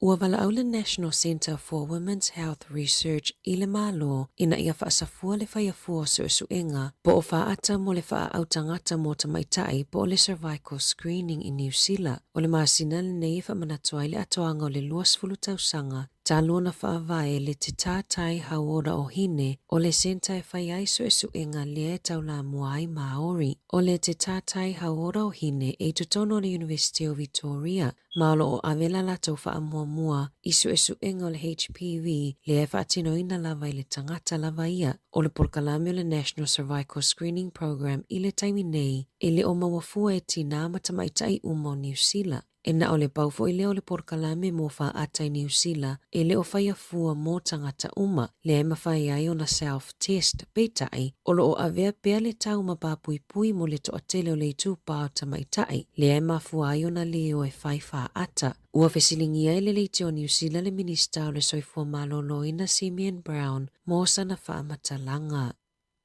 O lo lango malo si le minista o whela ua inga Chris Bishop, ma tā upu na wholasia le AA, e te tawai ona si itia sa la tupe mo aveta avale. O lo wala au le AA le malo, ina ia whaia ni suinga ia sala. O nau nisi o tula fono e le isuia, talu mai le afe iwa se lau iwa. E tali tonu le AA o le sala pito la ititi le taiminei e tolus fruta la, o se tupe la ititi lea, e tali tonu e le popole ia ile aveta avale sawa. O lo lango ina Bishop lea mata upu, ona o isi sala tupe e le itoi loiloina talu mai le afe iwa se lau valu. O le aso le atula ia iluma le whaamasinonga whaitu malo I Gisborne le tala vau lea na ia whaamatauina ma fola le whaau o maliu I se sui whaipule o le palemene. E se fulu iwa tausanga o lea tala vau e le o whaailoaina lo na suafa na ia whaamatauina le sui whaipule o le Green Benjamin Doyle lea na whaalawi loa lo na whaamawai le masina talu ai. O molianga e au fiai le whalipui mo tausanga I fitu o na wasoli tula fono o le Harmful Digital Communications Act. O ana tustusinga tau matau ilunga o penga so ta inga le Instagram na ia fola i le wha o maliu le sui whaipule. O le aso luas fultolu o ke topa I tuitula ia iluma le wha masinonga e tali I o na molianga.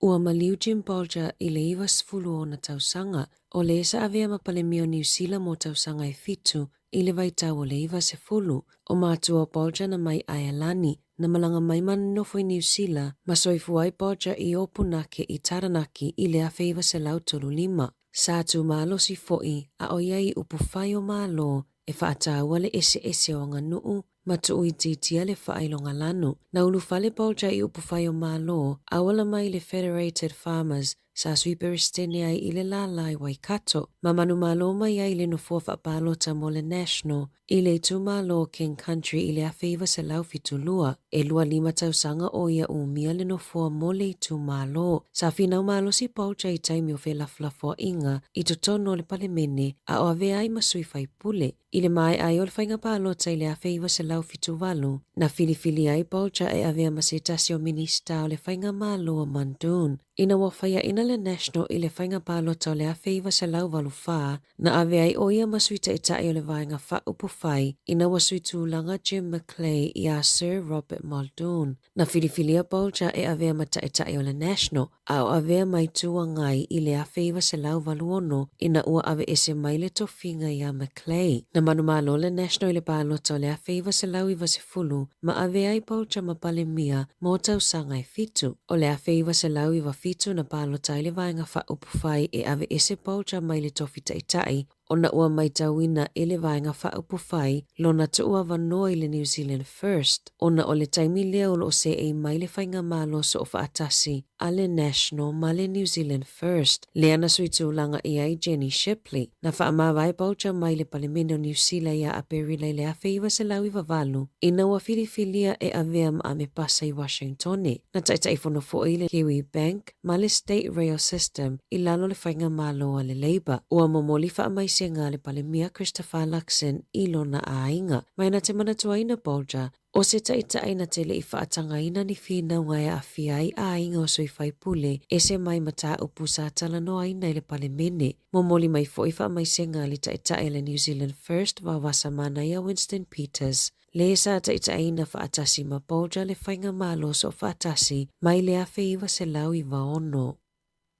Ua whaamawai Dave McKenzie o se tasi o whaipule na manu malo mai le whainga palota whaaloto I whale mo le tu malo o Otago na ta ua le pule nuu Tama Eli na ia mo se emaili whaamawai a McKenzie I le asolulu o no tu ua inga I le whaonganga whaasoli tu la fono o tupe a le pule ngā nuu. Inisi o pepo whaamatalanga mai le pule ngā nuu na whaailoa I le iyo ina I McKenzie o lo na whaongai na whaasoli tu la fono o le awheta la a le pule ngā nuu. O le whaamavaenga le whaipule ua maafua mai ona o le tele o tala wheaweai ma tustusinga tau whaamatau e whaasanga ia te ia malona a inga. E ui o whai unga o palota loa ia e maua le whai unga le vai aso, mai ono mawhai ai ona sui le whai unga mo le nofua whapalota a Vincent Ward. Na ilo le pule ngā nuu le mata upu e uinga ia McKenzie, mai lava le lua se fuluwalu, ina wa wha o atuni whaasea a nisi o tangata lau tele, e whaasanga I le ali whaipule. O McKenzie o le whaatono le company a le DM Property Solutions, na tele ina ia whaopopo, masili atu pili atu ina atu I le pule ngā nuu,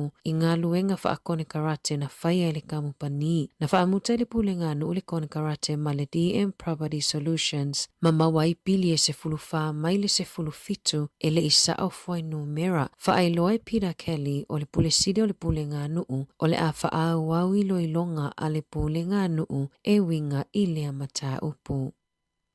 Ua whaaseale taitai o le New Zealand First wawasa mana ia Winston Peters I le BSA po le Broadcasting Standards Authority ona o nia la tau fuafuanga monita I ala fou na whaasila I le vai aso nei. O fuafuanga fou le BSA ua whaalia I le whaupopo o nia la fua mo whaasala launga e whaia I lunga o penga whesota inga po le initaneti. Na tu ina atu se tusi whaasea a le BSA e whaasanga I le polkalame o le The Platform ona o ni whaamatalanga whaailonga lanu sa whaia I lunga o lea polkalame I le aso luas fululua iula I le tausanga nei. I le taimi mo mona mawa I le platform le tusi sa o lātou te e naina ma lātou whaamanino I le PSA e lea a fiela lātou polkalame I lalo o tū la fono mo whaasala launga I New Zealand. O loo iai se whete na inga o finangalo whaalia I lea mata upu. O lo o fina wai Sean Plunkett mai le platform e whaapea e le whetau le a apa mai o le PSA i whaasala launga e whaia i lunga le initaneti. I se whamatalanga le pulesili o le Free Speech Union, Ghislaine Heather, e whaapea e ono avea lea mapapui pui pe tautau mia ia ia tatau e o mia sa oloto mo tangata New Zealand. Ua wala au le Free Speech Union i le malo ina ia whaamanino i le PSA le vaenga tonu e ngata mai ia la tauta ia la matula fono ma ia awane ia ina ele PSA fa asala launga i lunga o le initaneti. I se whamatalanga mai le pulisiri o le PSA Stacey Wood e whaapea o lo o taumawhai e whaamanino mai o lalo tu la fono mo fa asala launga i New Zealand o lo o manino le lei o broadcasters po o tangata whaasala lau la tau te whaasala lauina por kalame e whaasala lau mo tangata lau tele a wala atu i so se a wala o whaasala launga e le whaatapula a mo na o televise ma le tio. O le fina umaya Sean Plunkett o le o lo whaasanga ia le whaasea le PSA e whaapea e le aise pulia le PSA a te ia. Ma o le Broadcasting Standards Authority Act na amata whaamamaluina i le awheiwa se lau waluiva o lo o manino ai e mo na o televise ma le tio e le ai fo isana lai sene whaasala lau e te tau ai o na o fia i lalo o le atu la fono.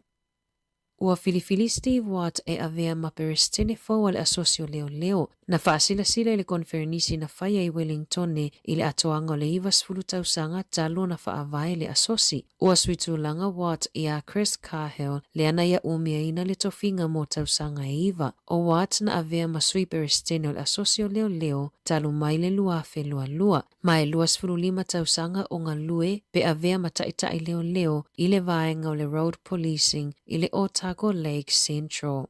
Tala fōia mai le siufofongo le lau mua mo le nei vaenga o le aso.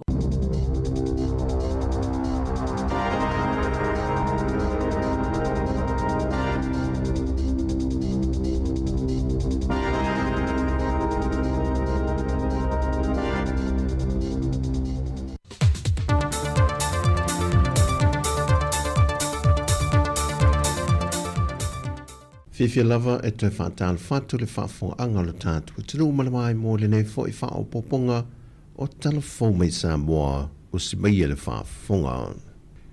E to moatu I a tātua talafou, o a whaulu le tangi le sa avea mapāre miu le atinu, le whionga fia mena o mi mata afa, e whaasanga I le whionga le pāre mia, le la au le maali e tōpula te vau fose, malona tausonga I a Lise Marie Schmidt.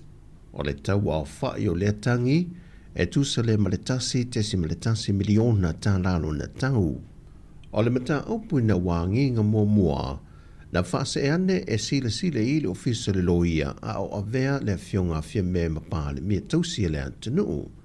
Peitai o le ua whase e mai I le loia tū maote, o no whase e mai le swinga fau ma avea I le whionga le la aule le maali atoa mapale mia o le antanu. Ma o ia fo lea, o lo wha au lulu I le ofiso le lo ia sili.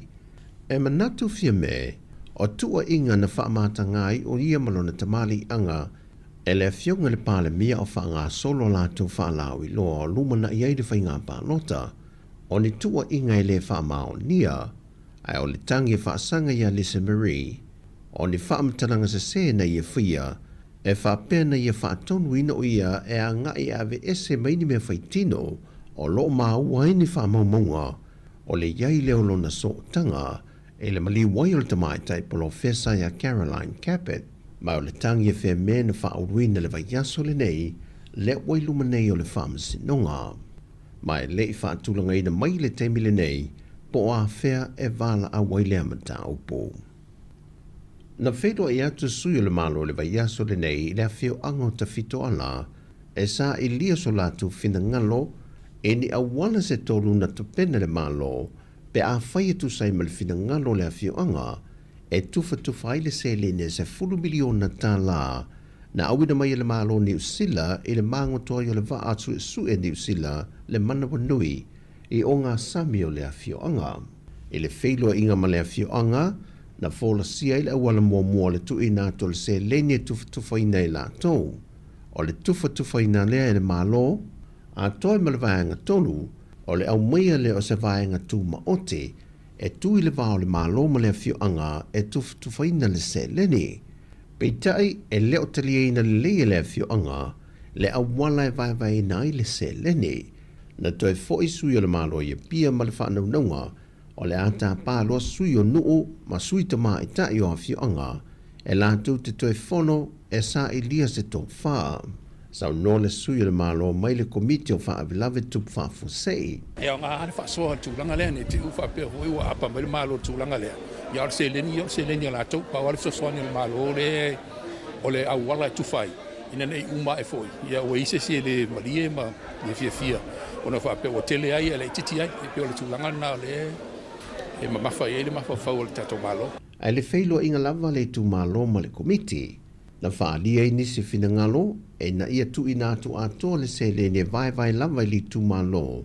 Ai te tau na tele atu le se le ne moa te fitoala, ona ngātai whale le mango toa i le vasue sue.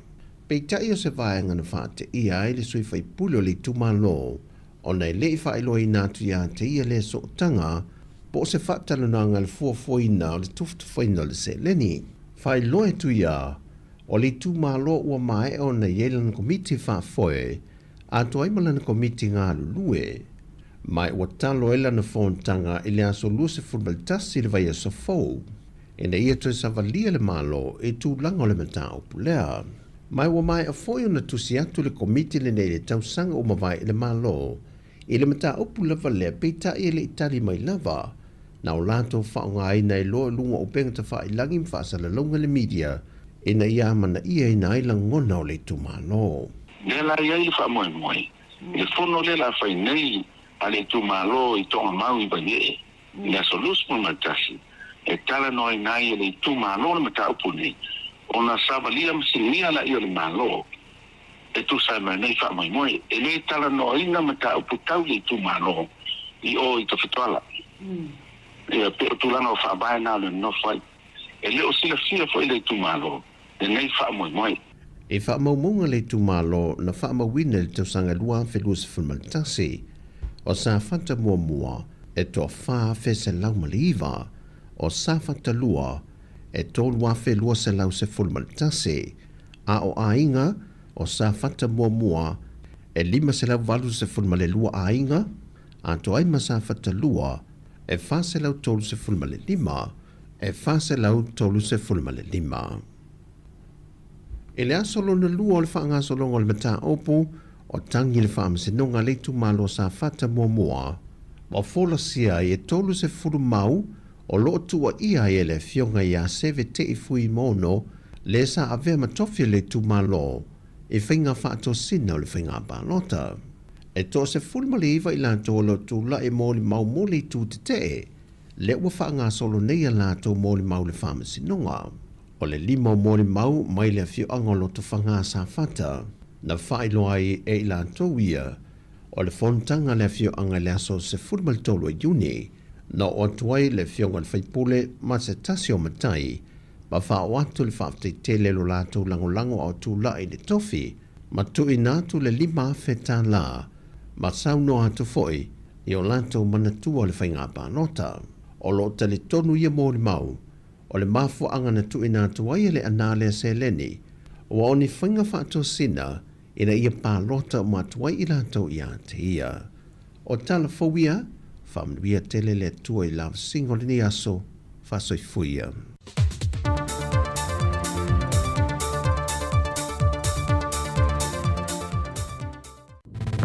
Musika o malo longa matau mawhitanga o leo au li si ufofonga o le laumua.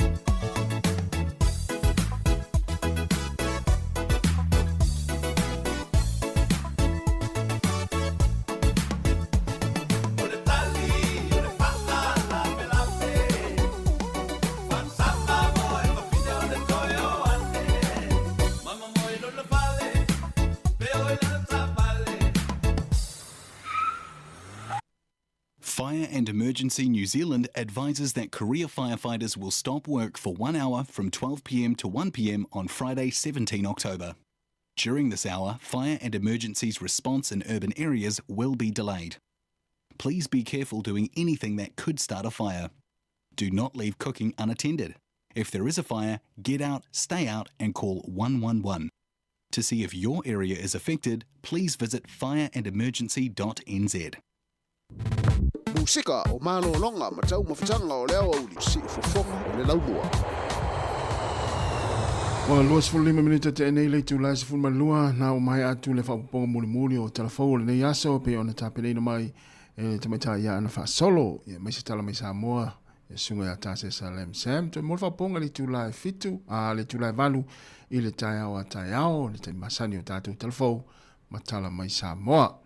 Yo le taimi masalo na wa nga solo foi ma whaawau ma tau maftanga ia o taringa sua ma malolonga le taimi le aso e le au malolo ma le au ngā lue ia mai le tūlai sifu ma le lua na toi amatai fo i leo ngā lue ngā le tūlai tasi ia i tono ainga na imtua tausi o loo whaalongolongo ma futa mai ai ia matari sua mai ai i tono ainga ia o mauta ngase o mauta tangata mātua Patalo fatu ni nei taimi o le auli ia manatu o loo maua pe o tau le fia ia mai se fo i o loo tau whaasiri ngā malosi ma loo tau soi fo malolo ina ia tātou mafuta i whaau pea i le tau tua le nei ale si ufonga lau mua i le ngātai lunga le ala leo loo tau whaalongolongo ma whaafonga mai ai ia i tono ainga i le tasi e ono tesi ma le tasi whaamo ia whaapea lunga ta vale i ofisa ia whalewhai ngā luenga ia o loo ki whaaleo tele mai lau le iti o nei taimi o le auli e mai sei lātou o loo whaau ngā mai tātou penga ta whailangi o le Facebook ma le tātou YouTube le nā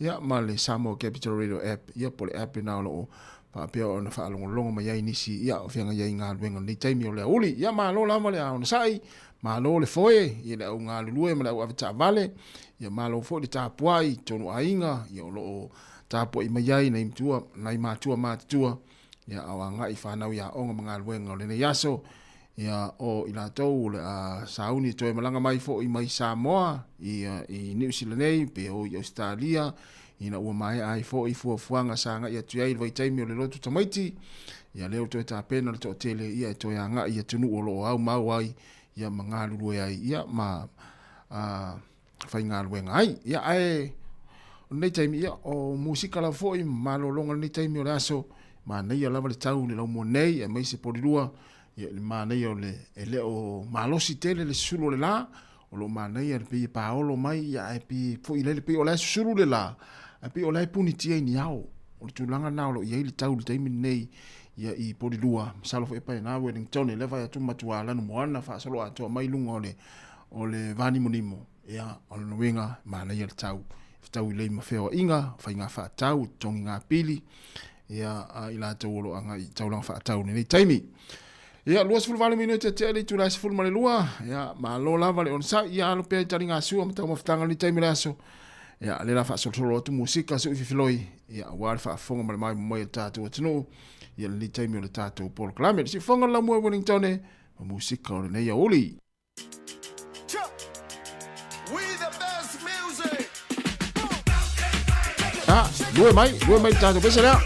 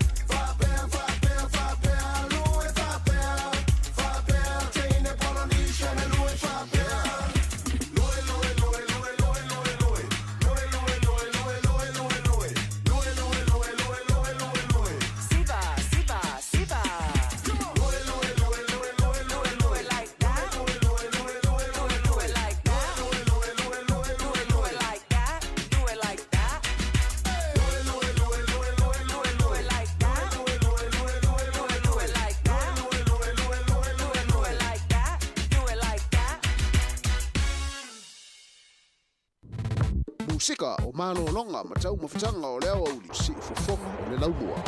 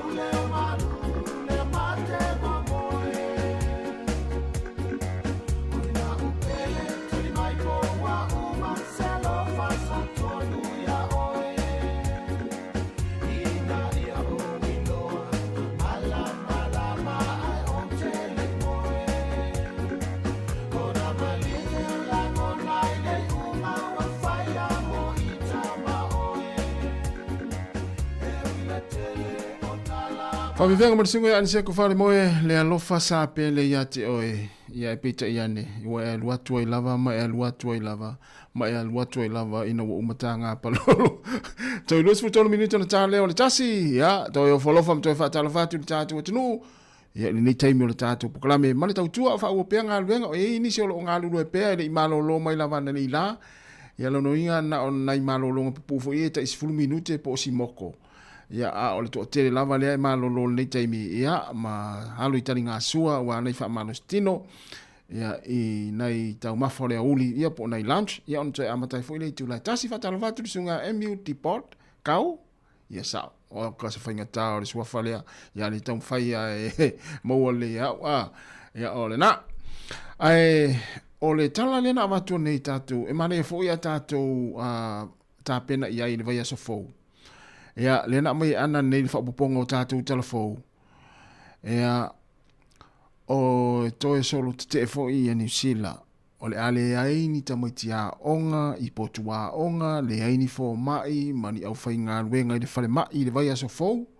Mo le taimi mua mua, talu mai le whase fulu ma o le tupu tau sanga talu ai. Lona winga, tele tangata o le a savari ese mai ngā ruenga, i le ngata i a onga, i whai a onga, i o fo mai, ia ma le tele o isi au whai ngā ruenga. Ia le la solo te ia i le vai aso fou le stofi ia e wha ailova ve atu ane wa mana ia o lo wha ailova mai tātou telefou o le nia uli ia tā pena iai ia wa e te ua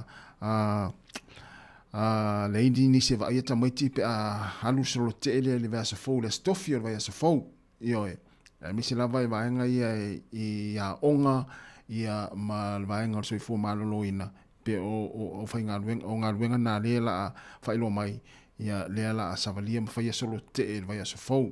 Le whauninga mai o se solo te tele lea ua talu mai ia lea tausanga tasi iwa fitu iwa. Pe ilana tau maa ua atu i tātou telefou e ana. Lea na ngata mai ai se solo te tele ia na whaamawina fo ili nā vai taimi i New Zealand. Ia na te e ai le tolu se lau afe o tangata whainga ruenga.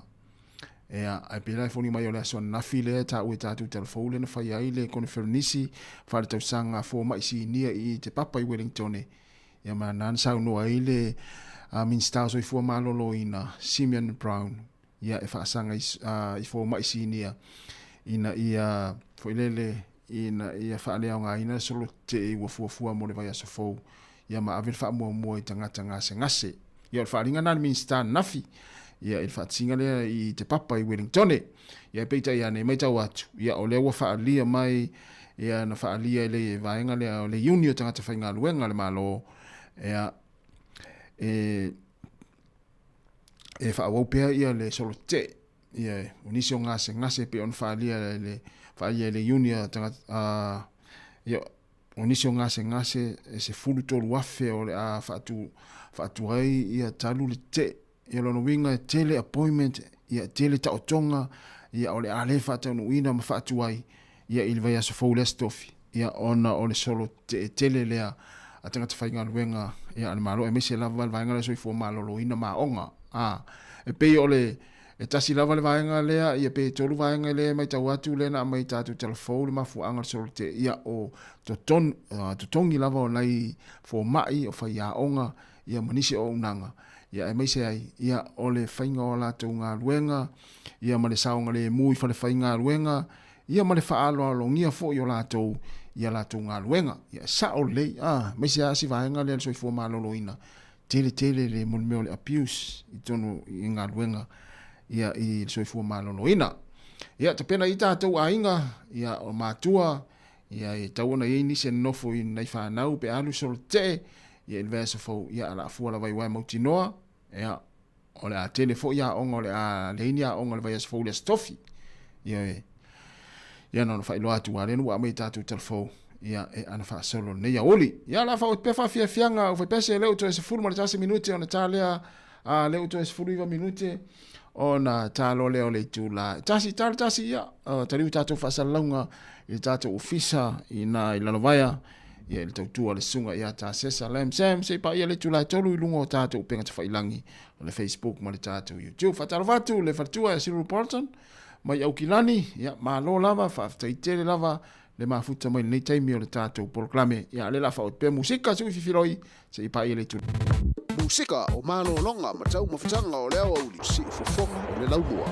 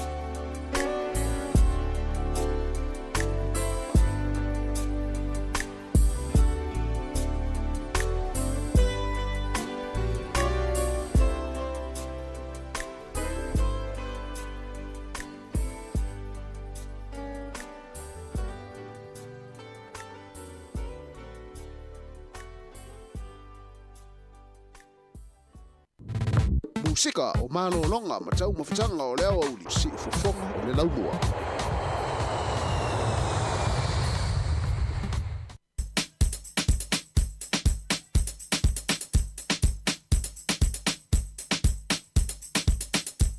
Yo le pese le mo le kuka tuang e nunga fa lo au bless.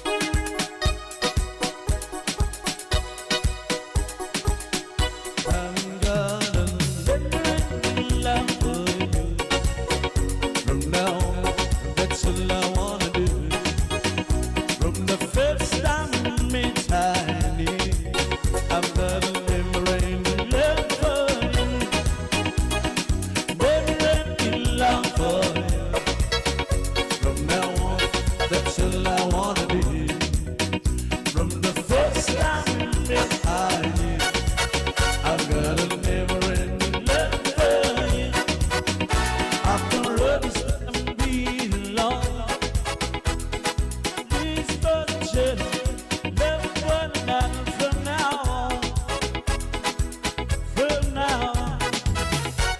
so good now. Emily, daddy, love for you. From now on, that's all I wanna do. From the first time we met, I've got a never-ending love for you.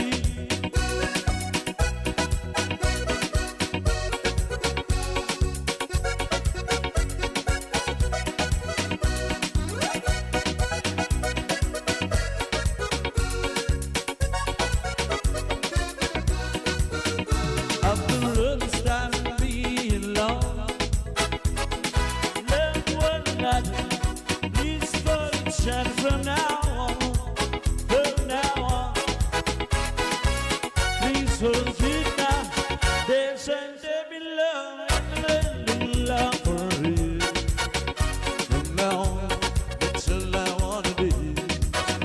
From the first time we met, I got a never-ending love for you.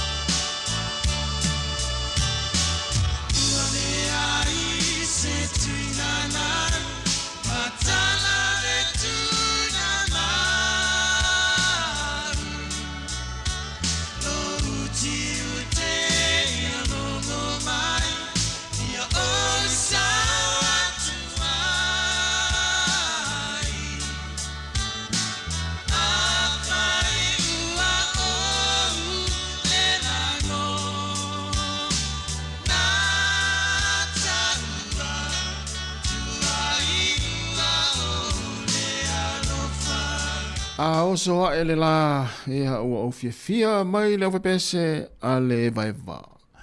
Ia o le pese a le tiama. A oso a ele la. Ina ua toi whaminu te le tale o le tati Sāmoa mai ale tātou tau tua le aso. Whaafitai te le lava. Ia tu sai o le tātou maftanga mai lava le tai auna le ilasi. Pa ia mai nei taimi. Ia manatu sa whaamlia ina ma whaafifeina lau whaafonga ma lau mai le nei aso era le tau tua. Whamalulua te fo ia ua salafo i se ngana lau whainga aluenga i le nei aso. Ia whamangalo so mātou whale tonu. Ia manuia lava le tau maftanga ma le sunga ia tā sesa i rungo tātou penga te whailangi se pa i le tulai tolu le fia na nei. Ia toi wheloa i tai alu tai masani le tulai fitu. Ia ai mai le tātou o whainga aluenga ma le lenga si fonga lau mua i Wellington i le nei aso. Mātou te whaso i fua atu mo le nei taimi. Ia mai ia whamanuia te le lava le atua le tātou a tino. Ia ai whaso i fua ia.